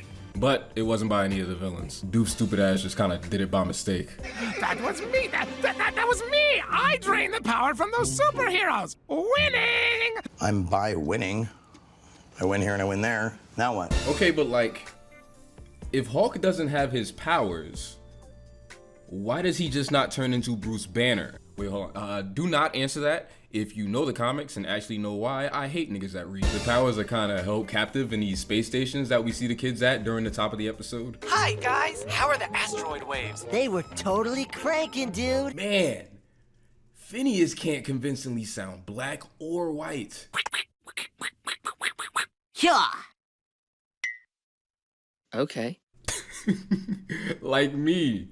Nigga. You're not very street. Yeah. Gotta hand it to the Phineas team though, they write a great Spider-Man. The kind of character Peter's always been is perfect for this show's brand of humor. Being a hero isn't the armor you wear, but the metal in your spirit and the steel in your resolve. Man, that was eloquent. All I ever do is quips. Like this one, for instance. And the one preceding it. Thank you, small but mighty friend. You know, he seemed vaguely familiar. You think that was Howard the Duck? Time is of the essence. We've got to... No, it wasn't Howard the Duck. Would you guys read my fan fiction? It's a story where Thor and Hulk decide to learn ice skating. I'm sorry, but we're not allowed to accept unsolicited material. So, superheroes definitely exist in this world, so Candace is just one of those weirdos that writes fan fiction about real people. Shout out to my homegirl who was writing all that mindless behavior fan fiction back in 7th grade. I ain't forget, you got 2 days to delete everything before I send all them shits to Ray Ray and Prodigy. Hey! Sometimes I just like tell jokes that I know for a fact like only 5 people are gonna get. Beyond Spidey, like, it's Phineas and Ferb. There's always gonna be some good funny bits, even if it's not a classic episode. Gentlemen, it looks like we are going on an evil road trip. Ooh, shotgun! You do not fit in the shotgun position! You showed true courage fighting alongside him. Shield owes you a debt of gratitude. Yeah, hot dogs for everyone, baby! This nigga Stan Lee handing out free glizzies to black people. Motherfucking glizzy reparations and shit. I don't know what it is. All the crossovers in this video kind of have like this surreal feeling to them and seeing the characters interact. But something about this one that just kind of wears off way quicker than you think. My guess is that maybe it's because they like really had the Phineas and Ferb eyes, these designs, but that's really all I got for real. They do like a Hey Arnold movie thing a little bit. All of the superheroes are both shaded and highlighted while the Phineas characters just keep their flat colors. It's something you don't really notice until it's pointed out to you. So you are welcome. This ugly ass costume Perry got on is the worst. I ain't like this shit even back in high school. And now I know why Hamster and Gretel look like that shit. Nigga look like a pack of gushers. I don't know if I have the words to describe how the action on Phineas and Ferb is animated, but I don't think I've ever seen anything like it before. And it's done in a way where it's really clear and good on the show's characters, especially in something like Second Dimension. But the Marvel characters, they just look like a little floaty, a bit awkward. I feel like sometimes it's not the easiest thing to track and lock down, especially when they move the camera. If you get motion sickness, turn this shit off. You're gonna feel like you at King's Dominion. This one is known for featuring Phineas at probably his angriest. You can almost feel the heat coming off this nigga's face. He's so mad. But I can still help. I know that the villains will... No, you don't know. The entire tri-state area and possibly the world is at stake here. Honestly, Candace, if you don't know what you're doing, keep your hands off the machinery. Well, then maybe I should just leave. Yeah, maybe you should. And we're back to square one with restoring the hero's powers. But... This is just too important, and we can't afford any more setbacks. I'm revoking your shed card. You have to go, now. Okay, so I do think the escalation to Phineas yelling was a bit fast and jarring, but I would think that's mainly something that comes from a cartoon being board driven. Like some things that would have been paced a little easier in script format are just kind of leaped into because you're dealing with the artist and their pen instead of just words on a page. Regardless though, right, I've always heard that, Phineas is so mean. How could he talk to Candace like that? I can't believe him.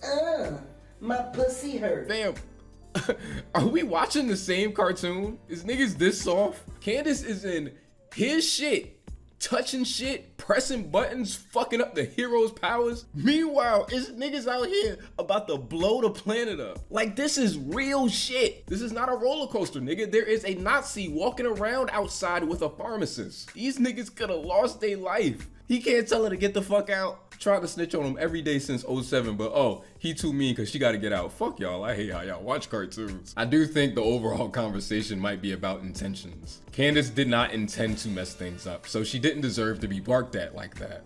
I think that the show, and Phineas himself would agree with you here. But at the same time, I don't get why everyone acts like he doesn't have the right to be upset. The little homie just turned into Hawk before your very eyes, and Shorty talking about some damn, wow, guess you don't see that every day. Like, give me a damn break. I'll be stressed the fuck out too, shit.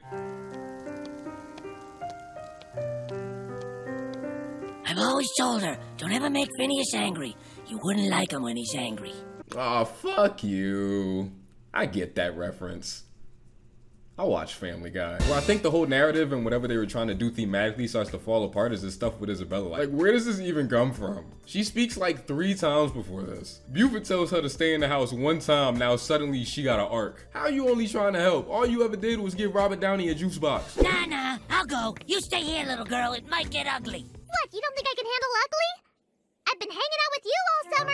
Oh shit, what the fuck she say that shit for? To add a little more to the overall discussion of this thing, I asked the homie, the wacky Deli, to pull up. It's your turn, Deli. Come on. Here, boy.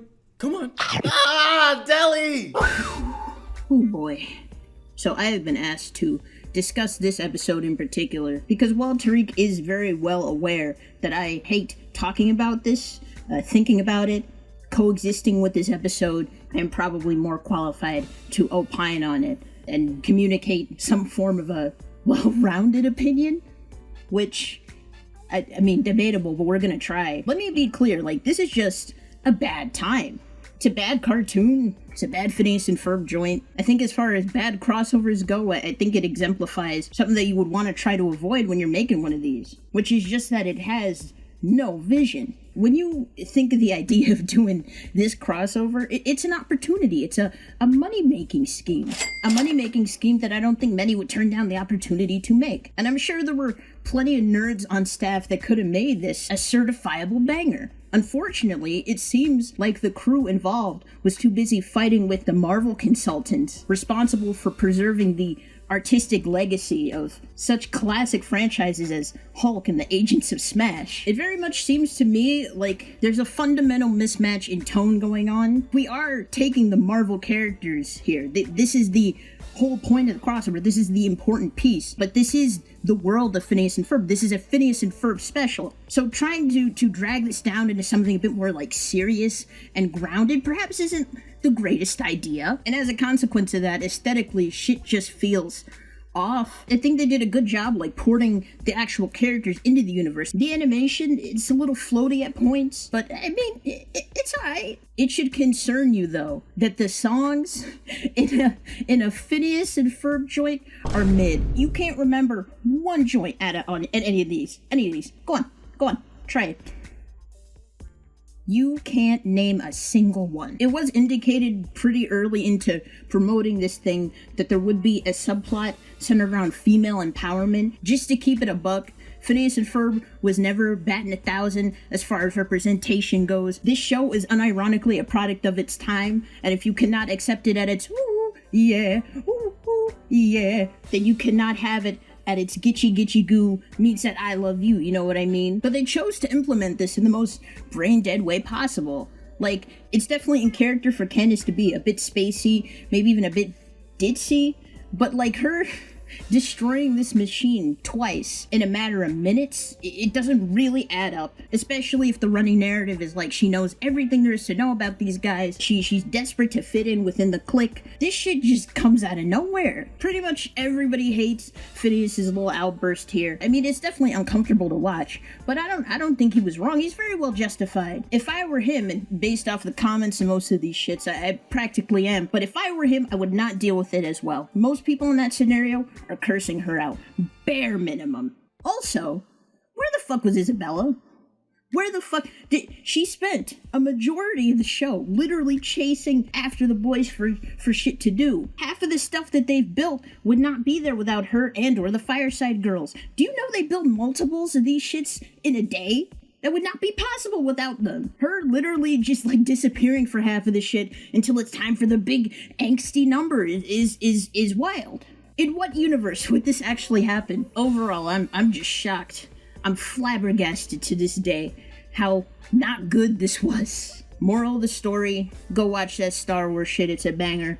I would also take the Jesse crossover with Ultimate Spider-Man. I mean, you know, why the fuck not at this point? You could have done a Club Penguin integration that would have felt more at home than this. I mean, really. Golly, Phineas and Ferb don't piss the damn dog off. I don't think I dislike Mission Marvel, but definitely when I look at the totality of Phineas and Ferb, this just kinda ain't it. It's cute, there's some funny gags, but yeah. The hardest I've smiled through this whole thing was probably seeing how happy Candace is to touch Thor's hammer. Little animation on her is so good. A few years ago, Deli and I interviewed the director of this one, so you could probably watch that if you want to hear a little more of how this was made. That video's probably good, maybe? I haven't seen it in years. Somebody on Twitter told me that it was unfortunately my best one. Whatever the fuck that means.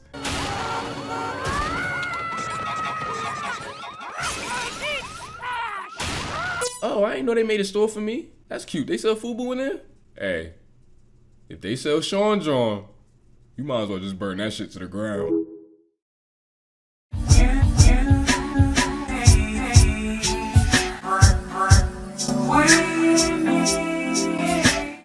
And you didn't think I'd make any money. I found $1 while I was waiting for the bus. While you were out earning that dollar, you lost $40 by not going to work. The plant called and said if you don't come in tomorrow, don't bother coming in Monday. Woohoo! A 4-day weekend. Hey, let's go, Wayne Brady. Hey, knock, everybody's running in the wood. It gets so crazy, people work so hard. There's no time to be lazy. Say, great, hey, it out, roller coaster, there's no doubt. Go to the ball, have some fun, piece of rock. Oh! I used to make a lot of weird decisions on this channel. Shit, I still do. One of those things I did was, for like a year or two, I did non-stop videos on random Disney cartoons. Not even in any particular order. Then I did it again in 2019, I guess. Only a few of them have survived the great purge of me getting rid of those videos that I'm either not proud of or just make me really uncomfortable. And one of those was that Weekenders video, man. Why? I don't know, nigga. I forgot that shit was up there, to keep it G with you. I even got the year that the show came out wrong in the fucking title. Why the fuck did y'all watch this bullshit? If it was up to me, all of these bitches would be gone. Bye-bye, How to Black.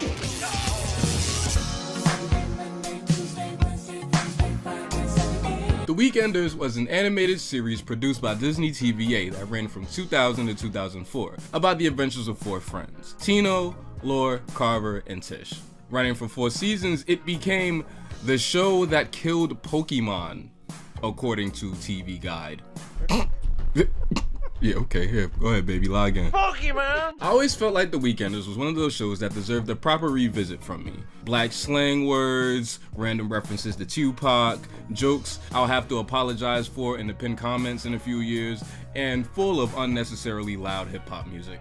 All the rap music that was going on while sometimes you couldn't even think. I didn't know what the hell I was doing back then. That video doesn't count. That was back before I watched every episode of the show before talking about it. A practice that these two bum-ass niggas laughed me out the room for when I first told them about it. Shows what they know. I'm the one, okay, with the plush toy. Fuck out of here, niggas. Suck my dick from the brat. Hey, it's your boy D-Dub in here, telling you guys a tale. No, take this shit down, nephew. Is it time for the theme song yet? Oh no, baby. This is a series review right here. We doing it big this time. You edited 2 AMVs and didn't mentally work out the placement, didn't you? You know, you might be the reason why everybody talks to me like I'm pussy.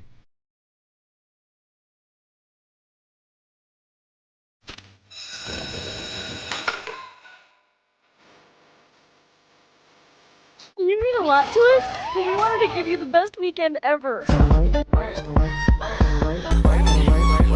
Everyone will forget who is best smile and best hair by next year. But a best friend is forever.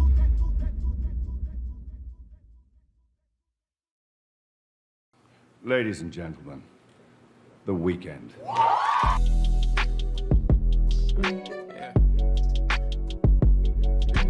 Tino, Lore, Carver, Tish. The Weekenders. Hey, this title sucks. What the fuck is a Weekender? At some point, you got an offer for the Weekenders, and I was like, what's the Weekenders? Someone, we still don't know whom, had just arbitrarily called it the Weekenders and written it on a piece of paper when they made the offer, and that wound up being the name of the show. To this day, no one knows where the title of the show came from. All we know is that Michael Eisner said, I love the show. The only thing I don't like is the title. The title is terrible. And we were like, we'll change it. And then we never changed it. This is Doug Langdale. He's responsible for creating this show, Project Geeker, and Dave the Barbarian. Oh damn, I said the quiet part loud and the loud part quiet. Oh dear. Every episode takes place over the course of the weekend, typically starting on Friday or Saturday, depending on what kind of story it is. And the characters usually always learn a lesson by Sunday. And maybe it'll bleed into Monday a little bit sometimes too. Right off the bat, you understand that the draw of the show is definitely the friendship between the main 4 characters. No high concepts, not even anything particularly extravagant going on. If I may jock a word that y'all been using ever since I said I was gonna do this show, it's pretty cozy. It's comfy. A real laid back, chill vibe. Which I needed. You know, Charlie Brown and them was just doing magic and shit last time. Approach with extreme caution. Tish? Yup, intro clip. There it is. Got one.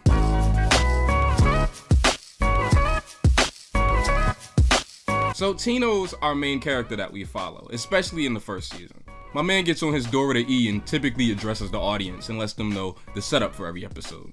So I am super excited because it's Friday and my mom's having her vernal equinox party. I know, vernal equinox sounds like some kind of protein drink, but it's one of 2 days every year when day and night are the same length. Because every year I get a party and a total top shelf present. It's like Christmas, only warmer, and there's no TV specials. Fam, I love all of these characters, but boy did I get attached to Tino. He's really anxious, clumsy, overzealous, and relentlessly sarcastic. I admire that he has his own very clear, bold character traits and wasn't just made to be a blank slate for the audience to assert themselves as. He's played by Jason Marsden, who smokes it. You can def hear a little Max goof pop out when he lets it. Yup. Think again. My best friend's gone because of you and your stupid racism. I hate you. Yo, never fails, my nigga. Ooh, I'm very disappointed in you. Okay, what's up? How do you know something's up? Oh, it just seems like you always have some kind of problem by Saturday night. Tino gets a lot of his advice for how to deal with his friend's issues from his mom Dukes, who... Does she have a name? I watched this whole show, and I can't remember if she gets a first name. Hold up, let me fucking see this shit. She does not. Nice. Nice. I think it was in that Ginger video. I'm quoted in saying that the best animated moms are a toss-up between Ginger's moms and Tino's moms, and I stand by that. And, okay, by best mom, I'm not calling them the hottest, you fucking weirdos. And if I was, my answer would have to be Donna, otherwise I am anti-black. Yeah, so okay, Tino's mom is the best and all, she's great, but she be borderline feeding this nigga dog shit, son. Somebody should call Child Protective Services. Let's go, guys. Yeah, before we find out what the bream in bream cheese is. Well, actually, bream is a type of... No, don't want Mom. Oh my god. Mom, what's this? Yo, that right there, that's real genuine goat ass, fresh off the skillet. I don't know why I made her sound like a bank scammer. Oh, you got Cash App, bro? One thing they do with Tino and his moms that I really appreciate is that they don't shy away from the fact that Tino's dad isn't around anymore. And it's not even like a death thing. It's a full divorce, which is handled so believably. So that it's believable? Whatever, who cares? Raising a kid is already impossible. You finna tell me that she gotta do this shit by herself? Sometimes we think someone would be perfect if only we could change one thing about them. But when we change that one thing, suddenly they're not the person we knew. Yeah, okay. Then before you know it, you're divorced and raising a child all on your own. This isn't about Laura anymore, is it? Man, there's this really great episode in the second season where Tino's mom goes on a date with this guy, Dixon, that Tino and his friends really like. And it does a lot of things really well, but one thing I really like about it is the conversation Tino has with his mom. In just 30 seconds, they address so much in such a mature way, man. This shit was really dope to see when I got to this one. Tino, I know you want Dixon and me to like each other. Mom, I promise I won't mess with your social life anymore. Well, it's not that. I'm just worried that it's hard for you, being the only one of your friends who doesn't have a father at home. I don't know. I don't remember what it was like with Dad around. Anyway, what are you gonna do? Marry some guy just so I have a dad? Yeah, right. Mom, I think we'll be just fine the way we are. Yeah, we probably will be. Although I understand Dixon makes a very comfortable living. Give it a rest, sweetie, huh? If YouTube lets me get that whole scene off, they pussy. Who, me? No, I wasn't even talking. Oh my gosh, you think I'm in love with you. Gotcha, you little bunny. Oh, you look malnourished. Okay, so Laura is the jock. She's tough and confident. But you know, one thing I like about her is that they give her more to do than just being the one that plays sports the best. One of her ongoing story things is that she wants to impress this Rick and Morty background character ass nigga, Thomas, who she has a crush on throughout the whole show. Man, the longer the show goes on, the stupider Laura gets. This is like some Homer Simpson shit. I didn't even notice it until season 3. By then, it's damn near every other line of dialogue of hers just proving that she doesn't pay attention to anything anyone's saying. She reminds me a lot of you guys. Well, since I'm gonna be an actor... I thought you were gonna be a poet. That was last week. Anyway, the point is, other people's families do stuff weird. Wow, Laura has a point. Where? Laura has anywhere between 12 and 16 brothers. I'm saying it that way because one of the running jokes in this show is that there's so many of them niggas that Laura doesn't even know how many she has. As a 15-year-old, okay, in my first video on this show, I made a joke about how much sex the parents had to have in order for that to be an outcome. Because it had to be a lot. But as a 23-year-old with bills, all I can think about is how long it's gonna take to pass the phone around for Uber Eats. And how I ain't paying for the shit. Yo, Unc, you got this one? Whoa, whoa, whoa, whoa, whoa, whoa, whoa, whoa, whoa, whoa, whoa, whoa, whoa. Speaking of running gags, man, this show thrives on those. Whether it be the wild shit Tino's mom cooks for dinner, the changing themes of the pizza spot every episode, whatever. If I had a nickel for every joke they make about Carver cross-dressing, I'd have 2 nickels. Which, you know, isn't a lot, but it's weird that it happened twice, right? I didn't buy this. This for my sister? I hate wearing contact lenses. My eyes get all boogery. Carve? How come you had all these clothes in your closet? Halloween costume. This pizza spot shit is hilarious, son. Every time I see one that I think is the best one, they do a different one that's even more hilarious. Like this discount pizza shit from the second episode of season 3 is wild funny. Got this shit looking like that part in Thugaboo. I bring up Thugaboo later in this too. That's kind of like, that's just what happens when you take your notes over the course of a week. Hey, those are mine. Hey, you should review. Already did. Attention shoppers! All designer hot dogs have been marked down 75%. Uh-oh. There's this other one that they do in season 3 that's deadass just called Where's the Pizza? And bro just makes niggas look for it. This shit is hilarious, man. I ain't gonna lie. I don't know how they kept coming up with these, and there's so many of them too. Leave it to me, and I would have opted out in season 2 and just did shit like welfare pizza. The cheese doesn't melt. Whatever. Carver, I need you. Alright, son, this one made me laugh. Man, of course I got more notes about Carver than anyone else, man. I'm about to deactivate my shit, son. Out of all the characters, I think Carver might actually be the worst person. He's not a bad dude or anything. He's just really conceited, really selfish, overly confident. But it's not turned up to 11, making you wonder why everyone would still be friends with him. He definitely has his good traits and is still there for his friends. He's just kinda stupid sometimes. You say that like it's a good thing. I don't think there's anything deeper here. They didn't make him this way just because he's black or anything. That's just kind of who he is. I definitely had a blast watching him in these. I actually think he might be my favorite character that Phil Lamar voices. And yes, above Static.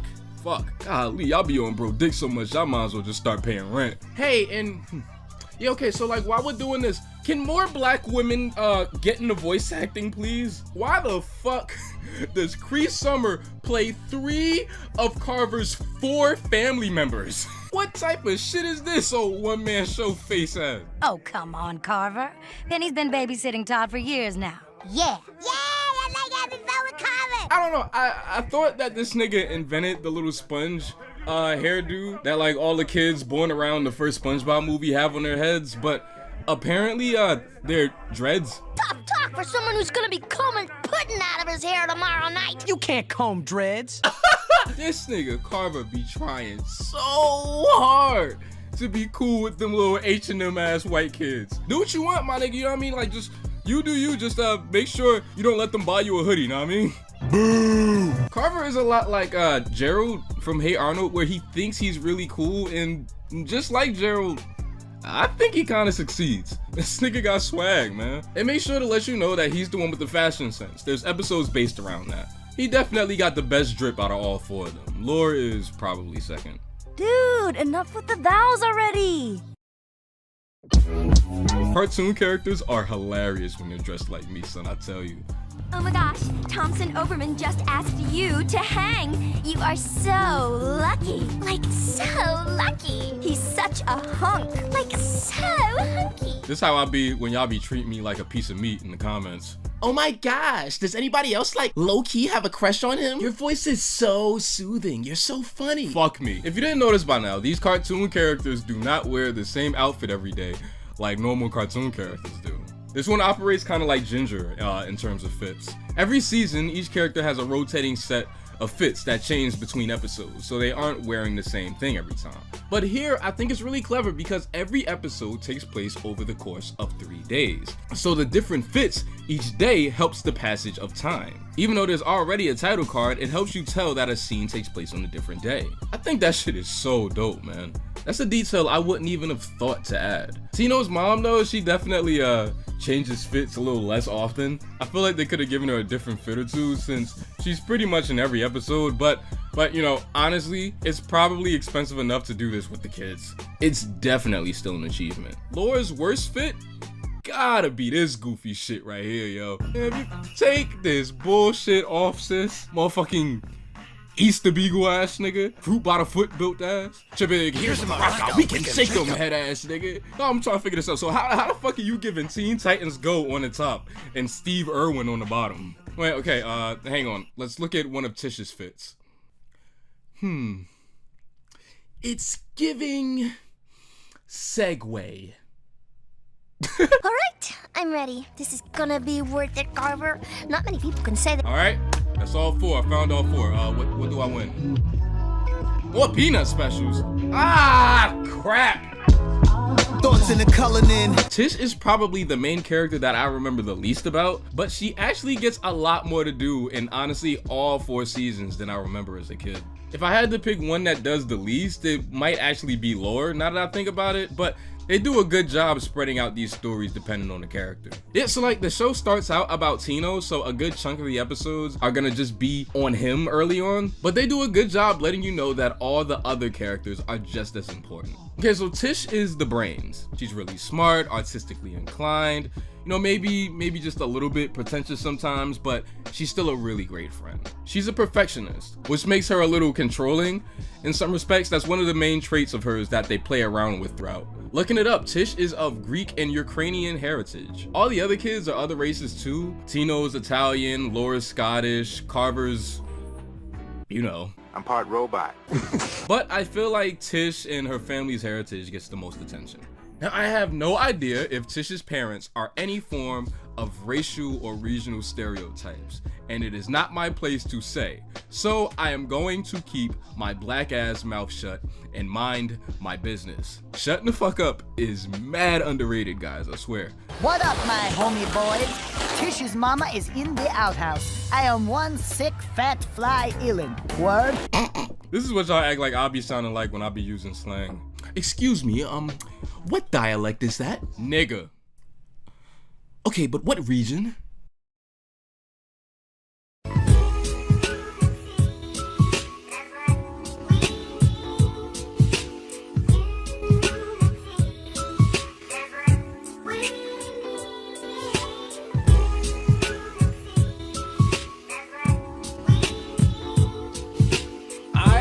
Strike supremacy in everybody on this podcast's house, and it is my fault.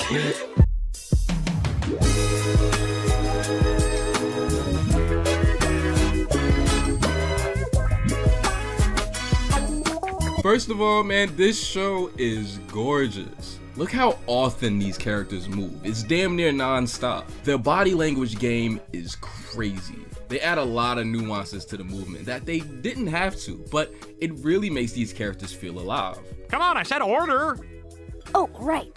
We want a large pepperoni and 4 colas. Like, look at Laura here. They didn't have to make her move her hair out of her face, but they did, and it honestly looks rad. They incorporate these shadows on the characters too, starting really heavy in the second season. It's an extra mile they didn't have to go, but it looks good. One thing that's weird about the animation though is that sometimes I'm noticing that like the eye lines get messed up. Like Tino will be talking to us, but his pupils will be like off to like the edge of the screen, or Carver will be talking to Laura, but he'll be like looking towards the ground. It's not really distracting until you notice it, so you're welcome for ruining the entire series for you. Which one of you 10 kids in this room are responsible for these defective sneakers?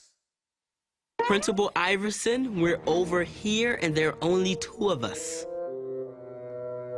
Wow! What show is that? Thugaboo. I haven't seen that thing in years. Hey, you should do a video on it. Already did. Cool!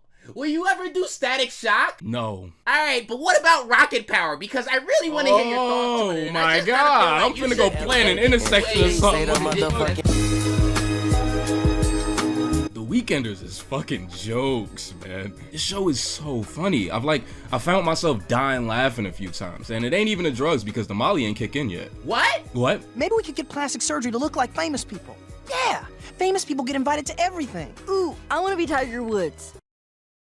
Tiger Woods' wife was white, right? I don't know. That happened back when I got all my news from South Park. I love the way that it's written in general, honestly. I know whenever I do these big series videos, there's usually a section where I play Eric B and Rakim and rant about a really ridiculous episode, which y'all love because y'all love to see a black man raise his blood pressure, but honestly, the worst the Weekenders gets is just kind of fine. Like, I don't think that there's any bad episodes. It's honestly pretty consistent. This isn't a brace face or a ginger. There isn't constant character growth or ongoing arcs, but stuff does happen and it does matter. In the season 2 finale, Tino gets a crush on this girl, Tasha, and in the season 3 opener, he name drops her. The new issue of Captain Dreadnought is out. Tasha will be at the comic book store, and I plan to accidentally run into her. I was so convinced that this joint with Tino's mom dating was just kind of a one-off, but her boyfriend just casually shows up a few episodes later. Stuff happens just kind of like in the background. And while I can't say that I like this approach better necessarily, I definitely appreciate the attention to detail in that regard. It rewards the audience for paying attention back in a time before niggas was dissecting every little detail on Twitter. Y'all be blowing my shit, my nigga. Y'all don't even want to see my muted words. There's so many little details that come up sometime, only like once a season, but they keep track of them shits. Like Carver says that he likes extra cheese on his pizza as like a one-off joke once, but they bring that shit up every once in a while. Stop! You're eating science! Well, science could use a little more cheese. And that's really cool. They didn't have to do that. It's not even like they said that it was his favorite food or anything. And this bit with Thomas and Laura rules. It's the last episode of the series to focus on how much she likes him, and he pretty much just gives her a recap. I'm flattered that you wanted to impress me, but we've been through this over and over. Remember when you tried the girly thing, and then the brainy thing? Vaguely. One thing I like that they do is that they'll take one of the characters' character traits and do an entire episode dissecting it. I really think that's a cool way to help develop these characters. Like, they do an episode about Carver not listening, and if you pay attention for most of the run, you'll see that he has a problem with that every once in a while. Or they make Tino really anxious and overthinky sometimes, so they do an episode about him not liking this about himself and depriving himself of all emotion, which I identify with. I've actually tried this a few times because I hate how anxious I get about everything. But I don't know, I think I've mastered not caring about what other people think. You don't think that sounds mean, do you? The real fun too is when they play with character combos. What is Tish and Tino's relationship like? What is Carver and Laura's, or Tino and Laura's? They do a better job at this than other shows I've covered, like Mike Gluenog or Braceface. We know these characters function great as a unit, but if you remove one of them, can they still be interesting? Do they still have a relationship? Are they still friends? By the end of the series, you're not wondering how they all feel about each other. Every corner of these relationships is explored. So the show started out as just Tino being the one talking to and addressing the audience, and they do like these little subversions every once in a while. It's cute. But by season 3, boy, they didn't give a fuck. Shit, the subversion now is when it's just Tino. In one of these, they literally started out by making all 4 of them talk to the audience. I do not remember them doing this, son. Like, not at all. And you know what happens then? Tish and I take pity on them and help them with their homework. Yeah, mostly by doing it for them. But that won't happen this time. We promise we are never gonna make them come to our rescue again. No. I think the reason they started letting all the other kids talk to the audience instead of just Tino is because it was probably really difficult to write Tino talking to us about a lesson Carver or Tish learned. Like, it's easier and makes more sense for them to talk to us about the lesson that they learned instead of it coming from Tino, who sometimes might not even be around for their epiphany moment. I don't really understand how their universe works, but it's gotta be better than ours. One thing that this show does that a lot of other ones around this time did was make the boys really nervous to talk to the girls. I guess this is a universal thing, but like, I didn't start feeling this way until my 20s. Hey, okay, would you like to, I'm sorry, like, would you like to... Fuck me. There's this one episode in the first season where Tino and Carver are really nervous about going to a boy-girl party. Man, these little niggas is hoes, son. You know how turnt we would have been to go to one of them shits back in 6th grade? Man, fam, we would have just...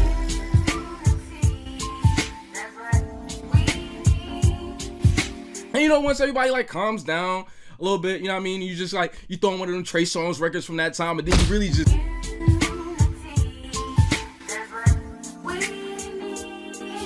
All respectfully though, respectfully, like no disrespect whatsoever. All right, I'm supposed to be talking about a cartoon or something. Sex. They got this other episode, right, where this nigga Carver is scared to go on a date with a tall girl at a school because he's scared everyone will make fun of him. And I think this just might just be the difference between a boy and a man, because if it was a tall woman at this big age, man, I would have climbed that. Nah, don't play the music. By season 3, I kind of figured out what I really like that the show does and what I'm kind of indifferent on. I don't know if there's like anything that I don't like all the way, honestly. Like the plot lines where the characters have a crush or anything interpersonal, love those, man. Those are the best. Those are some of my like favorite ones. But I found myself a little less interested when I start an episode and it was just another sports joint. Like, alright, my nigga, we get it. Don't beef with your friends over competition and don't cheat on a white woman. Got it. Laura said she wanted to be Tiger Woods, yeah? I don't want to jump the gun. I'm kind of taking these notes in order as I watch, but I think this My Punky Valentine episode is my favorite episode of the entire series. So Tino gets a crush on this punk looking girl and his homies think that she's weird. They keep calling her weird, remember that. So they keep trying to get bro to have a crush on other people that they wouldn't mind hanging out with. Whole time, bro is switching his swag up and running around town trying to run into Tasha, the punk girl. Do you have any rub-on tattoos? No, they're all real. I mean for sale. All right. Wait, what was the question? When every girl they try to set bro up with falls through, they do this. And fam, okay, this is probably one of the sickest jokes in literally any Disney cartoon. There has to be someone he'd get a crush on. You know who we need? Jennifer Love Hewitt. Oh, yeah. She'd be perfect. What do you think, Jennifer Love Hewitt? Can you help us out? Sure, why not? Fam! Wait a minute, hold on. So Tino even dubs Jennifer Love Hewitt, who was like queen of the white people at one point, I think. Yeah, I don't know. I don't really know what else y'all got going on over there besides Tony Hawk. Yeah, they feel bad for interfering in Tino's life, so they look to find a way to apologize. Hi, can I go now? Sure. Here's $1. Buy yourself something nice.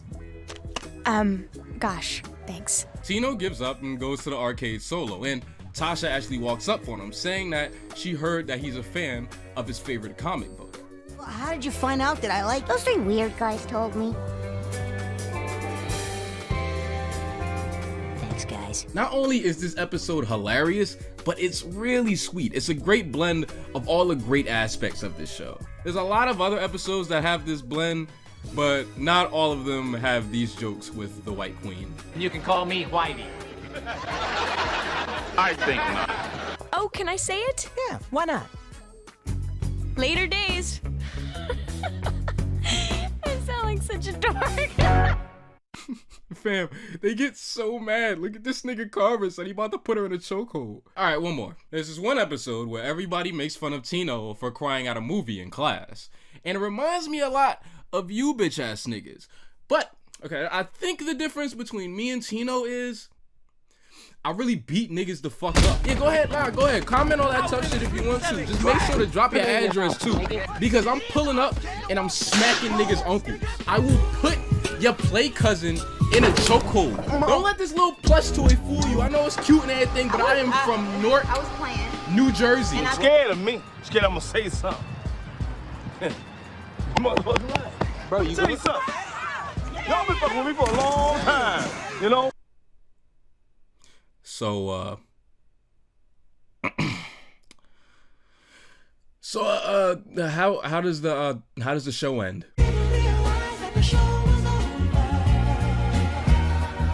The Weeknders is another one that kind of has like one of those open endings, just in case they wanted to come back and do more stories. But I do think that they do a great job wrapping up the series. The whole show, we hear Tino's dad mentioned in passing, referencing the fact that he lives on the East Coast, and that he's never been back to the hood since the divorce. Tino's gone to go visit him plenty of times, but we've never actually seen him. But this time, he comes to visit Tino. Tino vents that every time they chill together, his dad comes up with all of these elaborate plans to do like all this cool shit, but really he just wants to spend some time with him solo. We then learn that Tino's dad actually does this because he's insecure and thinks Tino will find him boring. They work it out in this beautiful scene right here. Dad, I know you want to do all this stuff and see all these people, but I hardly ever get to see you, and you always have stuff planned, and I wish just for once you and me could do something by ourselves. Time to get on board, folks. I'm sorry, I don't know what to... Forget it. I was just being stupid. Tino, That's no big deal. Go ahead, talk to your friend. Wait, didn't I go to school with you?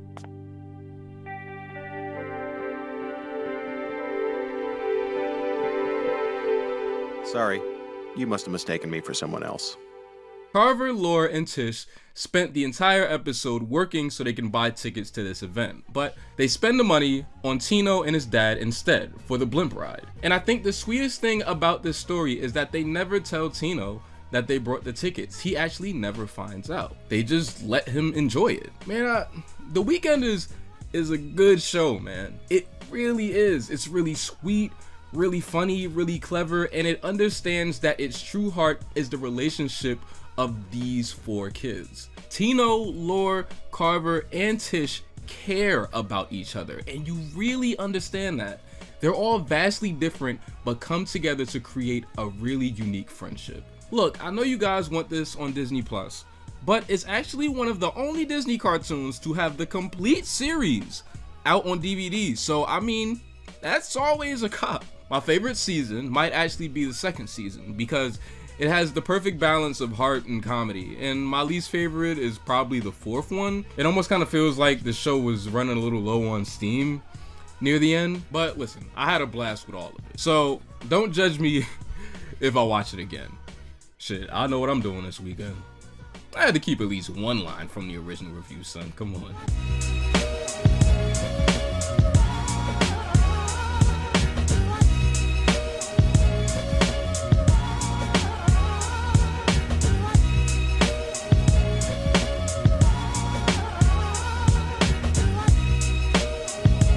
You are beyond best friends. You guys are supreme friends. Later days.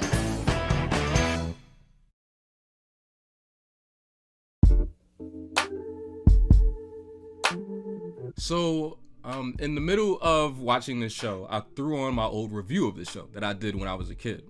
I had to be like 15 at the time or something like that when I threw that together. And man, did that shit make me uncomfortable. Like, I could barely stand to listen or pay attention to the screen. And the shit was only 5 minutes long. I didn't even disagree with a lot of what I was saying for the most part, son. It's just that shit was just kind of gross. But man, I don't know. I just kind of feel that way about a lot of my videos in general. All of those videos of mine that like y'all love, I hate them shit, son. I can barely watch anything that I didn't make this year. The very thought of certain videos literally makes my stomach turn. But I think I hate them because I'm not the person that I was anymore when I put those things together. I don't feel like they encapsulate my feelings, my emotions, just like, at least not anymore. And I guess in a way, revisiting The Weekenders was a selfish experience, because while I enjoyed the hell out of it and had a blast, once I ran the first review back, it became really growth motivated. I think it's cool though that every version of yourself has the power to change people's lives, right? Even when you yourself aren't exactly feeling positive. That's a good motivator for why I only do videos on things that I like, stuff that I have a personal connection to, and why I push everyone to be kind to each other. The words you say have weight, and if that's the case, why not spread love? Listen, man, look, the guy who reviewed The Weekenders 8 years ago isn't the same guy who's reviewing The Weekenders in 2021. This one has a plush. And maybe that's what grew me to revisiting The Weekenders, you know? Sort of as a way to stamp back and stamp my growth. A middle finger to the old, I guess. I hate you. I'm better than you now, nigga. But, okay, so I'm not who I am today in spite of that old stuff. I'm here because of it. So please, be kind to each other and be kind to yourself. Encourage and embrace growth. Because I don't know, just because I hate the stuff in the past doesn't mean that I have to stop. In fact, learning from the mistakes of the past just kind of makes the future a little more easier. A little more easier. A little more easy? Whatever, who cares? Later days.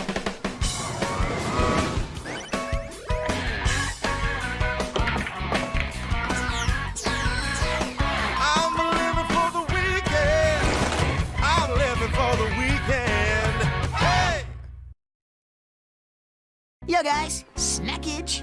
You didn't ask what we wanted, Tino. All right, like I don't know what you guys want. We've spent nearly every weekend together since first grade. We are synchronized.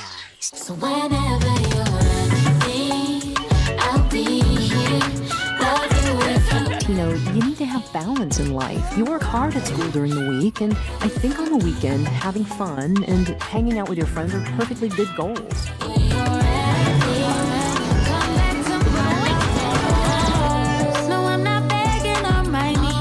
Looking out on the beauty of this sunset, I have to believe that the world is good. You know, at times like this, when we're all together and happy, I find myself thinking of robots? Yeah, why is that?